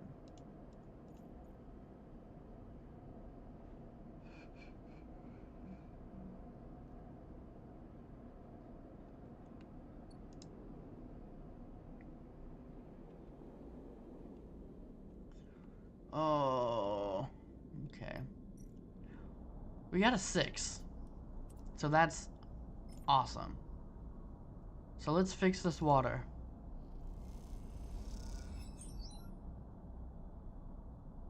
Oh, we need one more. I got the glitch. Oh, oh, this is a little frustrating.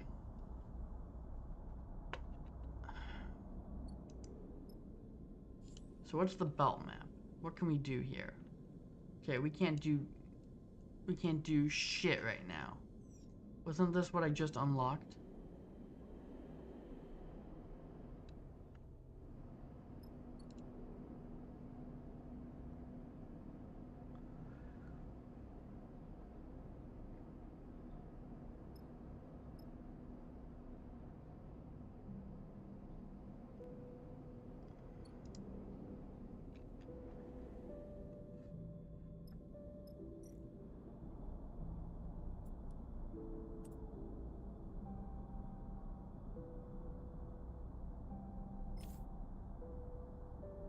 Let's see.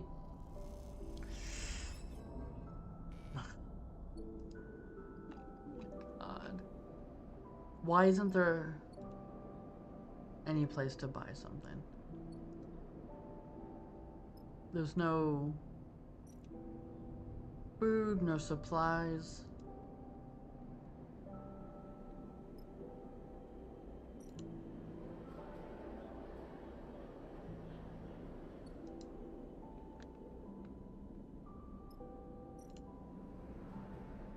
Nothing.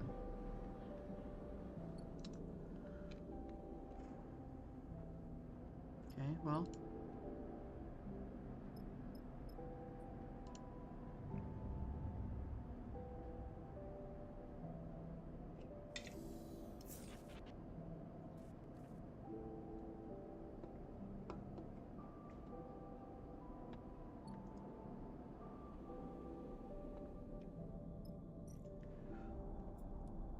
We got a 4.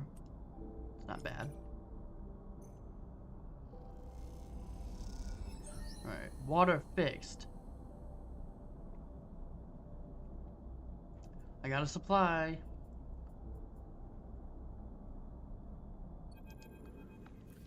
Okay. You watch from the docking bay's viewing window as the crumpled vast hull of the Springtide is finally welded shut by a score of bright torches flickering against its side. Everywhere I look, I see a crisis. The voice comes from beside you, and you turn to see a man floating there, watching the repair work. You don't recognize him. Saw you out there, helping the crew. He turns to you with a serious look. They needed it. You aren't wrong. He pauses, watching you carefully. I haven't seen you on the spindle before. What, if I may ask, is your business here? I'm running a crew. I see. Springtide is my ship. His face remains impassive. At least, I'm her captain. I do not own her. The Lodic Syndicate, my employer, was the one to put her into service. Why didn't you say earlier? He arches his eyebrow again. I prefer to meet people as Malik first, and as a captain second. You have my thanks for assisting with the repairs. We were caught by some autonomous Conway munitions. He looks out at his ship. The Wellspring run is getting more dangerous every cycle.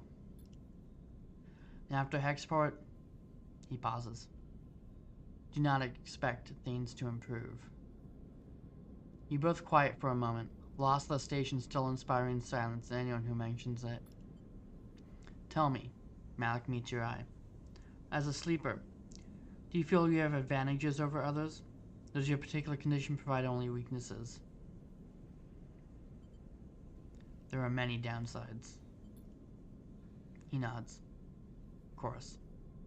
But you are stronger, hardier, more capable than most humans. He gestures towards the Springtide. Your work on my ship only evidences your abilities. You far outperformed even my own crew.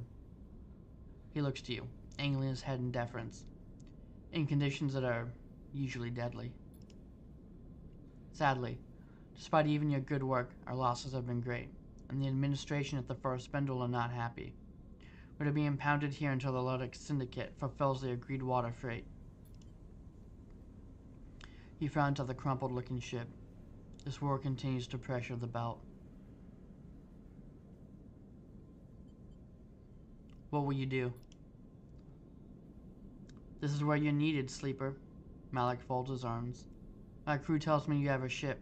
You have workers. This is what I need. As we fled from the Conway attack, our navigator registered something of great interest. A water-rich asteroid, one I believe is previously unknown to the syndicates. He comes a little closer. For now, I have sworn him to secrecy, as I must do. But if this asteroid could be surveyed, its value confirmed, it would more than make up for the shortfall of the spring tide. He pauses thoughtfully.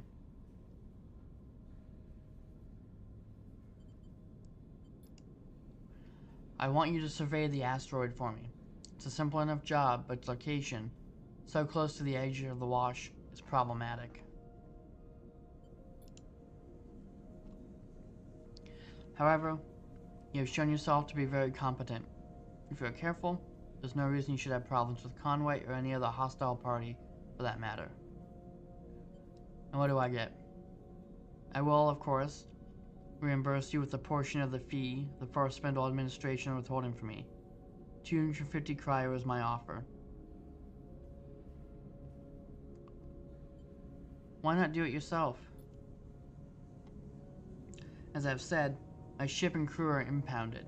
Meanwhile, I do not believe the Lodic Syndicate would appreciate me taking their ship on this particular excursion. Malik passes you a thumbnail drive.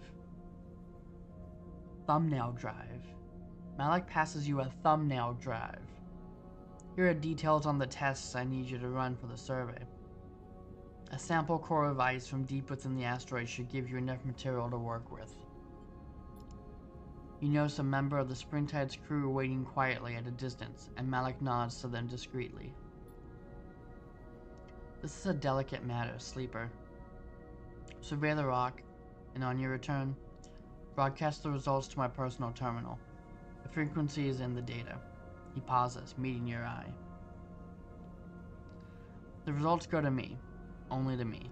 Then, once the matter is resolved, you will be paid. I am needed, he nods to the crew member.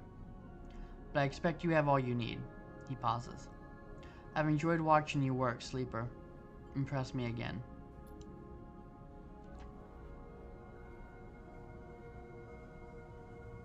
And with that, he bows a little, drifts away to meet his crew member.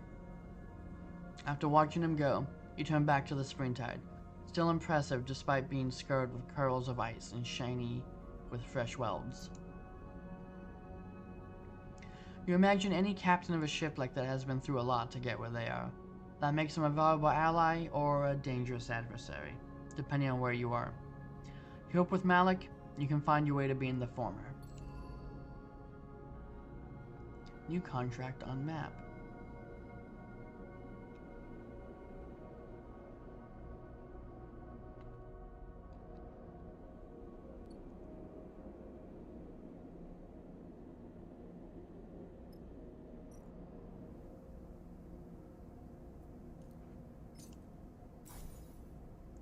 Oh.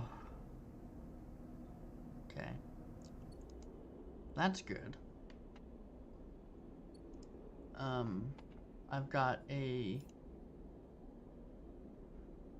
one glitch die. Got a contract over there. 3 fuel, so I'll need at least 1 more fuel. I'll have... I mean, no supply. So... I mean, I'll have... you know, the energy. So I'll have some amount of turns there, but not a lot.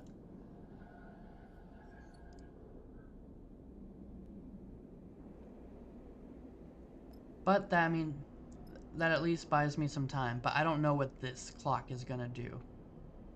Hexport's demise put a barrier between Darkseid and the Forest Spindle. I can't pick multiple ones, even though I got 2 team members.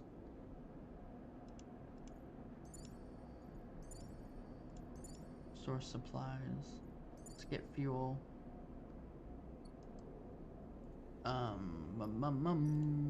Core. No, the docks. Docks, right? Docks. 2.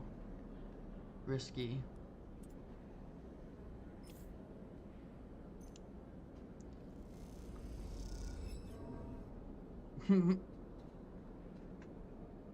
Oh. Gonna need to rest soon. That takes a die. Oh.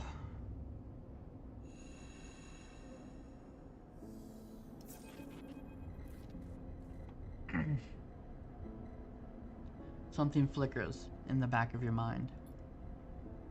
Stop. You have to stop to blink it away. There's a tightness behind your left eye, an aching point that refuses to move. And then the voice begins, hissing through the background noise of the rig's systems, a new whine amongst the chorus of the life support and ventilation.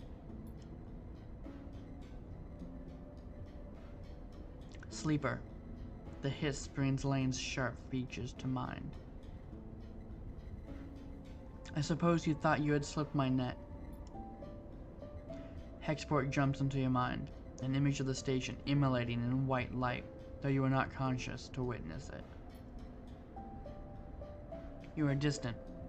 His voice hisses into white noise. You are not free of me yet. I'm coming, Sleeper. The hiss drops. I will retake control of what is mine. The closer I come to you, the more you will feel it. Lane moves your finger to tap your forehead. In here. Until you cannot resist. A bright smile. Pale eyes. A glowing hiss that hurts. Then the hiss is gone. The rig suddenly quiet. The stinging tightness diffusing behind your eyes. But the fear remains. Sleeper. You good? Seraphim is there, floating by your berth. You were talking. Something's wrong. Seraphim looks away.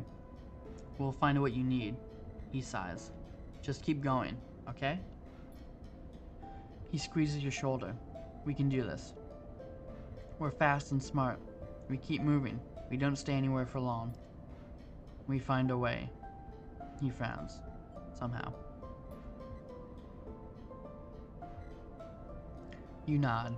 You do not know how Lane is able to reach into your mind like this. How he is able to speak into you.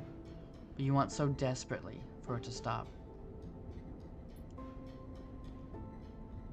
You must find out what he has done to you, or it is too late.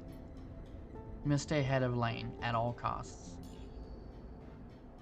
Do you have a new timer? Lane is hunting you once again. His progress will be tracked by the hunt clock. If this is filled, he will catch up with you. It will increase once every cycle you spend in a hub. However, each time you travel, the hunt will reduce by 3. Okay.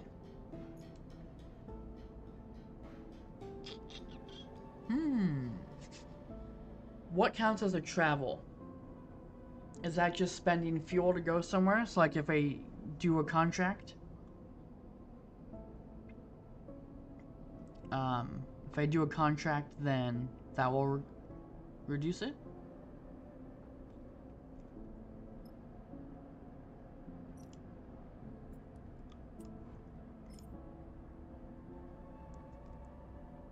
It's not very...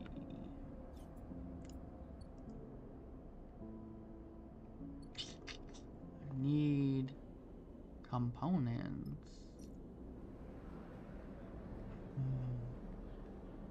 Alright, let's do this one. See what happens there.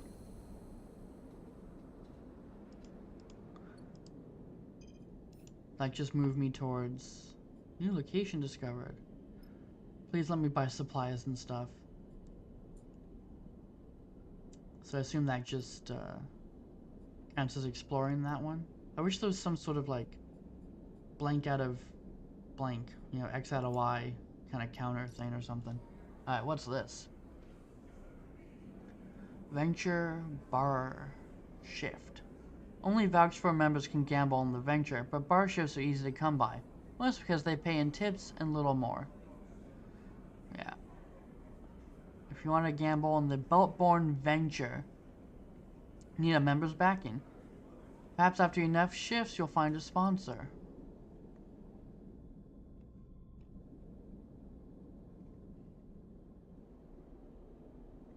You got 5 fuel. No supply.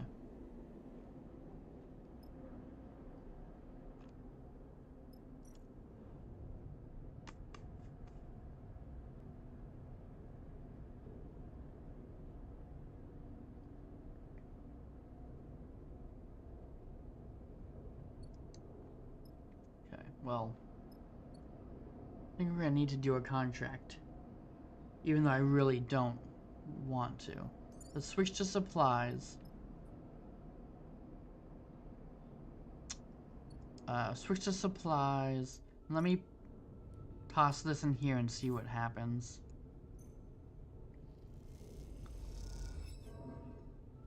Oh.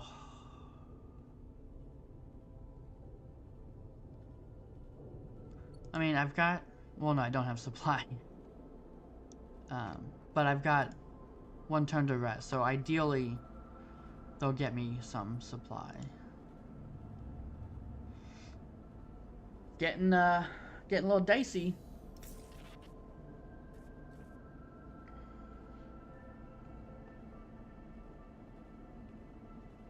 Yeah. 1.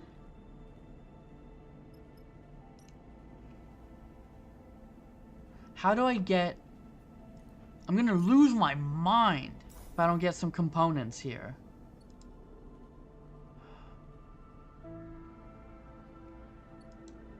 Freaking absurd.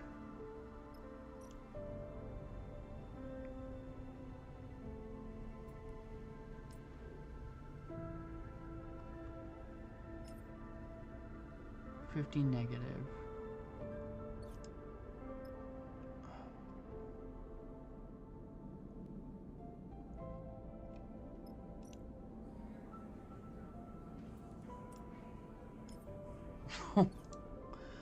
Like, what's the... Why is it like this? Supplies. I mean, I need to get a good die roll to get rid of some of the stress. Rest the stress away. Sleeper. Seraphim catches your attention as you go to leave the ship. Can I have a minute? Of course. Seraphim ducks into a maintenance passage and waits for you to follow. In the narrow passage, framed by loose wires and thick conduits, Seraphim looks suddenly small, trapped.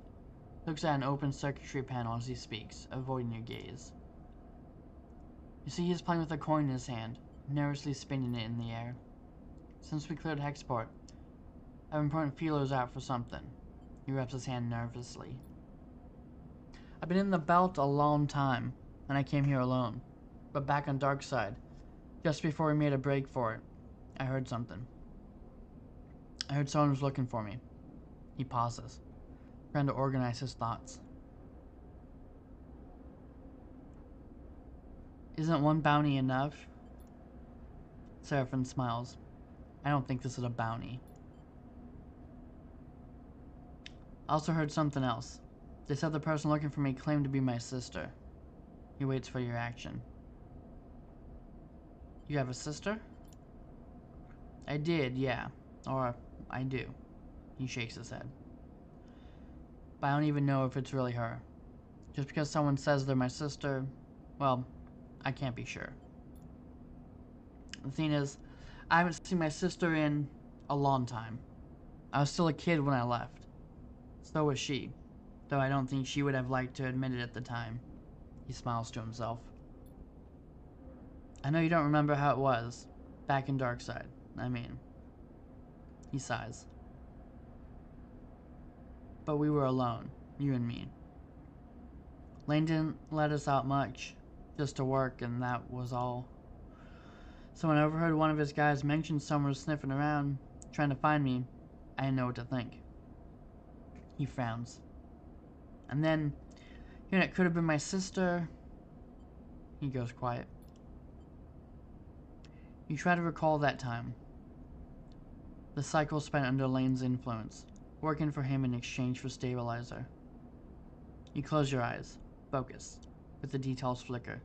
The images collapse and reform. Has Seraphine told you this before? Was this all part of your plan?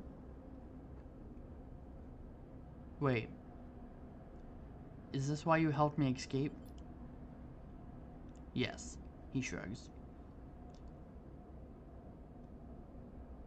It changed things for me. Thought that she could be out there. Don't get me wrong. I want to get you out of there too. He pauses, and you sense he is finding this difficult. I know it doesn't matter now, but I told you about her back then, before.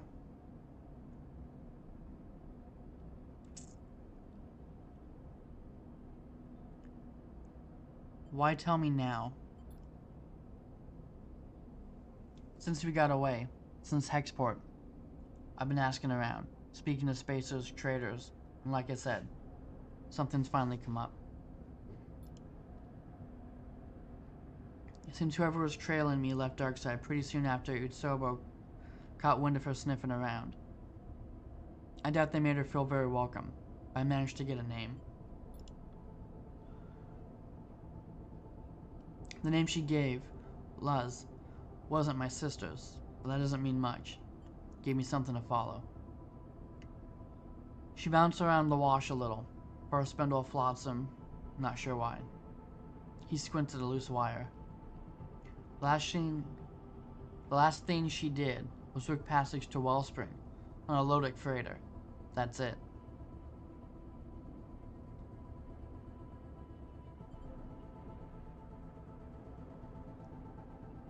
How do you know this? Mostly ship manifests and port records. Few favors on the quiet. I want to go to Wellspring, Sleeper, to know if it's really her, and if it isn't, to settle what needs settling. Let's do it. Thank you, Sleeper. He meets your eye. Will admit it has been strange, reminding myself that everything we talked about back on Darkside, everything you did, it's lost now. He smiles. But I'm glad to see you're still you, whatever that means. Me too. He nods. Anyway, better get back to it. Seraphine squeezes past you in the corridor, glides back towards the engine room. You watch him go, wondering if your past together can ever be reclaimed. Your mind wanders to thoughts of Seraphine's sister. For a moment, you wonder what it is like to have a family you will ever know.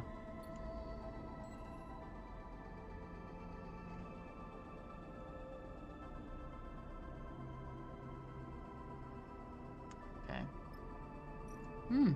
Interesting development. We got the Wellspring here, too.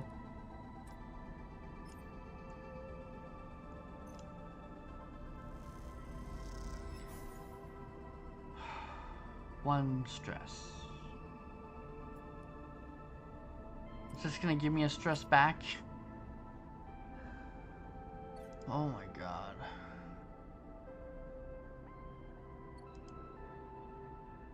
Okay.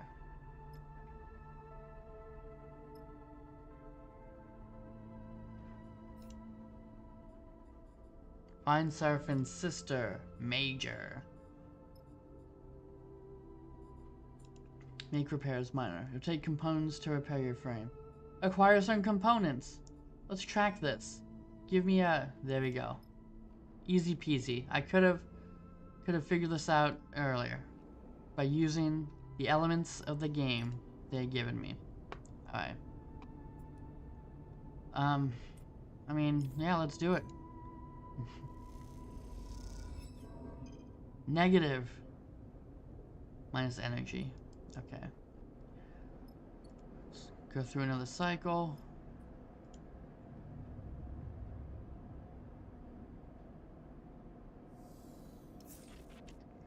We got supplies. Let's use the supplies that we just got. Get that energy back up. Okay. We got a 4. Not bad. Not bad. Oh. We got Nemba's Kitchen. Earn a meal.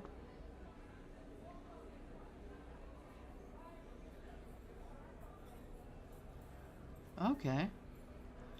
Nemba's Kitchen serves those that can't work in the Underhand, but able-bodied visitors like you have to work a kitchen shift to get to eat. Safe. What's the negative outcome on a safe one? That's good to know.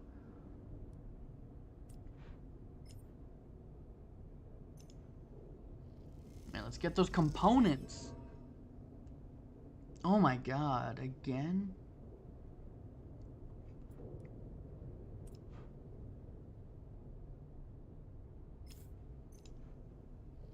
I mean, a -1 here is not too bad.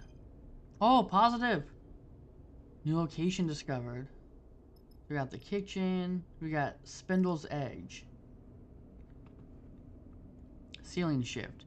Most of the far Spindle workers don't like going out to seal up the new unit, so they leave that tiring and dangerous work for outsiders. Endure. I'm not good at enduring. Okay. But one more die is all I need. Any decent die roll will get me components, which will let me repair the dice. We got supply. Good, good. Which will give me complete a minor drive, which will give me 1 more point. And then I can either unlock this one, which is probably what I'll do. 4 points feels like it takes so long to improve your die. And just 0 chance of ever getting an endure is insane. Like, you just completely forfeit one of those. Okay. Even though it's a 2, that's okay.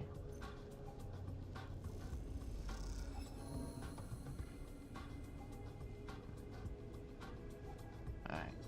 What's gonna happen? I got a new... Now I go here.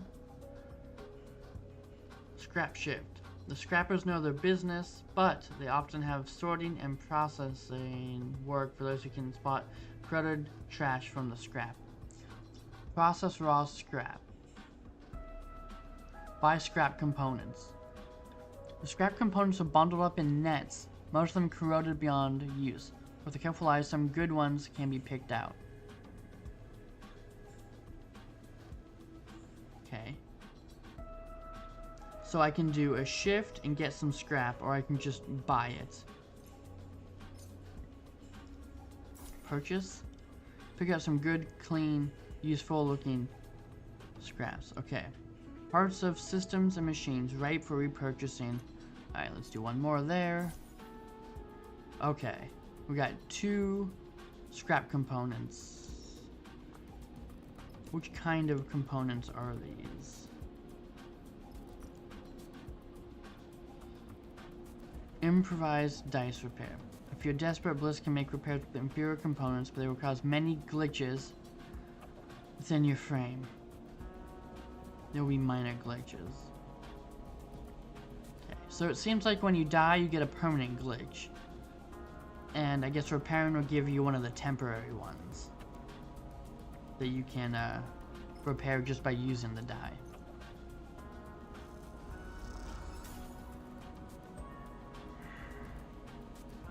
No way. Oh, go fuck yourself. It's 2 to, for each die slot? Dude, really?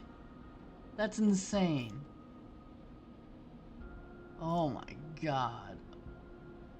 Is it, what? Is this full? Are all of my die rolls just gonna be glitches?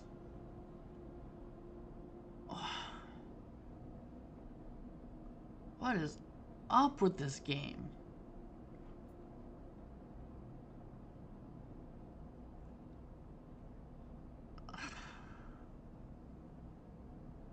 That's not very fair. I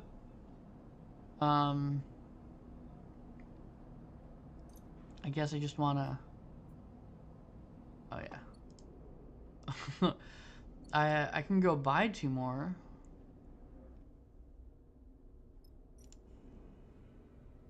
I guess that's what I'd have to do.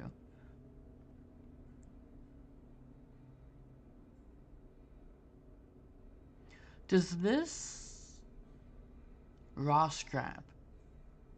So I think this gives me raw scrap. And this will turn the raw scrap into the usable scrap.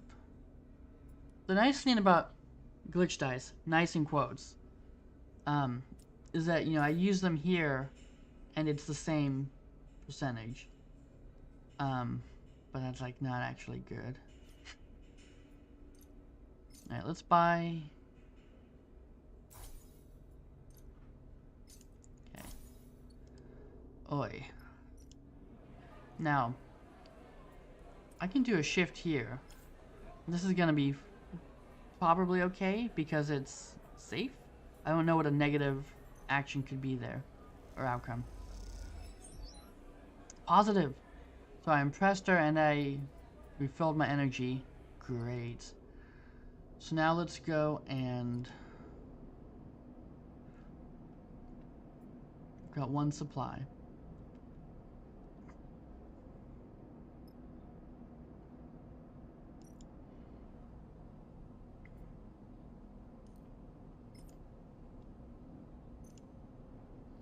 So, I mean, I can't get more glitches than that, right? So, things are probably fine to do that. We'll end the cycle, and then I guess, I'll end the cycle, and that'll be it for today. And I'm hoping tomorrow, I guess I'll go, and I'll do the contract for the, Malik, the Wellspring captain. Freaking dice damage. Absurd. And hopefully doing that will also decrease that, because I'll leave the system. Yeah. Alright. That's it for today. Thank you, thank you, thank you. That was very fun. I like this game. Citizen Sleeper 2, Starward Vector, out today on Steam. 25 bucks. A mere 25 bucks. Go get it. Go get it.